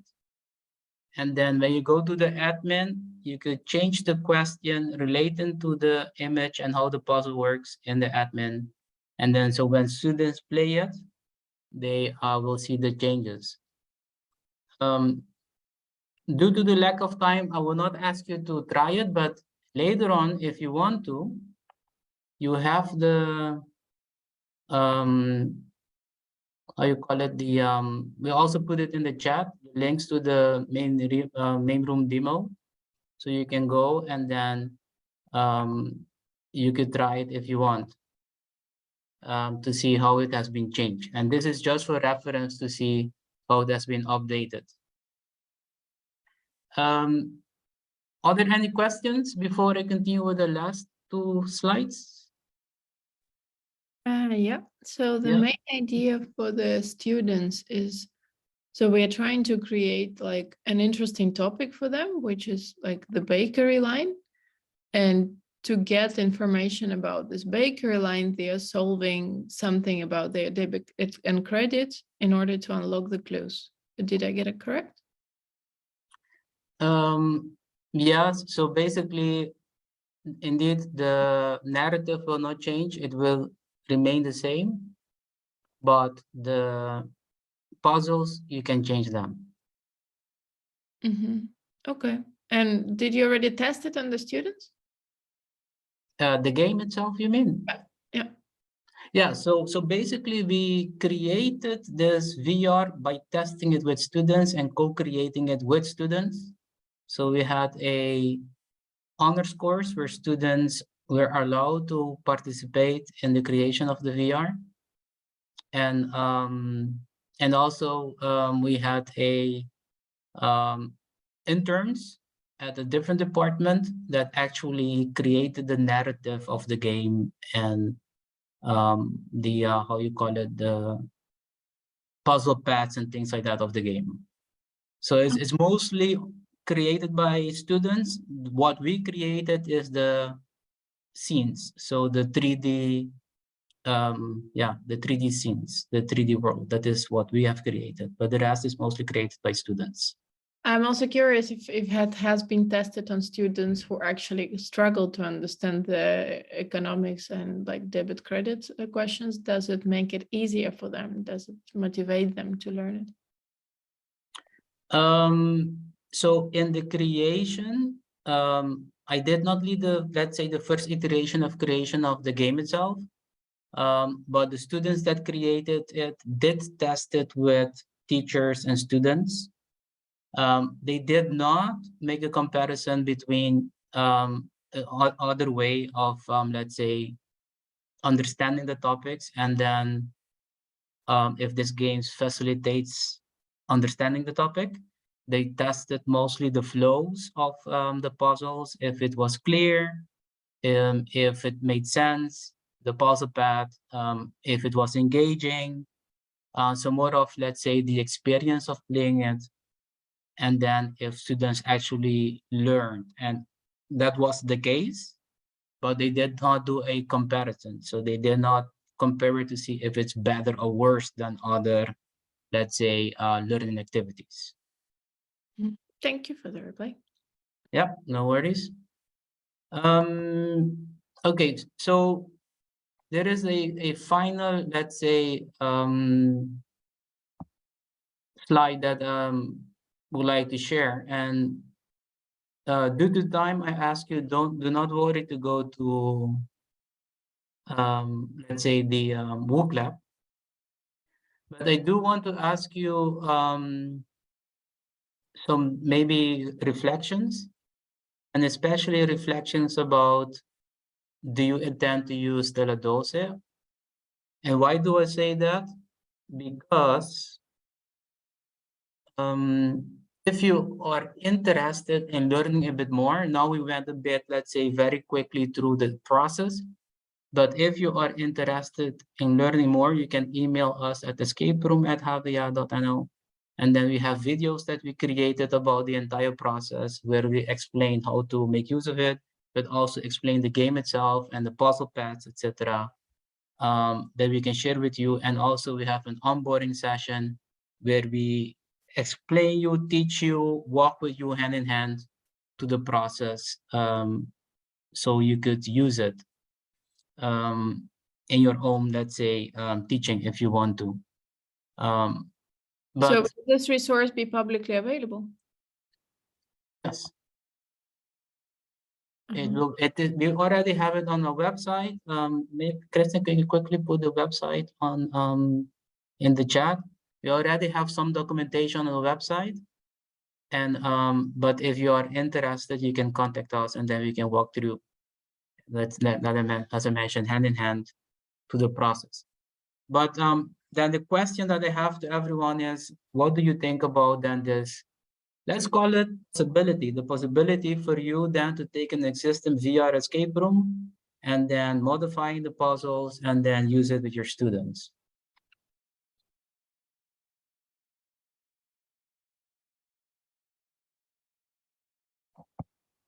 Anyone? So I'm just going to pick someone. I've got a question, Richard. Yes. You mentioned that as a game master, you could see where we were going to. Can you also see which actions people have performed in the game, so that you know if they have solved the puzzles, for example? And could you also no. Does the system know anything about that? No, it doesn't. So it's not very, I would say, clever or smart. That provides us with the also, let's say, data that we could do some analytics. So that might be something interesting for the future. We focus specifically on the process and how to create a authoring tool to be able to modify an existing VR with hopefully minimum steps. Hopefully, yeah, easy. Because I can imagine that some people get stuck because they miss a clue or miscalculate something, and then they can't go on. And I wonder how you deal with that then. Through Game Masters. So when we play it, we have a script that explains all the different puzzle paths and the different puzzles and answers. And then when students play it, always in each room, you would have them a Game Master. So usually it's the teacher with helpers that will basically observe what the students play and then can answer the questions of students. So we did it both online and offline. Offline, it works pretty well because students will be in the same room. Online is usually only when through chat they decide to ask. We could, let's say, interact with them. Okay, thanks.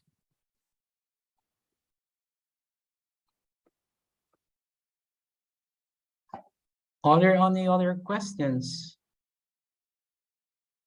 Or maybe feedback? I see Julia has her hand up. Yes. Oh, I cannot see it. Sorry. Oh, sorry. Yeah, I'll just speak.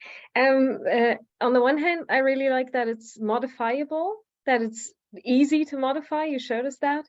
But on the other hand, I think the immersion through narrative is one of the strongest advantages of an escape room. So I think it's a good first step for teachers who want to try it with their students, or for students who are in teacher training to experiences it and try it with their students, especially younger students, with the avatars and everything, and that you can talk to each other actually. So also use it online.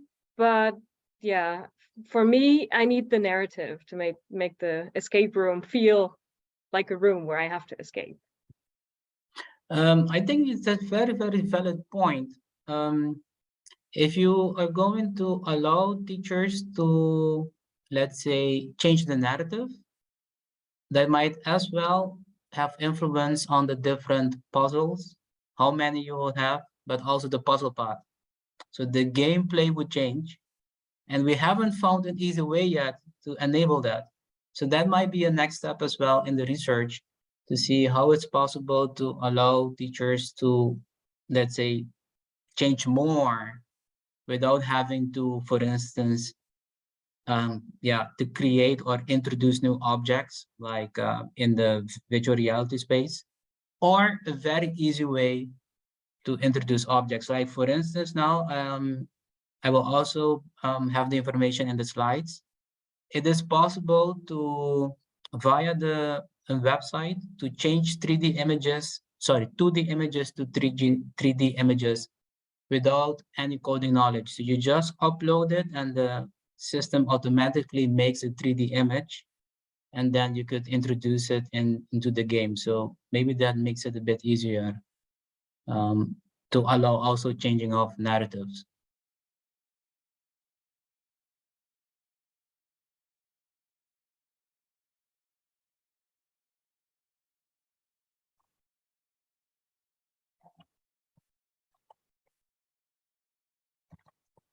Okay, so I think that's time. So in the chat, you will have then the link to the website. If you are interested, you could have a look. And then my email, so escaperoom@havia.nl. You can also email me if you would like to have more information, but the information is also available in the on the website. So thank you very much for your participation, and I wish you to enjoy the rest of the conference. Thank you so much, Richard, for your presentation and workshop, and actually guiding us through how it works. I think for me, it's really cool to actually, try it out a little bit yourself to see how it works. It's much easier than just someone sharing their screen and only showing how it works. Next up, we have in about 3 minutes from now, in this room, we have a mini session on digital educational escape rooms about social entrepreneurship from the Havia and UA. And then in track 2, we have another session, also a mini session on launching Unlocks MOOCs. I don't know if that's actually how you pronounce it, MOOC, on designing and implementing EERs as well.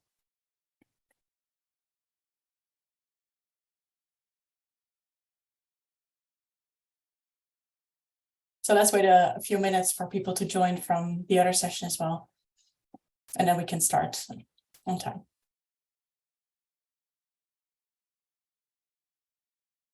The link, myvirtualreality.nl, like probably something is wrong about it.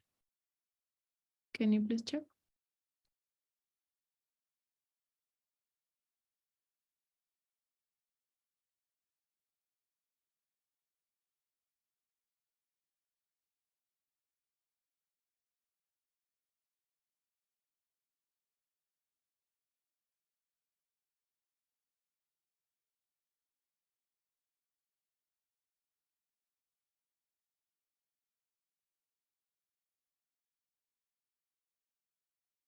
I put the correct one. It's myvirtualescape.nl, not virtual reality.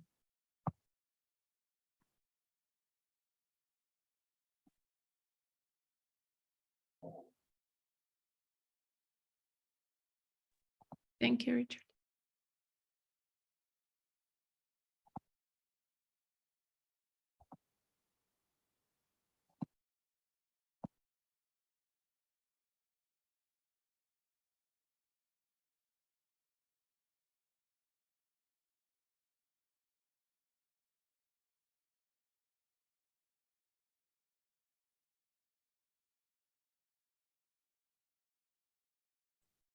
All right, it's 3:15. So I think if people are joining, they can just join us later, but let's just get the session started so we have enough time to hear about, well, I will give the floor to actually, I think Richard first, to tell us what we're going to hear about. Thank you very much, Fleur. So I would like to share my screen and then quickly tell you a bit more about, oh, hold on.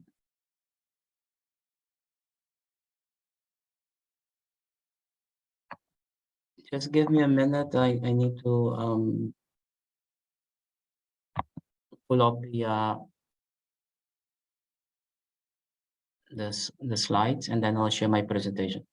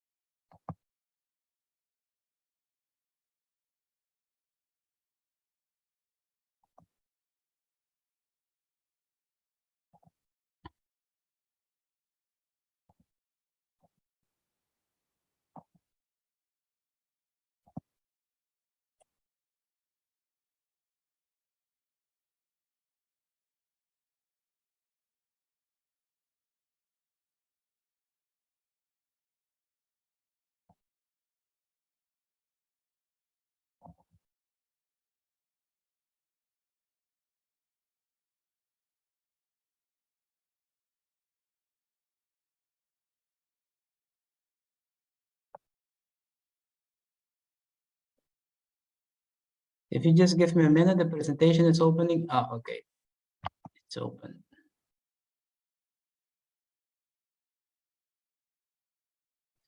Richard, sorry, Fleur, can you please accept all the Portuguese names that you think, because they are the group, the students group that will present after. Thank you.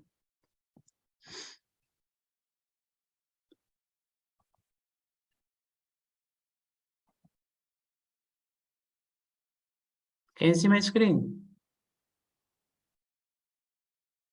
Yes, we can. Yeah, okay. So I would like to quickly introduce the project Enhancer. So the name of the project is Enhancing Social Entrepreneurship Capabilities Through Digital Educational Escape Rooms. So basically, it's a project that is co-founded by the Erasmus Plus program, and the project is being executed by the partners, of course, the university which I'm representing, which is the Amsterdam University of Applied Sciences, the Center for Social Innovation in Cyprus, Münster University of Applied Sciences in Germany, Questomatica, which is a developer of games and escape rooms in Amsterdam, University of Aveiro in Portugal, and University of Zaragoza in Spain. For those of you that just joined, my name is Richard Martina, and I am the lead on this project. So why do we have this project? Well, to say it very, very short, the idea is that we are going to create a digital escape room to teach social entrepreneurship to students. We know that the world basically has been, let's say, faced by lots of different societal grand challenges. Specifically, if we look at the European context, next to climate change, next to inequality, also the last couple of years, we have been dealing as well with challenges such as migration.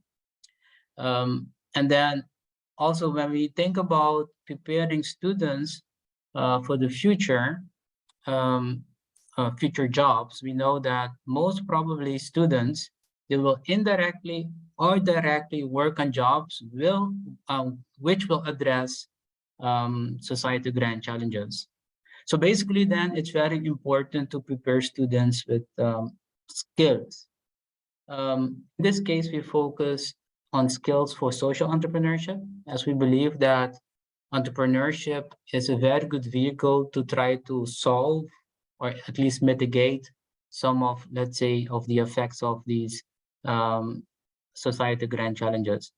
And then what we have done is we have created what we called a collaborative online international learning, in short is COIL, which allows students from the different universities to work together in teams to be able then to investigate the different society challenges and try to understand what are the different skills that entrepreneurs need to be able to create solutions. So basically during the presentation today, we will have then students from the University of Aveiro will present some of the work. And then as well, we will have all the students' work being, let's say, put on the website of the project. So if you are interested in not only the students from Aveiro, but also all the other students, what they have created, you will be able to look at the website later on. I will basically give the word to Marta Ferreira Dias. So Marta basically is, let's say, representing the University of Aveiro, and she is also leading let's say, the sub-projects of the work package that focuses on studying the social entrepreneurship competences. So creating a framework on which we will use to build the game later on. So with that, I would like then to give the word to Marta. She will tell a bit more about how the process they have involved the students of Aveiro, and later afterwards students will give a presentation. Okay, thank you, Richard. So I also have a small presentation, not really about Enhancer, of course, because as Richard said really well, is leading this project. So I'm just sharing. Are you seeing my screen, right? Okay, so this is a sub product, a sub output of the project Enhancer, as Richard was saying. We have this part where students from all the countries and all the universities, they share this COIL. They participate in this COIL. On the Portuguese experience, we had the opportunity of working with around 200 students from so this is what we do, as Richard said. The students in the COIL will collect data to design the escape room. So I will be speaking about this first part, as I was saying. So we have around 187 participants with around 30 groups. In a major of nursing, speech therapy, and physiotherapy, as I was saying, from the health area. We've challenged them to participate in 5 activities during 5 weeks. These are the activities. So in the project, we did this social entrepreneur framework. So they did first, in the first activity, a summary of that framework. Then they did a short video about the social problem that they have chosen, then a poster. This is the point where we are in the Portuguese and also on the international COIL.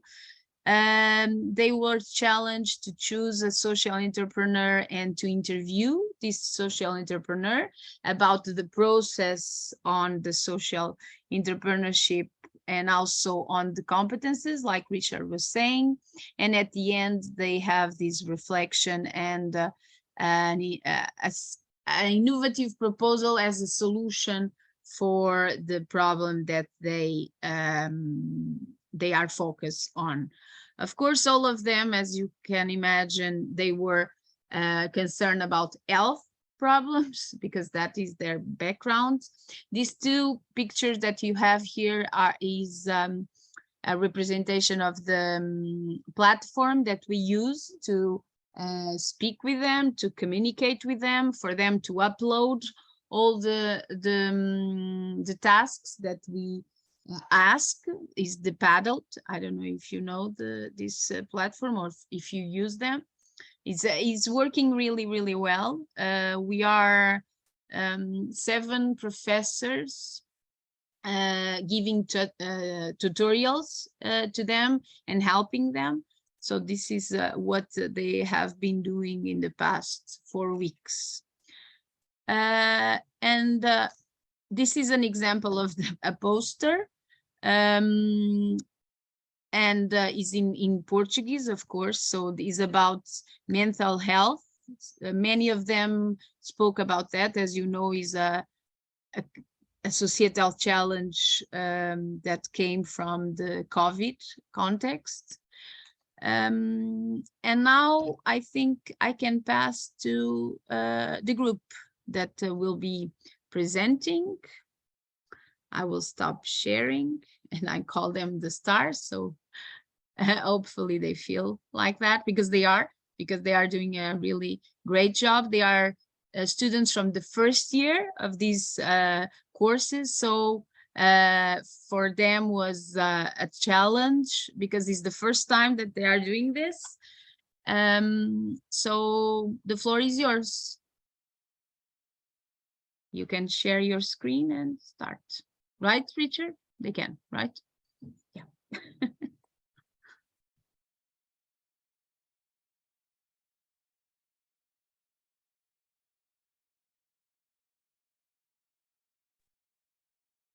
So good afternoon. I want to start with saying that I hope you are well. We are students from a very mental work, hoping from the choice of mental health. Within this team, we decided to focus on. Can't hear it really well. Maybe you guys can sit a little bit closer to the microphone. Yes. Okay. Do you want us to start again? Yeah, it's better. Yeah, it's better. Thank you. Okay, so good afternoon. I want to start with that I hope you are well, wherever you are.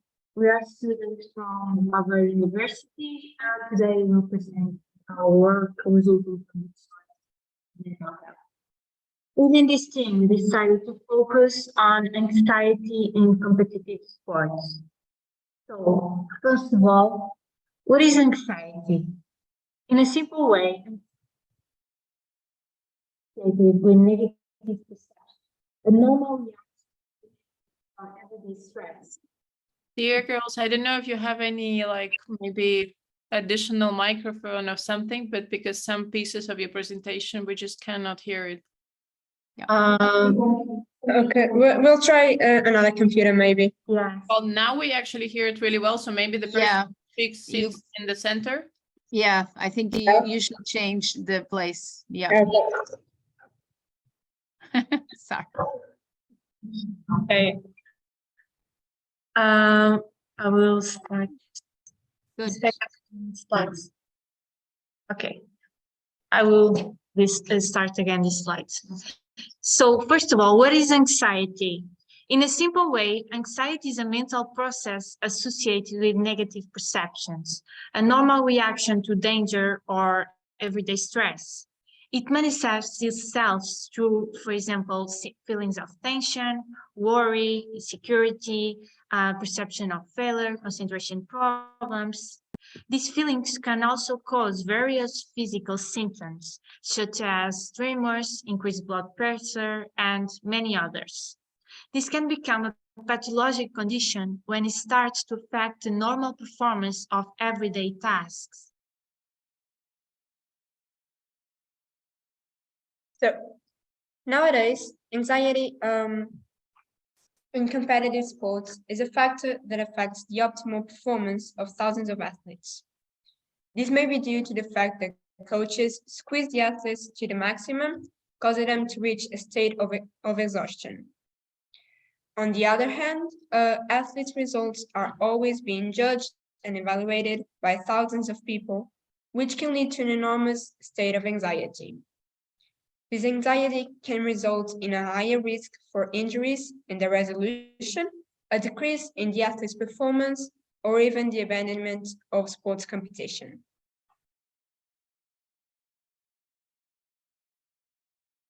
Social entrepreneurship consists of directing companies toward the social aspects.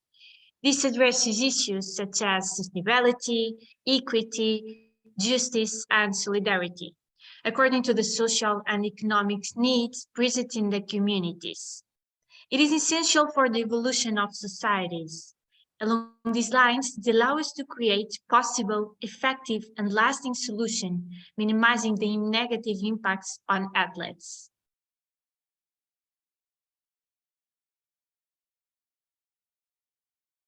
Throughout the years, there have been created various solutions for this problem.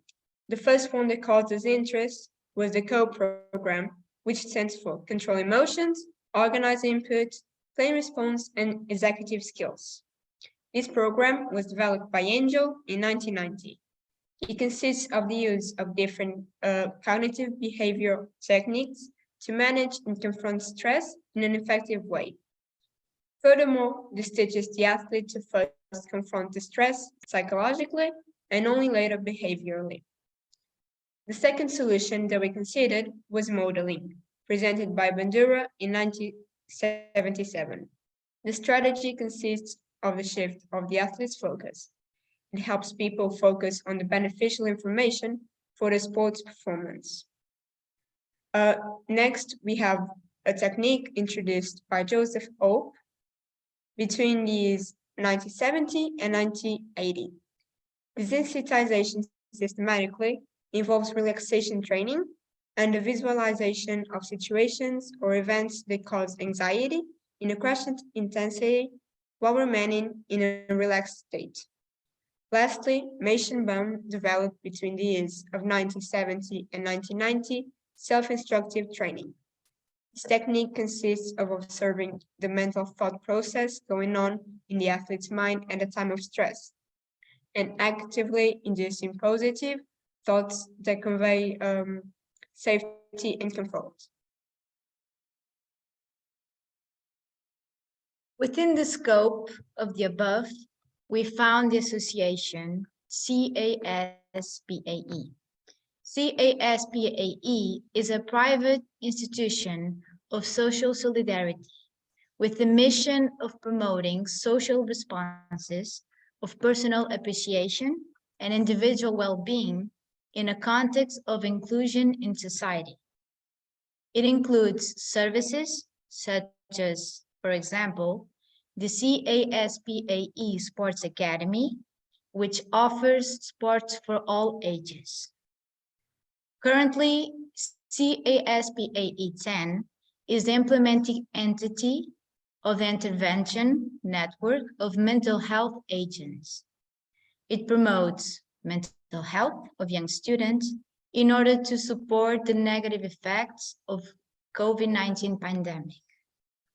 The next step is to conduct an interview with the institution.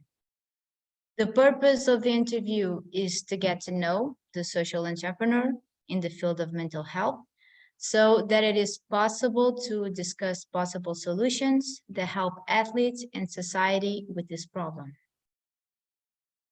With this work, we conclude that despite this problem being present in the daily lives of athletes, it still needs to be explored. Therefore, we believe that the dynamization of more projects under this theme could help the population of athletes. In addition, it should be noted that the search for entrepreneur in this area was not successful. We reached the end of our presentation. I hope you enjoyed. We are open to any questions you have. Thank you. Thank you. It's great. Thank you for accepting the challenge. And I think in the name of all the partnership of the project, is really good to have students committed. And then if on Friday we tell them you have a presentation on Monday, they are up to it. So thank you. Richard, the floor is yours. Yes, thank you very much, Marta. Thank you, students. I think we can just open we can open the floor for questions. Just 1 minute. About the project or the solution or the process, right? Any question?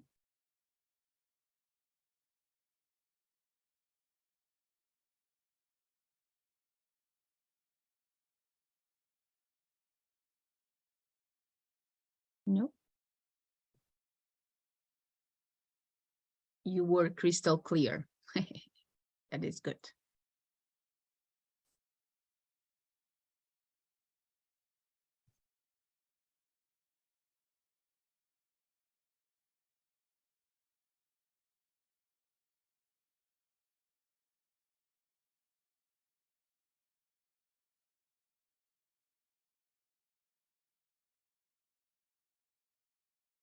I don't know if Zina has questions because she will be the one taking the information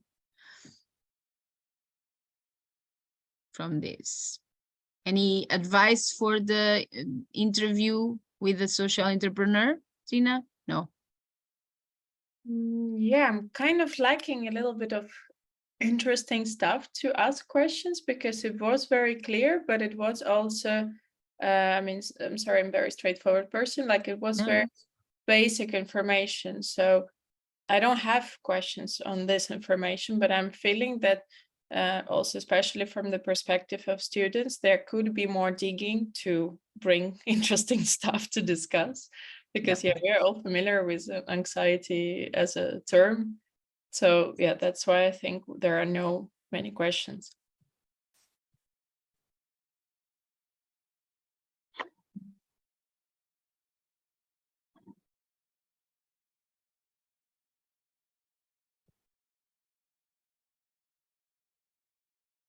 You know that there was a space for 2 groups, but the other group that we challenged was a bit scared.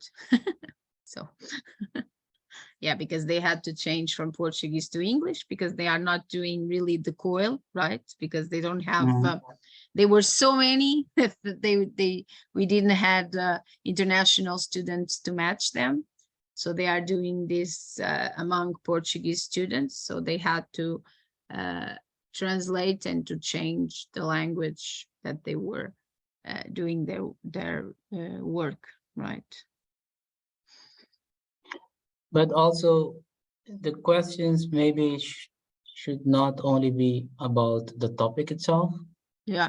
But could also be about the COIL, if there is any, yeah? Yeah, of course. Because there might be, for instance, instructors who use COIL or similar, let's say, pedagogies or approaches. So if you have questions concerning that, that is also possible. Yeah, for us to answer, of course. Yeah. Yes, exactly. So so one of the things that maybe, and then this is my question then to educators. So one of the main challenges we have in this COIL is that we do have, like Marta mentioned, international groups as well. So these are the groups where students in a team are from different universities, different countries. And then the COIL, they do, let's say, most often take it as a extracurricular activity. So it's next to the modules that they participate or they take. And then what we find is that often students have minimal time to come together online.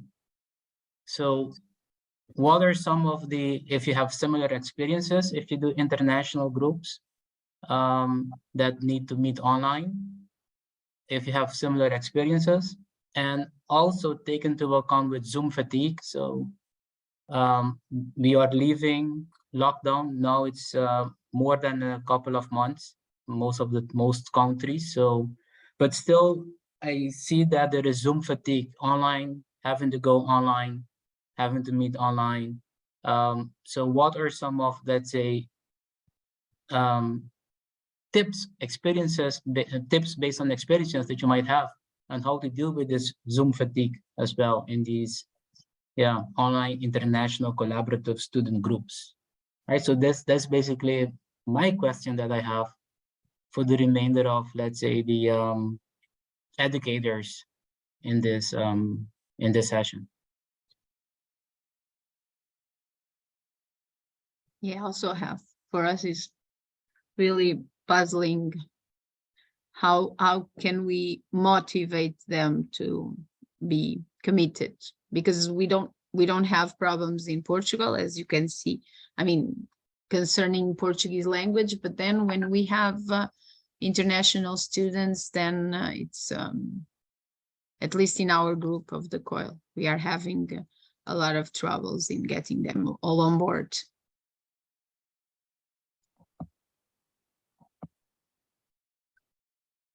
Can I ask a question? Sure. I wanted to ask you girls that you presented us today, and thank you very much for joining. I mean, I was thinking now that, like, when you looked amazing when I was your age. I think I would be more stressed. So maybe to flip a bit the question. So, like, I'm sure you have other courses in your semester that they don't have this structure, and they're more, let's say, traditional in the sense of test, classroom, you get your score. Like, how do you like, I mean, of course, exactly this with the Zoom is not the best, but it's different. And like the whole presentation, and you are great different, then you have to do posters, it's more collaborative. Like, how do you like this change from your other courses? Like, what could you share with us? Thank you, Déspina. So personally, I like these changes because it helps us to get another perspective of things and work in certain aspects that we wouldn't work in other in another way. Yeah, in a theoric way. So it's good. It's a good change, and I honestly think that it should go beyond these subjects and into others. I know it's not always easy, but yeah. I like it because we can get creative. It's not only about it is this and you have to know this. We can actually explore the areas that we are studying and come up with some ideas, which I think is really cool. Thank you. Yeah, that sounds like I guess, yeah, that's a good point. Like, what's exactly making, we had this session in the morning that is about, like, how can we make education more enjoyable? And it's, of course, like, it's good it's good to be educated, right? Like, you have more choices, more doors open, but also how can it be more enjoyable both for educators and also students? Thank you so much for taking the challenge. It was really nice that you, I mean, of course, I'm sure that it was out of your comfort zone, but thank you so much for doing it. Like, it was very nice. And then they didn't play yet the escape room. So in that case, at the end, will be good. Will be very rewarding, I think. I mean, yeah, just not answering, of course, Déspina, because I think that is the students' perspective, but we are getting very good feedback from them in this experience, even if they are the first. So everything is every week is an attempt. Every week we are giving kind of not different explanations, but trying to be more clear about it, but they are getting along very, very well. Good.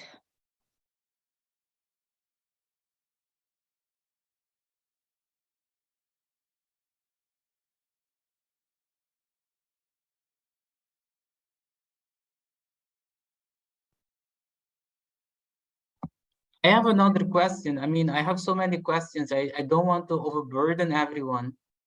And then we do have some time. So I'm looking to your brain. I see some participants as well, such as Diana, Masume. I hope I pronounce your name correctly, and others. Noso Gonzalez, and everyone else, feel free to chip in the question that I'm going to ask. Because with this project, we focus, like I mentioned, on societal grand challenges. And then if you look in the literature, there's a lot of focus on transdisciplinary, and there might be different, let's call it, definitions of transdisciplinary, but the one that I'm using is that it's teams of different stakeholders, both internal to the university, so students, teachers, researchers, but also external to the university. So you would have them, NGOs, government, etc., representatives from the society, so community, different disciplines represented at the university. Together will try to solve societal problems, and this environment will be then the ecosystem in which students learn. And then that is something very challenging. So what are some best practices? What are some ideas that you might have, and how to, prepare students in these types of settings? So innovative pedagogies, or maybe it's not an entire fully developed pedagogy, maybe it's just one or two elements that you think might work in such a setting. So I'm very curious to hear the opinion of the others.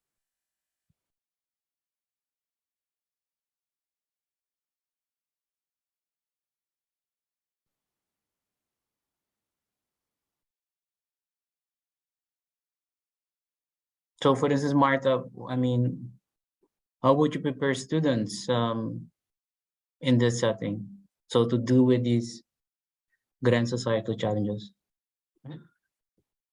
I think, I mean, with Cristiana, we have been speaking about this very, very often now, because we have this experience with these students, and was the first time, of course, for her because she's very young, but also for me in this context that you have several, even if they are all from health, there's several contexts, so that they think about society in different ways. So usually what I do with my economics students is that we speak about, for example, sustainability, or the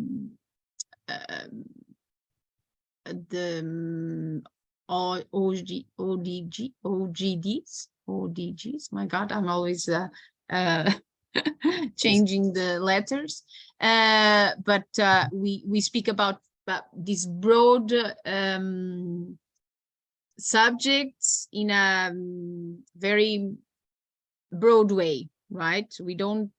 In economics, we don't give solutions or concrete solutions to this. But thinking about the health, like now that we are doing this experience, we are always thinking about concrete solutions, and we ask them to think about something very details like they did here. They were speaking about anxiety, but then they focus on sports. So it's like giving them one step at a time. So they are giving solutions to societal challenges that are broad, but then thinking about one particular step at each time. I don't know if I'm replying to your question, but I think all these societal challenges are too big if we think about all of them in this way. So thinking about a particular solution for a particular problem can be a good way of preparing them. Then, I mean, as I was saying with Christiana, we are always saying that we want to replicate this in several subjects, in several majors, because we think that this is a transdisciplinary way of, it should be in this way that this problem should be tackled. So if you have 5 people from different areas, they will achieve a bigger solution or a higher solution for this. So that is how we think that this should go. But in this particular experience, as I was telling you, because we started from giving them a seminar on societal challenges, but the expert that came to speak with them, I challenged him saying, let's speak about societal challenges, and then he gave examples from health, you see. So people tend to, even if we are speaking about these broad challenges, then they need examples that are very particular. Okay, and then if I may ask one more question, because I assume soon we need to finish this session, this main session. So, and this is specifically for the students, because you mentioned that you like this coil because it gives you the freedom to create. So the creativity aspect is very important. But I am also wondering in terms of what you create, because now the coil has me specifically on, I would say, thinking about frameworks, being able to create videos, to show that you have understood certain, let's say, contexts and certain questions. And later on, you will create social media posts if you want to, or posters. But also you can look at creations such as what are the, let's say, products that you would create in the field if you are a health practitioner. For instance, if you're a business, you will create business plan, for instance, but maybe a health practitioner, maybe you create diagnosis and other stuff. So I am wondering how much of the creation, or how much would you be open and willing during this type of programs to focus more on the creation that actually sits closer to the practice of what you are studying? So, in other words, that you work on creating, I don't know much about health and what are the different, products that are being created, especially relating to your study, but what are your interests? Will you be more willing to create this type of products, or you prefer to create, let's call it, things to just help you learn a bit more? So what are the interests? I hope my question is clear. Kind of. Okay, so for what I understand about your question, I think this kind of project, it helps us learn in a way that it's needed. So yeah, we need the practical way, the more traditional way to learn, but this is also good and important. the creative part. I honestly think we should be at least open to create almost anything. If that makes sense. I don't know exactly if that was the question. If you want to add something, I don't know. What just to make, I don't know if it's simple or not, but I think what Richard, and correct me if I'm wrong, was saying is that now you are doing the posters, reflections and all that, but you can at the end come out with a product, a real product or service. In the case of health, can be a service coming from your innovative solution. I think Richard is asking if you are, it's in your mind, in your plans to really be a social entrepreneur, or this is a kind of a theoretical attempt anyway. So you are doing all the process, and do you think you will come out with a service or a product? Are you up to it, or it will go Or just on? maybe not that you will do it, but at least that you are open to work with others on this more practical, you know, implementing things that social entrepreneurs would do. So. Yeah. Well, I think when it comes to anxiety, it's not something really about the project. It's about the person, because we want the person to be independent on their own and being able to manage their emotions. So if we could, I think I speak for myself, I would be open to go beyond what we've done and do something that is physical and it can go on a pocket. Yeah, but since our project is about anxiety, it's more about teaching and coaching what people can do when they are in a stress or trauma situation. Okay. Okay. Thank you very much. Thank you.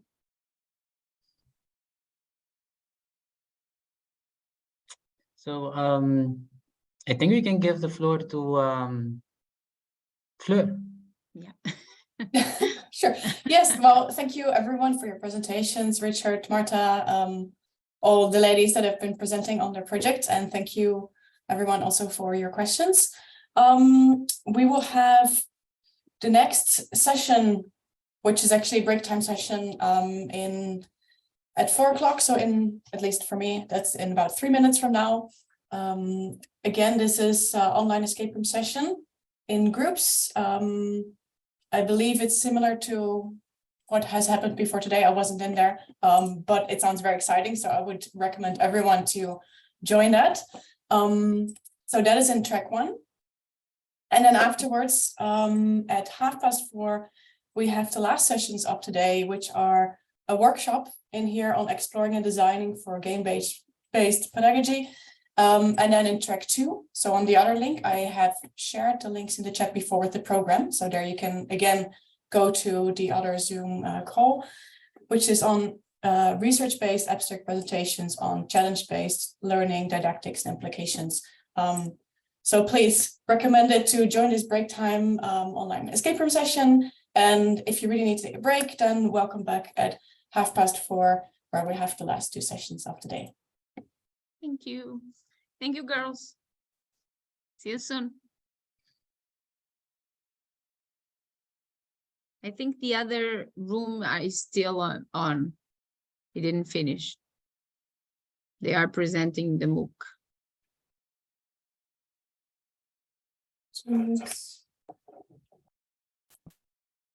I also need 5 minutes break. Yeah, me too. I'm so tired, and I didn't lunch. I just cooked the lunch for them, so I think I will have a bite. Okay. I can. Don't worry about it, Richard. I can introduce the escape room. Oh, okay, awesome. Yeah, maybe Déspina, you could fill Kristen in what we discussed. Yeah. Okay, I'm going to have some tea. Be right back. So what we can do now? Okay, so before we had our groups. I'm not sure, we're not all here, but sorry, maybe also tired. Okay, what I want to say is like not all people are here. Yeah. So what I can do is like I can start making the rooms. No, can I? No, I need more. I need people because basically the whole point was like you can start explaining the second part of the escape room while I put together more or less like us. Okay. The same rooms, right? Like if people are present. Okay, we have some people joining in. Okay, let me give it a go.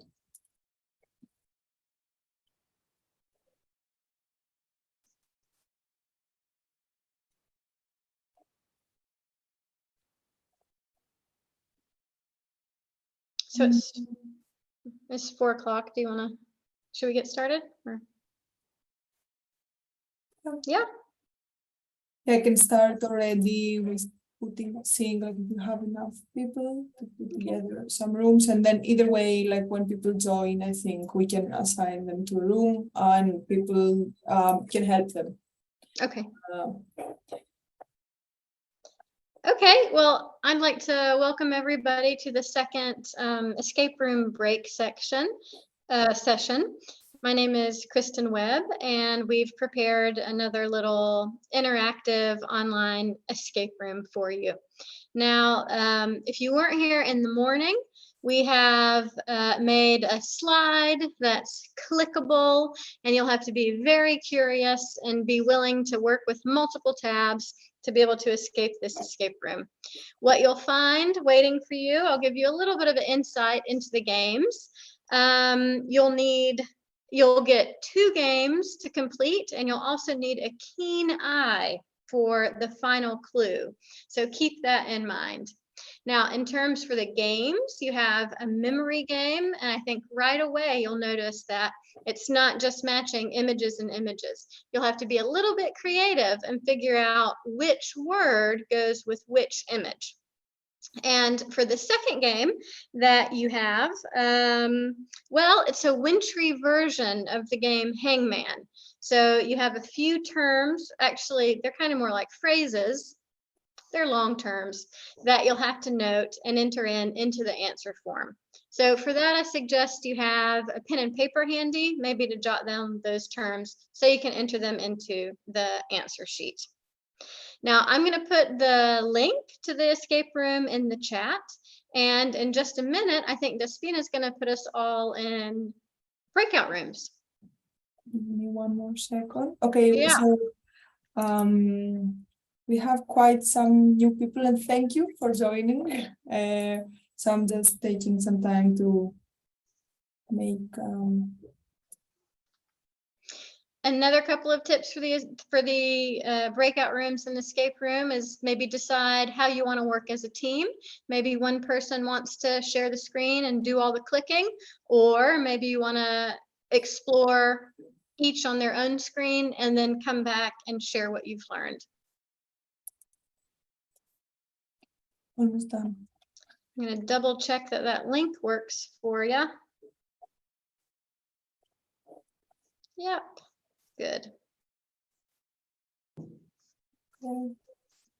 Okay, shall I open the rooms? Yeah, the link is in the chat, so go ahead and click and open that up and have fun.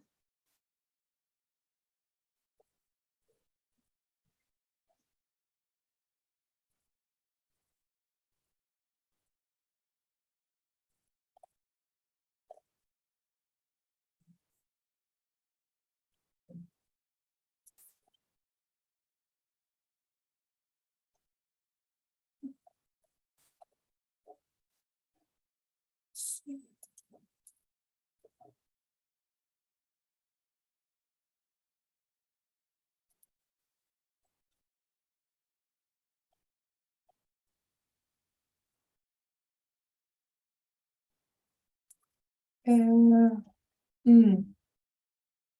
not everybody joined, so maybe. Yeah, maybe they stepped away from the computer for a minute and maybe they'll join when they come back. It's just if they're all in a room, then it's okay.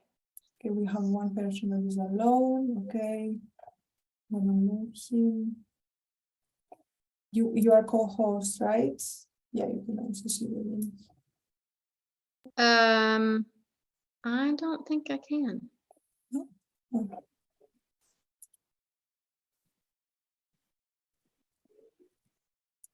Oh yeah, I can. Okay, it was because of my screen. Yeah.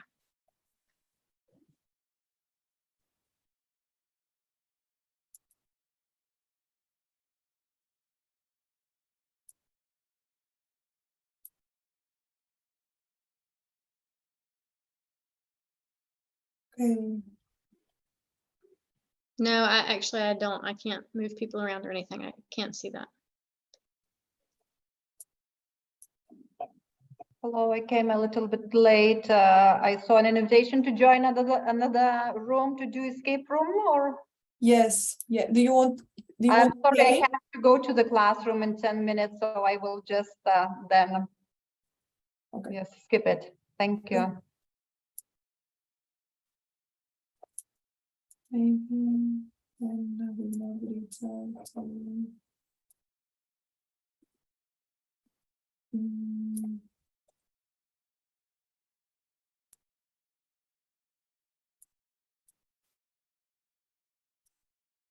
Okay.